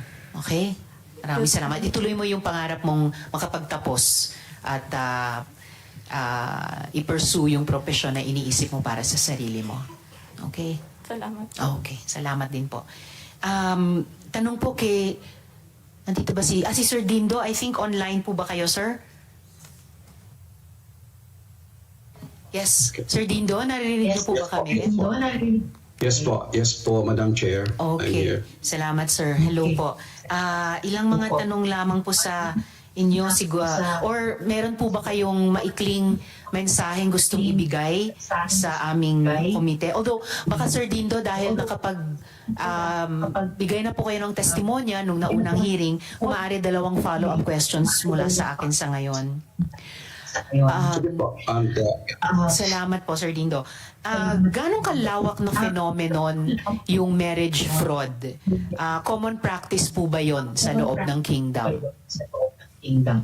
Opo, Madam Chair. Magandang hapon po pala. Good afternoon, everyone, especially Madam Chair, and also the other senators that are also doing online, and even for all the guests that is present in your forum right now.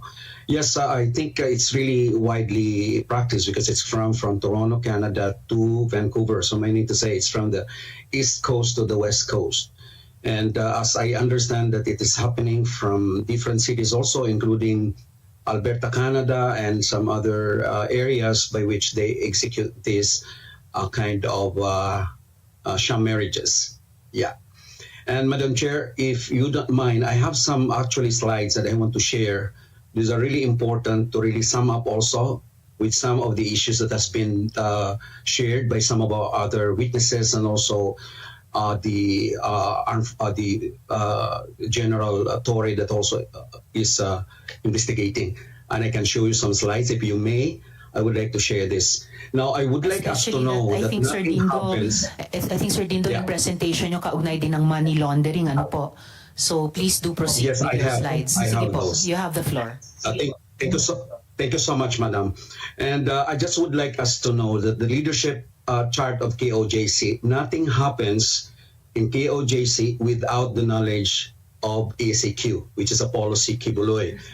So down to his board of administrators, to his coordinators and ministers, and then he deselected leaders among these groups all over Canada to mend those human trafficking that are brought in different places of all Canada. So it really begins when he has a King is Coming tour.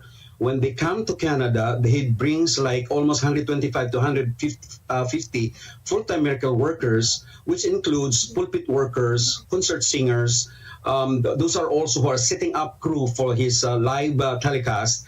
And these people, they remain in Canada or in USA to do fundraising and solicitation in all of Canada. So caroling, solicit person to person, from malls, business to business, parking lots, residential and care homes, using CGF as soliciting organization, raising funds, capitalizing the marginalized children whenever there is earthquake, also on typhoons. They also use such a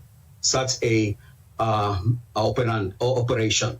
Kayo So I po just yung can nasa show you photos kanina, that- ano po, Sir Dindo? Yes, I am the one doing this fundraising because I really was, I believe on Pastor Apollo C. Quiboloy when I was converted. I have given my whole heart, whole full sincerity to support his mission.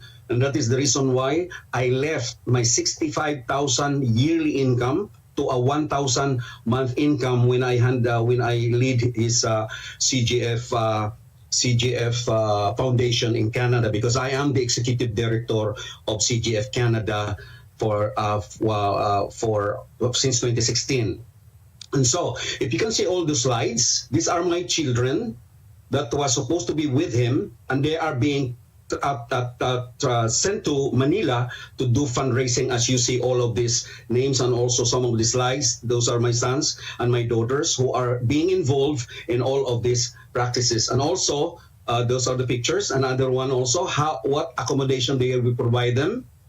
Can you show the, yeah, these are the provisions of the sleeping places where the kids are really, I do not know if that is life that were there you are seeing there. And then the next slides.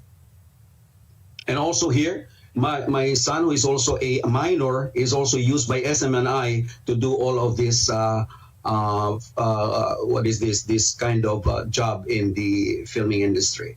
Now, I would like us to also know that the moment that they collected money, the following day, when they collect money, I am one of the person that they will ask to send money. And if you can see in the screen, I sent money to Teresita Dandan. This is 209,500. Sir Dindo, yung pangalang yun, yes. There was also sa testimony kanina ni Ate Gingging, ni Miss Teresita, meron din siyang binanggit na Tessie Dandan. So maybe this is the same person. Yes, Madam Chair, she is the same person. She is one of the board of administrator assigned in the USA. Okay, and then please the proceed, next, Sir Dindo.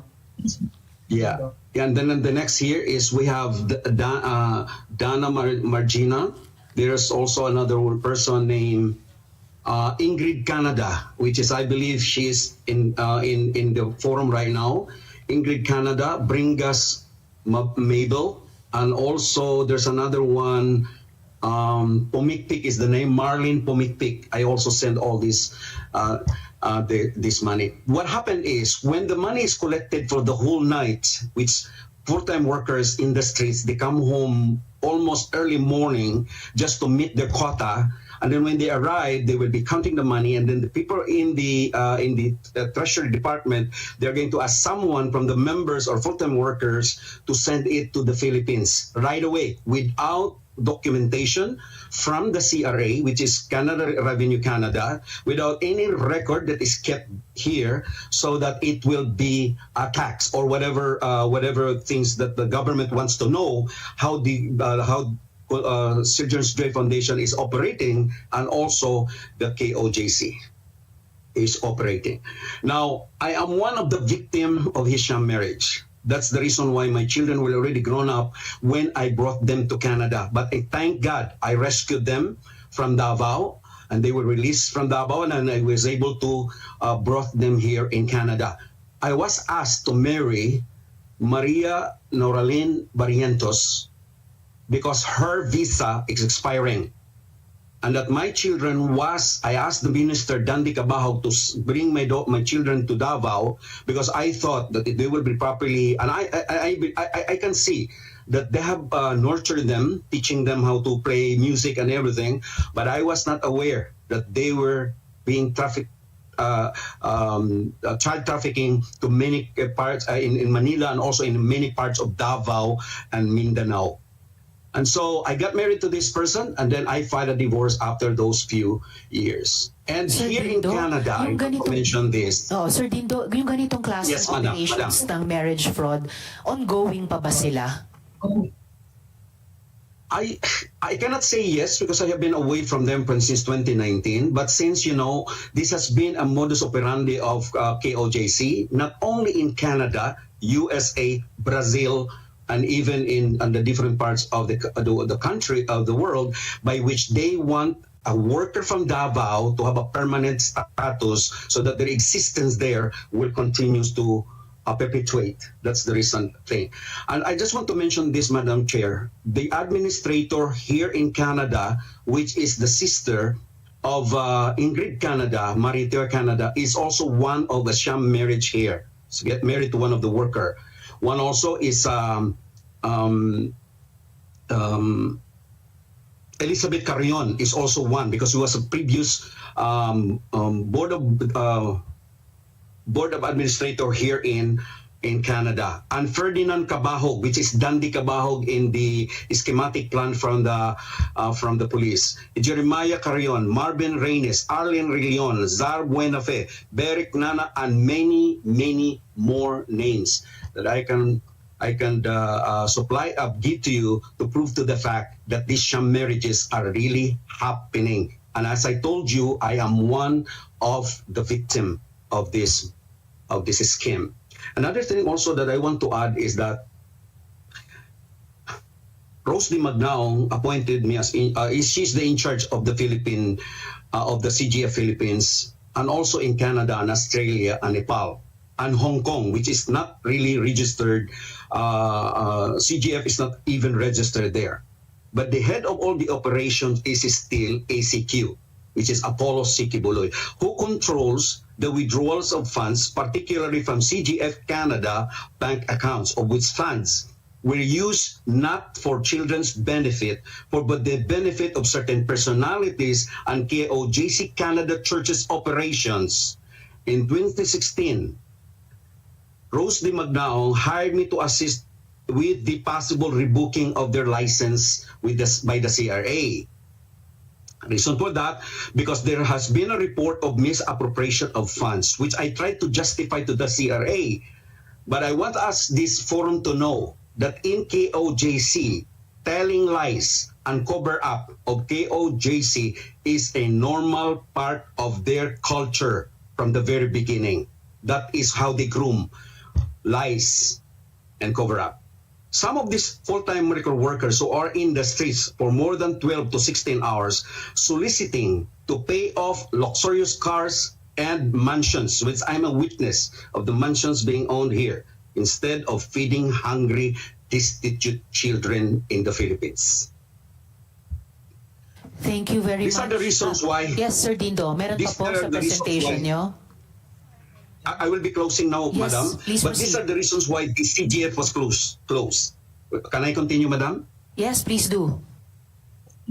Yeah, okay. Thank you so much, Madam Chair. Failure to devote resources to charitable activities. That's the reason why CGF, that's number one, why they were closed here. Number two, failure to be constituted for exclusively charitable purposes. Number three, failure to issue receipts in accordance with the Act of and its regulations. Because here in Canada, every donations requires a receipt so they can present it to the CRA for tax deductions. Failure to maintain adequate books and records. Because the reason why I left, because I cannot justify all of the expenses, including sending 60,000 just to pay off fuel for a jet. Which I said, this is not for children's purposes, but this is for personal purposes of whoever. The proof of the file can be found in the internet. Now, I want us to understand that ACQ controls CGF Canada through his administrator, Mariteo Canada, who does all the instruction of withdrawals from CGF bank accounts, especially the 60,000 that I already mentioned. Now, this is not only 60,000, Madam Chair. This is millions of dollars being collected from September to February, that is the month of blessing, aside from January to December, which is 365 days of money laundering, collecting the money from the Canadian public. Instead of giving it to the hungry people in the Philippines, they use it and send it right away to the accounts aforementioned in my presentation. So whenever ECQ full-time workers reported to the police for any abuses such as rudeness, and they have some human rights violation, like one of the full-time worker, tried to entice a mentally challenged boy, and she even went to the bank machine, insert the bank machine of that boy, and then collected money, more than $500 from that boy. And she has been like at large now, but the police has been looking for her, but they send her to Australia. And that is how this operation is happening. When you are not allowed to work on a certain country, they will send you to some other countries. Like I was in Australia because I was the one who assigned to open CGF in Australia. but they are now under investigation, so much so here in Canada. Now, Thank you. I want meron to pa po ba, close Sir this. Dindo? Yes, I'm closing now, Yes, Madam. please. This Thank will be you. the last. The last. I left this organization after I have seen all of these lies and financial manipulation that includes my mother, Andrea Garcia Larson, who is not rich, but have given ACQ almost 3 million peso because she believes on him as her sacrifice offering, not minding she has no more money for her retirement. She died with COVID in 2022. I sent an info to Rose Di Magnao that my mother died. I never have received any sympathy from them. And aside from that, the same year, when my mother gave this money to Apollo C. Quiboloy, my children were taken off from the scholarship of his institution, which is Jose Maria College, which I really feel bad as a father who has been working for him and working for his ministry with all my whole heart, because I give my heart to his ministry and I was treated like this. I feel bad that when my mother died, they just ignore. His doctrine are deceitful claims, a blasphemy to the Son of God. But may I speak to Pastor Apollo C. Quiboloy, Madam Chair, if you allow me? Sir Dindo, I would allow that sa parehong paraan kay Miss Yulia kanina through the chair, kaya lang medyo ginigipit na po tayo sa oras. But if you would like to put your message to Quiboloy in writing, pwede po naming itanong sa korte if they will allow it to be sent to him, kung maaari po, Sir Dindo. Yes, ma'am. Salamat po. Thank you so Maraming much. salamat. Thank you very much. Thank you so much, ma'am. Sa Thank you so much. pag-participate Thank you so much for this sa ating courage. hearing. Thank you so much, Sir Dindo. I'm sorry about your mother, but I hope na kayo na mga anak mo, you're really rehabilitating your life together now. Salamat po, Sir Dindo. Yes. Dako naman po ako briefly sa kina Miss Kath Cortez ng NUJP at Miss Edita Caduaya ng Mindanao Independent Press Council. Andito, yes ma'am. Salamat Miss Edita. Miss Edita, sa coverage nyo po dun sa law enforcement operations para arestohin si Quiboloy, ano po yung na-observe nyo? Meron po bang nangyaring police brutality dun sa narrative po na iyon? So far, walang police brutality sa part namin. Kami yung na-brutalized. Oh. Paano po nangyari yun? Kasi every media member na pumunta doon, the members of the press, we've been subjected to harassment, intimidation, threat. And it came to a point na ako mismo, hinarap ko sila kasi if hindi ko sila tuturuan kung paano masaktan, paano nila ma-feel yung nafe-feel namin. Actually, yun yung pangalawang at huling tanong ko, naharas po ba ang media at saan galing yung harassment na yon? Sa PNP ba? Sa KOJC ba? Sa iba pa? Nung day 1, that was August 24, feeling namin we were cheated of the basic information from both ends. Alam ni Atty. Torion ran. Hindi kami lumabas si Atty. Torion, nandiyan siya. Alam ni Director Torre. Day 1, we were at the roadside, lumabas si Atty. Torre, na-accommodate naman kami. Later on, lumabas si Director Torre, na-accommodate naman kami. That was August 24. On August 25th, ito na yung first confrontation ng members of the press with some members of KOGC sa main highway. Okay. Ito yung August 25.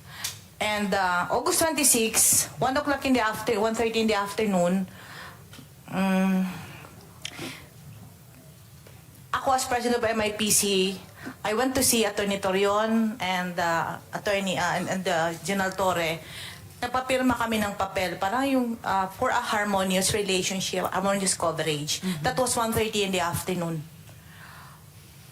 After 5 hours, about approximately 6 hours, yun, nagsimula na naman yung nahulog yung taga TV5. Then, nasundan 9 o'clock in the evening. That was 9:10 in the evening. Ako na yung na-confront ng members ng KOGC. In fairness naman kay Atty. Torion, every time nagdadaing kami sa kanya, he kept on apologizing. it came to a point na nagtatanong kami with this beauteous, sprawling 30-hectare property covered with plastic Bermuda. There are plastic people inside. Kasi nasasaktan na kami. I'm sorry, pero may mga mababait na super bait. May mga tuso talaga po. And we were not, ang kalaban namin is kami yung legitimate na nagko-cover. Kami pa yung tinatawag na bayaran. Sila man na yung tumatanggap. Kami na nga yung, I'm not referring to the key officials here. Okay? But this is a question of leadership. Hindi namin tanggap na pinuputang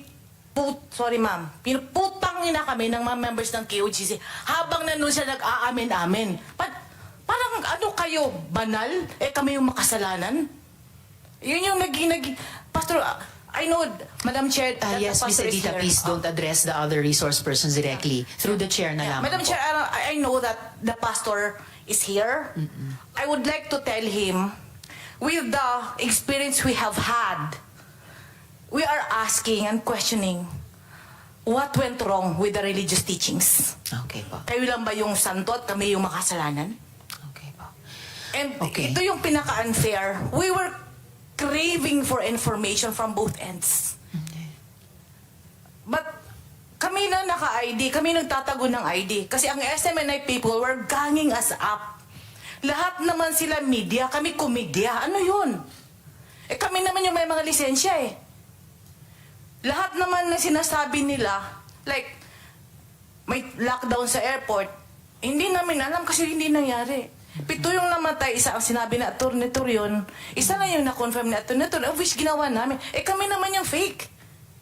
Ano bang totoo? Kami na nga yung naghihingi ng pabor, kami pa yung masama. And it came to a point na we were asking the BOA, Attorney Torion, na give us the access na makapasok. Ang sabi niya, he needs to ask the Board of Administrators, of which numbered to 350 people to get their approval, and that would be siguro isang buwan bago mangyari. And that was September 3. And that's September 2. On September 3, after the press conference, dahil may daring game sila ni General Torre, bigla kaming hinatak sa basement na hindi kami na-brief ano yung mangyayari sa amin doon. Okay. Miss Edita, at any point, nakaranas ba kayo personally ng pananakit mula sa KOJC or SMNI or even PNP? Pananakit na physical kami? O malapitang enkwentro? Ano ba? Either. May nahulog po na taga TV5. Yung taga TV5. May Okay video po. kami. But I'm sorry, it takes 12 minutes. Kasi nandun lahat since day 1 hanggang natapos. Okay. Siguro po dahil nga po sa usapin ng panahon, Ms. Edita, ma-appreciate po ng komite kung isubmit nyo sa amin yung kopya nung 12-minute video para po sa committee report namin, findings and recommendations. Pero palagay ko, mahalaga na po na nasabi nyo both sa KOJC at sa PNP leadership yung mga feedback nyo sa naging karanasan nyo sa coverage and yung mga improvements na gusto nyo makita moving forward. So maraming salamat po sa presensya at saka sa inputs nyo Madam dito Chair, sa hearing na can we ito. just- Miss Edita. My group is listening and Yes. watching you right now. Yes. Can we just ask the chairperson of the Committee on Women and Children that the Senate can improve or amend the policy about the coverage involving women and children, Okay. especially in a hostile situation.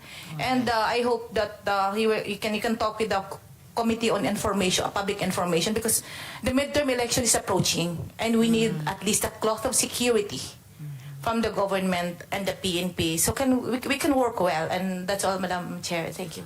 Yes, thank you din, Miss Edita. Lalo na sa pagbibigay nyo sa amin ng isang konkreto pang in aid of legislation. Ano po? Tama naman kayong pagpapaganda dun sa batas tungkol sa coverage in yung ganitong mga either tense or even dangerous situations, particular sa kababaihan at kabataan. And well taken po yung pwede kami makipagtrabaho sa Senate Committee on Public Information. Maraming salamat, Miss Edita. Bago tayo dumako sa mga government agencies and then finally yung ways forward na may inputs mula sa NGOs at saka sa government agencies din natin, bigyan ko ng pagkakataon individually si Mr. Crescente Canada, si Miss Ingrid Canada, si Miss Jacqueline Roy, si Miss Pauline Canada, at si Sylvia Semanes. One after the other, kung meron po kayong gustong iresponde sa mga victim survivors na nagsalita. So, feel free to express what you want to say to them or about yung mga testimonya nila through the chair. So, yeah, kahit tig isang minuto, take at least 1 minute. Mr. Canada muna. Magandang hapon po. Magandang hapon. Iharap niyo po yung mic sa inyo. Magandang hapon po, Madam Chair. Magandang hapon. I invoke my right to remain silent. Tapos, sa korte lang po ako sumasagot sa lahat ng mga akusasyon sa akin po. Salamat po. Alright, salamat din Mr. Canada. Miss Ingrid Canada. Good afternoon, Madam Chair. I'm also invoking my rights to remain silent. Alright, salamat Miss Canada. Miss Jacqueline Roy. Thank you for this opportunity, Madam Chair. Still, my answer is the same. I am invoking my right to remain silent and the right against self-incrimination. Thank you. Alright, salamat Ms. Roy. Ms. Pauline, Canada. Good afternoon, Madam Chair. And also, Madam Chair, with all due respect, I'm invoking my rights to remain silent and against self-incrimination. Thank you. Alright, salamat din. And Ms. Semanias. Good afternoon, Madam Chair. Also, I invoke my right to remain silent po. Alright. So, at least binigyan kayo ng komite ng pagkakataon na magkomento sa alinman sa mga testimonya ng mga victim survivors. So, anyway. So, maraming salamat sa inyo. So, pwede ba tayong dumako ngayon sa mga government agencies natin? Sa DSWD. Nasaan po yung resource person ng DSWD? Si Ms. Charito Esteban. Nakapagsumpa kayo kanina, ma'am? Okay, salamat po. So, Ms. Charito, narinig po natin sa ilan sa mga victim survivors natin yung tungkol sa trafficking operations, lalong-lalo na halimbawa para dun sa tinatawag na Month of Blessings, na nagpapatuloy pa rin yun kahit habang dinadaos natin itong investigasyon. May mga efforts po ba ang department para i-address yun? Good afternoon, Madam Chair. With regards to the trafficking and abuse made, conduct a rescue in Region 11 in Davao in particular, it's not happened not particularly in our office, Standards Bureau, but it is in collaboration with our DSWD Field Office 11. We will submit a report regarding this matter with regards to the collaboration made with our field offices po. Thank you, Madam. Salamat po. At baka pwede rin habang nagbabudget hearings ang Senado para kung may anumang mga programa na nag-a-address kumokontra sa trafficking operations sa ilalim ng department, ma-check din po ng Senado o ng buong Kongreso na sufficiently supported yon. Okay po. Ano po yung...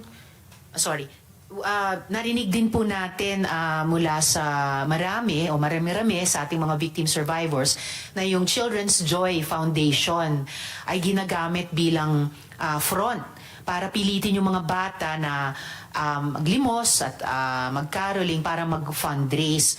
So, ano po yung status ng accreditation ng CJF? Registered pa po ba yung foundation sa department? Madam Chair, the license to operate of the Children's Joy Foundation expired last March 2024, and they applied for renewal of its registration and license to operate. It complied, but the DSWD held it application for renewal of license held in abeyance until such time it can prove its financial capacity. So far, we are assessment of issuing the license to operate based on the technical, administrative, and financial capacity of the organization. That's... Salamat. Ms. Cherito. And nalimutan ko ring banggitin kanina kay Sir Dindo na yung mga evidence na hinahawakan nila ng alleged pati money laundering no dun sa Canada ay pwedeng kung hindi pa na ipapaabot sa PNP at sa DOJ ay pwede pong maipaabot sa department at saka sa National Police. Sunod, Ms.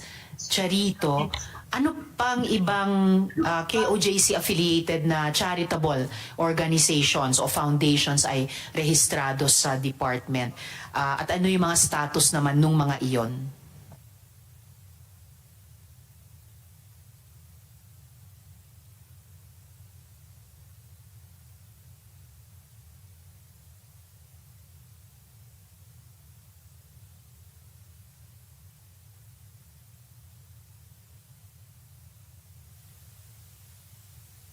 Based on the last hearing po, 3 organizations were mentioned to include Children's Joy Foundation Incorporated, which is now the license to operate already expired, and with regards to their children already transferred to other residential facilities. So currently they are stopped operating now. The 32 children under their supervision is now transferred to other residential facility registered licensed by the DSWD or integrated to their respective families as well as to place in the foster care families po.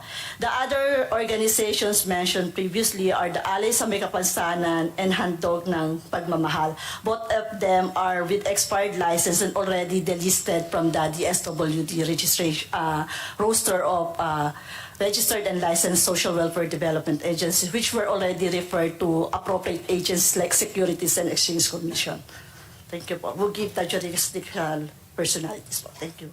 Salamat po, Social Welfare Officer Charito. And kung meron mang sinaserbisyohan talaga dun sa Alay sa May Kapansanan, na i-refer na rin po ba sa ibang mga Persons with Disabilities Foundations na maaring mag-partner din sa kanila? So far, nung nag-validate po, non-existing naman po doon sa location po. Thank you po. Okay, I see. Ano po yung medium at saka long-term plans ng DSWD sa pagtulong sa rehab at saka reintegration ng mga trafficking survivors, lalo na yung mga babae at bata? Or bahagi po ba yon sa report na isasubmit nyo sa komite? Madam Chair, yes po, will be included in that report. Thank you po. Salamat po. And although ito kaugnay din sa DepEd, itatanong ko rin po sa kanila mamaya, dun sa mga batang di nakapag-aral, ano po yung maaaring gawin para i-bridge yung learning gap nila? Yung mga hindi po nakapag-aral, may mga ilang programa po ang DSWD where we assist them for that specific programs. And if there are, will be transferred to our residential facilities. We also provide educational assistance. Thank you po. Salamat po. At huli, ano yung ginagawa ng DSWD para makapagbigay ng reparations at livelihood dun sa mga victim survivors na maaring nangangailangan nito? Maybe we could include that in that report, Madam Chair. Thank you po. Yes, please do. At maraming salamat, Social Welfare Officer Charito. Salamat po. Para po sa DILG, ayan, si Asek Benitez. Yes, sir. Good afternoon, Madam Chair. Good afternoon, sir. Asek, may ideya po ba ang DILG kung saan-saan sa Pilipinas nakalocate yung mga miyembro ng KOJC? Well, as far as primary information is concerned, we always leave that to the PNP, Madam Chair. And ano po yung mga plano ng department para tulungan yung mga victim survivors? Well, even during under the watch of Secretary Abalos and now under the new secretary, the newly minted secretary, Secretary John Big Rimulya, now the department always believes in a whole of government approach, vis-a-vis this problem. And the primary participation of the department will lie on looking into the possibility of involvement of our local government officials, particularly those with whom the department acquires direct authority. Now, in line with the delegated power of general supervision cascaded by the President in favor of the DILG Secretary. So what we're doing here right now is we're trying to identify local government officials in the local level now who had been found remiss in addressing basic deliverables and duties under the law, then probably move forward and proceed with potential case build-up, and then eventually the last stop would be the filing of cases. Now, all of these endeavors are being done in close coordination with the PMP, of course, with the DOJ, now with the other stakeholders in the government. But again, Mr. Chair, with your indulgence, I would like to go back to the initial episodes of this hearing wherein we always emphasize, through this representation, the inadequacy of the department insofar as disciplining our local government officials are concerned. Now, we are basically bereft of any authority to directly discipline our local government official. So that is a quote-unquote a mischief, probably, for which we are being faulted. And we have been trying to move our best foot forward to call the attention of our legislators in particular to probably introduce amendments to the local government code and somehow put flesh and blood and possibly muscle into the authority of the department to discipline our local government officials, not only in the case of trafficking, mendicancy and abuses being perpetrated on the minor children that we have, but even the many transgressions being perpetrated by local government officials. If you will remember, Madam Chair, under the same committee, the case of Mayor Guo, in particular, if I can mention that instance. Now, the many travesties being committed by local government officials, of which the only possibility that we can do is proceed with the case build-up and eventually file the case in the proper forum. Probably, now, the perspective would have been much more better and probably proactive if the department will have a direct involvement in disciplining our local government officials, Madam Chair. Maraming salamat para doon, Asek Benitez, and the committee will really appreciate and i-share po namin sa Senate Committee on Local Governments kung meron pong proposed formulation ang department. Paano nga po mapaganda yung local government code in this aspect. And if I could just follow up one specific point na itanong ko rin kay Colonel Likud kanina, in terms of yung ginagawa ng department looking into the involvement of local government officials, meron po bang investigation ngayon or fact-finding kung yung local government sa Davao City ay nagprotekta sa anumang illegal activities ni Quiboloy or ng KOJC or ng Angels of Death for that matter? Now, yes, Madam Chair, that is already included in our menu, but at this point in time, we have been prioritizing our fact-finding inquiries. Now, considering the lack of manpower that the department has at the moment, but inarguably that is within our table. And probably after we are done with the POGO issues, because the POGO issues has been or had been ramifying from one area into another, then probably we can set our attention and our energy to the Davao controversy insofar as these KOGC matters are concerned, Madam Chair. Maraming salamat po. Maraming salamat din, Asek Benitez, at sa pagtsatsaga talaga ng department sa pagsubaybay sa mga issue na iniimbestiga din po namin sa Senado mula POGOs hanggang itong human trafficking, Quiboloy and KOJC. Lastly po, Asek Benitez, may investigasyon, okay, naitanong na rin po ito kanina. Maraming salamat po, Asek Benitez. Sa DOLE naman po, sino yung nandito para sa DOLE? Meron po ba? Wala ba, Comsec?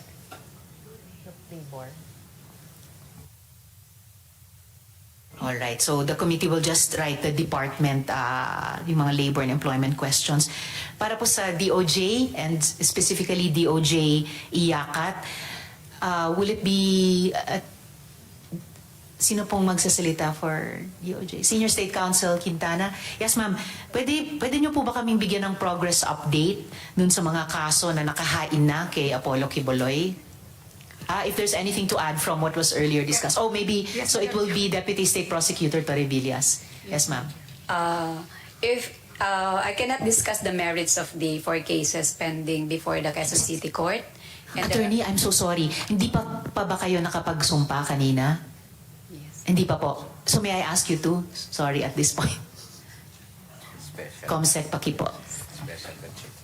Kindly raise your right hand. Do you swear to tell the truth, the whole truth, and nothing but the truth in this Senate inquiry proceedings? Yes, I do. Yes, Senator. She answered affirmatively. Salamat Comsec at salamat Deputy State Prosecutor Torribillas. Yes po, you have the floor on progress update sa mga kaso na inihain kay Quiboloy. We have the pre-trial conference on October 22, both in Regional Trial Court in Quezon City and in Pasig.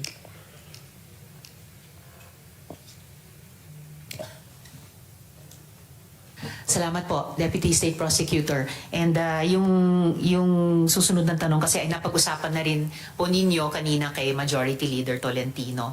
So yung update sa extradition request ng US government. So salamat para sa muli sa naunang update dyan. Matanong po si Yusek Tapales ng Council for the Welfare of Children. So ito pa-ways forward na po tayo ano ang ating gagawin? Ano po yung sinasabi ng naging buong episode na ito sa estado ng mga batas natin para sa mga bata? Magandang hapon po sa lahat. Sa makabatang hapon po mula sa Council for the Welfare of Children. Kagalang-galang na tagapangulo, of course na natutuwa ho kami na napakayaman po ng information, kumbaga treasure trove of information po ang narinig natin po ngayon, ano. Pero siguro just to set to give some context, our present laws already address most if not all of the matters addressed today, particularly as early as 1974 PD 603 in section 59 already prohibits improperly exploiting children, using them in begging and other acts inimical to their interest and welfare. That's section 59 item 7, and section 59 item 8. It already it already prohibits the infliction or inflicting cruel and unusual punishment on children and the deliberate subjecting of children to indignities or excessive chastisement. This particular provision was originally confined to parents, itong section 59 po ng PD 603, but with the enactment of Republic Act 7610 in 1992, in section 10 of Republic Act 7610, this was made to apply to any person who will commit any of the acts enumerated in Article 59 of PD 603. So pinaparusahan na po ito ng ating batas. At of course, we have 3 trafficking laws already, starting with the 2003 original Trafficking in Persons Act, the 2012 version, and the 2022 amendment.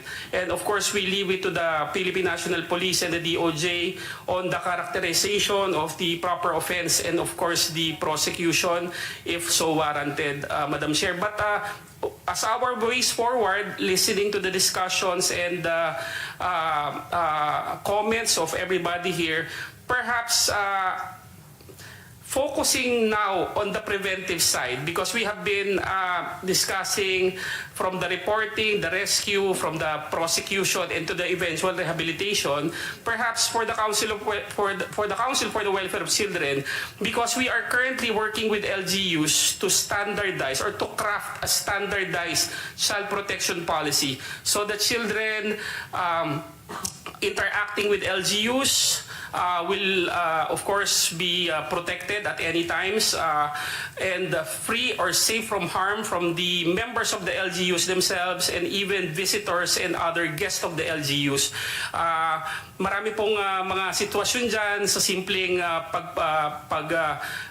lulunsad po, kunyari, ng mga programa ng mga LGUs natin, may mga kasamang bata, nagtatransport ng bata, natutulog ang bata kasama ng mga adults.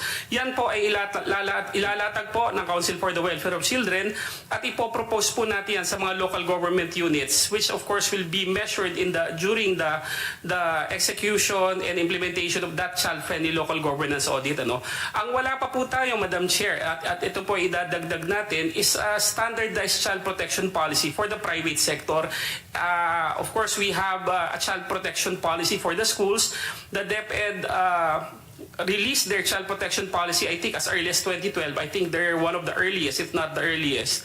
But with respect to the private sector, like businesses, enterprises, offices, and even in church and religious settings, I'm not sure, I am not aware of any standardized child protection policy or any law, rule, or regulation requiring them to have such a document to, of course, ensure the protection of children while in their care or while belonging to such religion or denomination, or even protecting them from the members or even guests of these religions or denominations. So perhaps as a subject of future legislation, maybe we can look into a proposed legislation, perhaps recommending the adoption of child protection policies in the private sector, in the schools, in church settings, and even local government units. And of course, perhaps delegating the responsibility of monitoring and evaluating the implementation of child protection policies into a sturdy and strong agency, of course, like the Council for the Welfare of Children, and even perhaps a Philippine Commission on Children moving forward, Madam Chair. Thank you, Madam Chair. Thank you also, Yusek Tapales. So it's beginning to sound like another example tulad nung binanggit din kanina ni, I think it was General Torre, yung whole of nation approach. So nagpa-partner na kayo sa LGUs, and then syempre from the get-go with the NGOs and civil society, nagpa-partner kayo sa LGUs, nagpo-push kayo ng child protection policy, nagpo-propose ng para sa private sector din, and then iba't ibang institusyon natin from schools, faith communities, at iba pa. So, salamat para doon. Lastly po, baka meron kayong gustong idagdag. Ano yung agenda ng Council of the Welfare for Children sa mga child victim survivors ng human trafficking? Madam Chair, perhaps the most tangible contribution of the Council for the Welfare of Children insofar as violence against children is concerned, the CWC being a policy-making agency, is of course the Makabata Helpline 1383, which is being positioned as the main or focal or apex helpline of our government for all children's concerns, of course, covering violence against children, including sexual abuse, whether offline or online.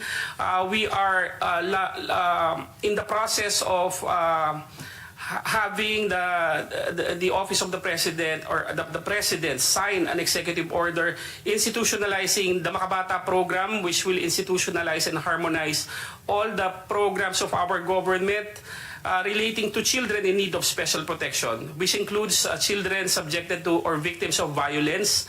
And this will standardize the efforts of all of the government, from reporting, rescue relief, rehabilitation, and reintegration. And this executive order, hopefully when signed, will also institutionalize the Makabata Helpline 1383 as the main reporting mechanism of our government for children. And of course, for the National Children's Month, Madam Chair, we are focusing on child protection and child participation. As the PNP may know, based on the data of the PNP Women and Children Protection Center, for 2023, Madam Chair, they received a total of 18,756 reports of child rights violation, 17,304 of which constitute child abuse, rape, and acts of lasciviousness of children. So the spate of violence against children is still high in our country. That's why we are actively working, of course, with the PNP and the Department of Justice and other national government agencies, and of course our private sector partners and our legislative champions to really make a dent on the high incidence of BAC in our country, Madam Chair. Maraming salamat, Yusek Tapales. So, ways forward na po tayo, dear colleagues, with our NGOs and our government agencies. Saan nagkulang yung ating lipunan? Yes, actually, I will call first the NGO here. Saan nagkulang ang ating batas? So, Executive Director Ellen ng Center for Migrant Advocacy. So, take first crack at it. Saan nagkulang yung ating batas at yung ating lipunan sa ganitong mga issue? Thank you, Chair. Pero bago ko sumagot, gusto ko lang pong pasalamatan yung ating mga witnesses. Ito po ay hindi parang simpleng desisyon para lumabas sila at magpahayag ng mga kwento nila. Hindi to haka-haka. So, maraming salamat at hopefully marami pang mag-forward para magsabi ng kanilang mga testimonya. So, yun yung una. Yung tungkol sa saan nagkulang batas, sabi nga ni Yusek Tapales, parang marami tayong batas both nationally at saka sa international. Member tayo, nag-ratifika tayo ng optional protocol. Tayo ay state party ng SIDO. Tayo ay state party ng Convention on the Rights of the Children. So palagay ko po, una, no-note sa atin yung forced labor, child labor, money laundering, trafficking, sexual exploitation. Lahat po yan may batas na sumasakop. Of course, karahasan laban sa kababaihan. But as we know as well, tuloy-tuloy din yung mga karanasan ng mga biktima, particular ng mga kababaihan at mga bata. So siguro po at this point, kasi usually ang argument ng perpetrator at minsan yung iba pang mga involved, pag walang kaso, walang problema. So, pag walang nagrereklamo, walang problema. So, I think this is a situation na kailangan din magbabantay yung ating mga komunidad na maging conscious tayo, especially yung karanasan natin sa Pogo na right in our midst, nandoon yung mga operations nila. So maging mapagbantay at hindi mo na lang iiwanan yung mga usapin ng karahasan sa bata at kababaihan sa mga immediate family members nila. So I think this is one situation na inuulit natin yung pagiging responsable natin bilang mamamayan, bilang kasama ng mga komunidad. And that said, Chair, I think yun nga, kailangan sigurong repasuhin kung kulang yung national legislation. For example, trafficking is a transnational crime. Cross-border, so may mga money laundering, ang KOJC is operating in more than 20 countries or so. Sinabi ng ating PNP, they're already cooperating with the Austrian government or something. Ito yung nangangailangan ng cooperation nung ibang mga bansa. And hopefully, wala naman diyang sasabing kami ay nagsusuporta or nagkukonsinte ng money laundering or trafficking. As we all know, yung mga NGOs na suspetsyahan lang i-red tag, i-freeze yung assets. So bakit sa ganitong sitwasyon na napakalaki ng operation and for these people to come out in the open ay parang big decision on their lives, pero ang tagal ng hustisya, ang tagal ng makamtan at yun nga, marami pa ring harassment na nararanasan sila as we proceed with this. So ang usapin sana mapabilis, ma-expedite yung kaso kasi justice delayed is justice denied. 3 decades, Chair, yung kinukwento at ito ay pababulaanan na hindi nangyayari. Isa, siguro pwede kang mag-cast ng doubt, pero ilan yung nagsasabi at pare-pareho ang kwento nila. So I think we need to be more responsible and do something about the situation as soon as possible. Thank you, Chair. Thank you, Executive Director Ellen.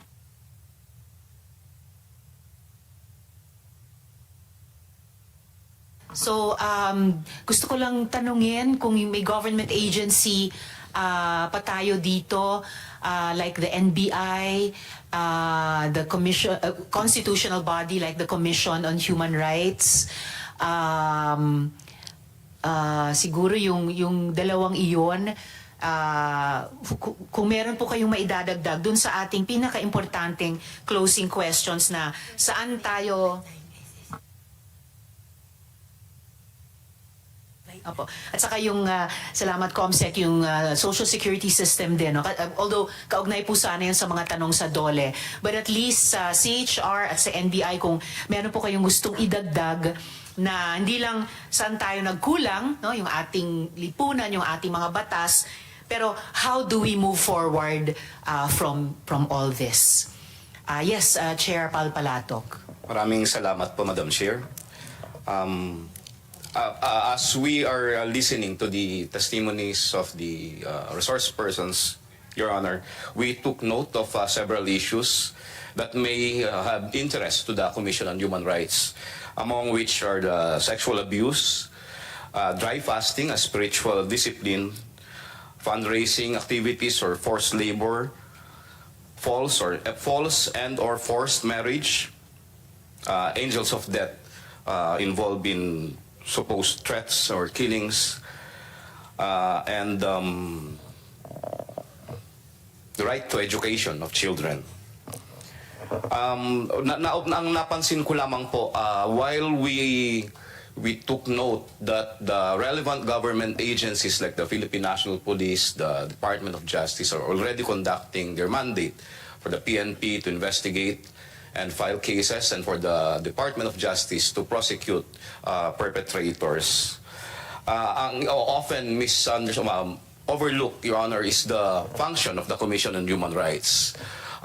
We hope that through this investigation, the parties, the persons involved, whether victims or the accused, would cooperate with the Commission on Human Rights, not only for purposes of enforcing accountability, but more importantly, to determine the actual situation, the human rights situation of the country.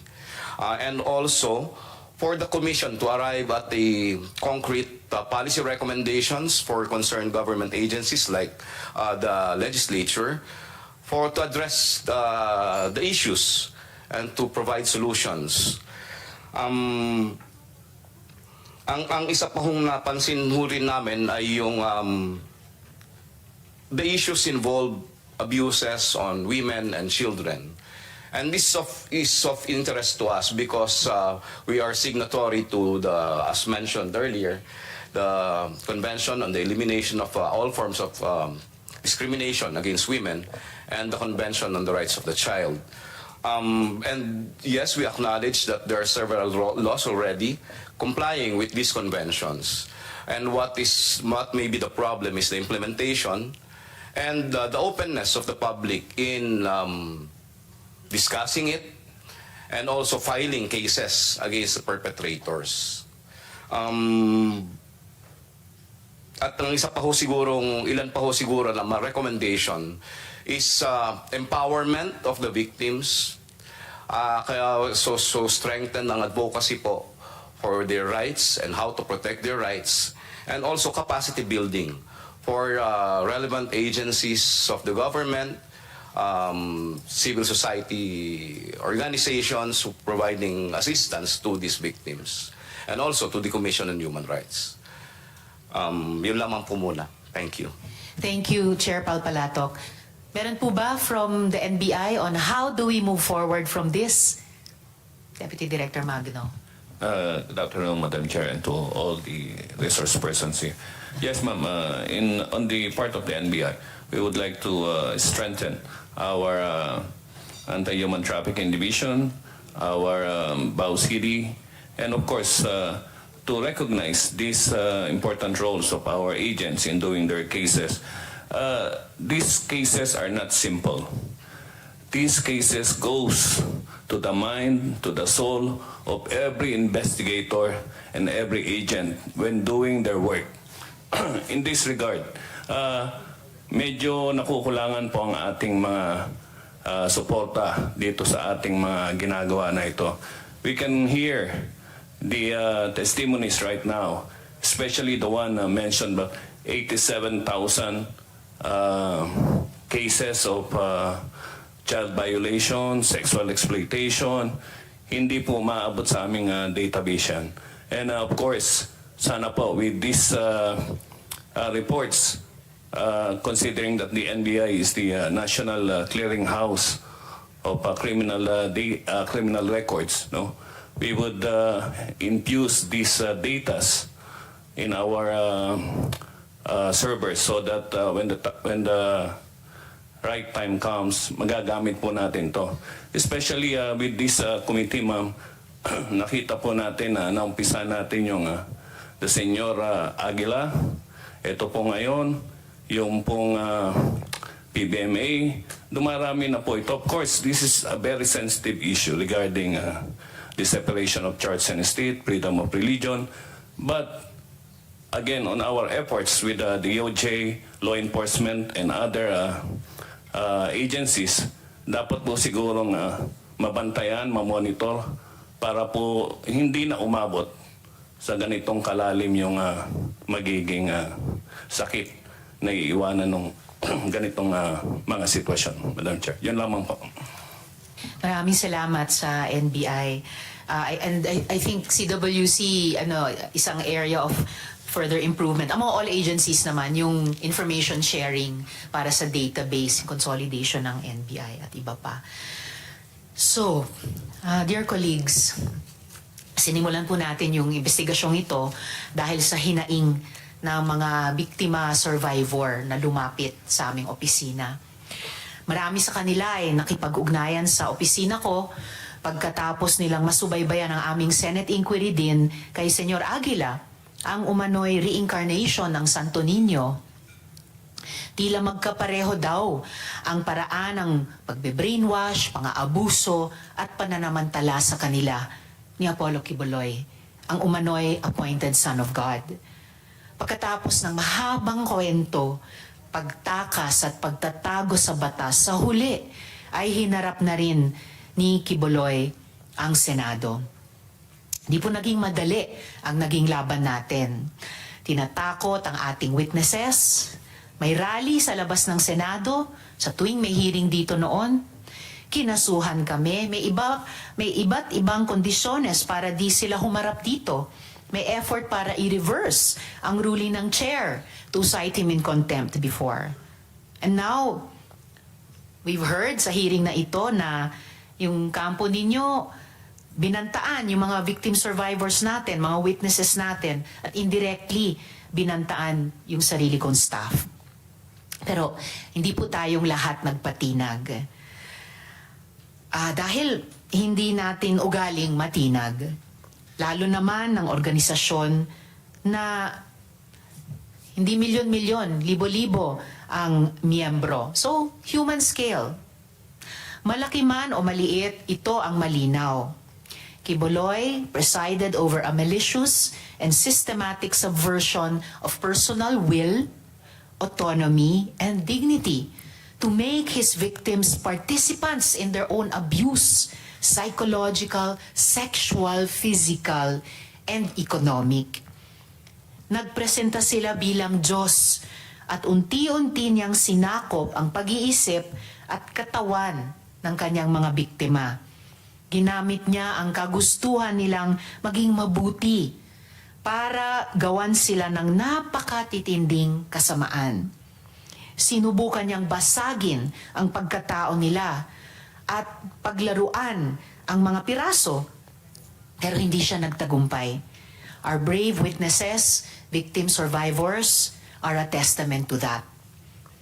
You may have taken control of their bodies, but the human soul is made of much stronger stuff.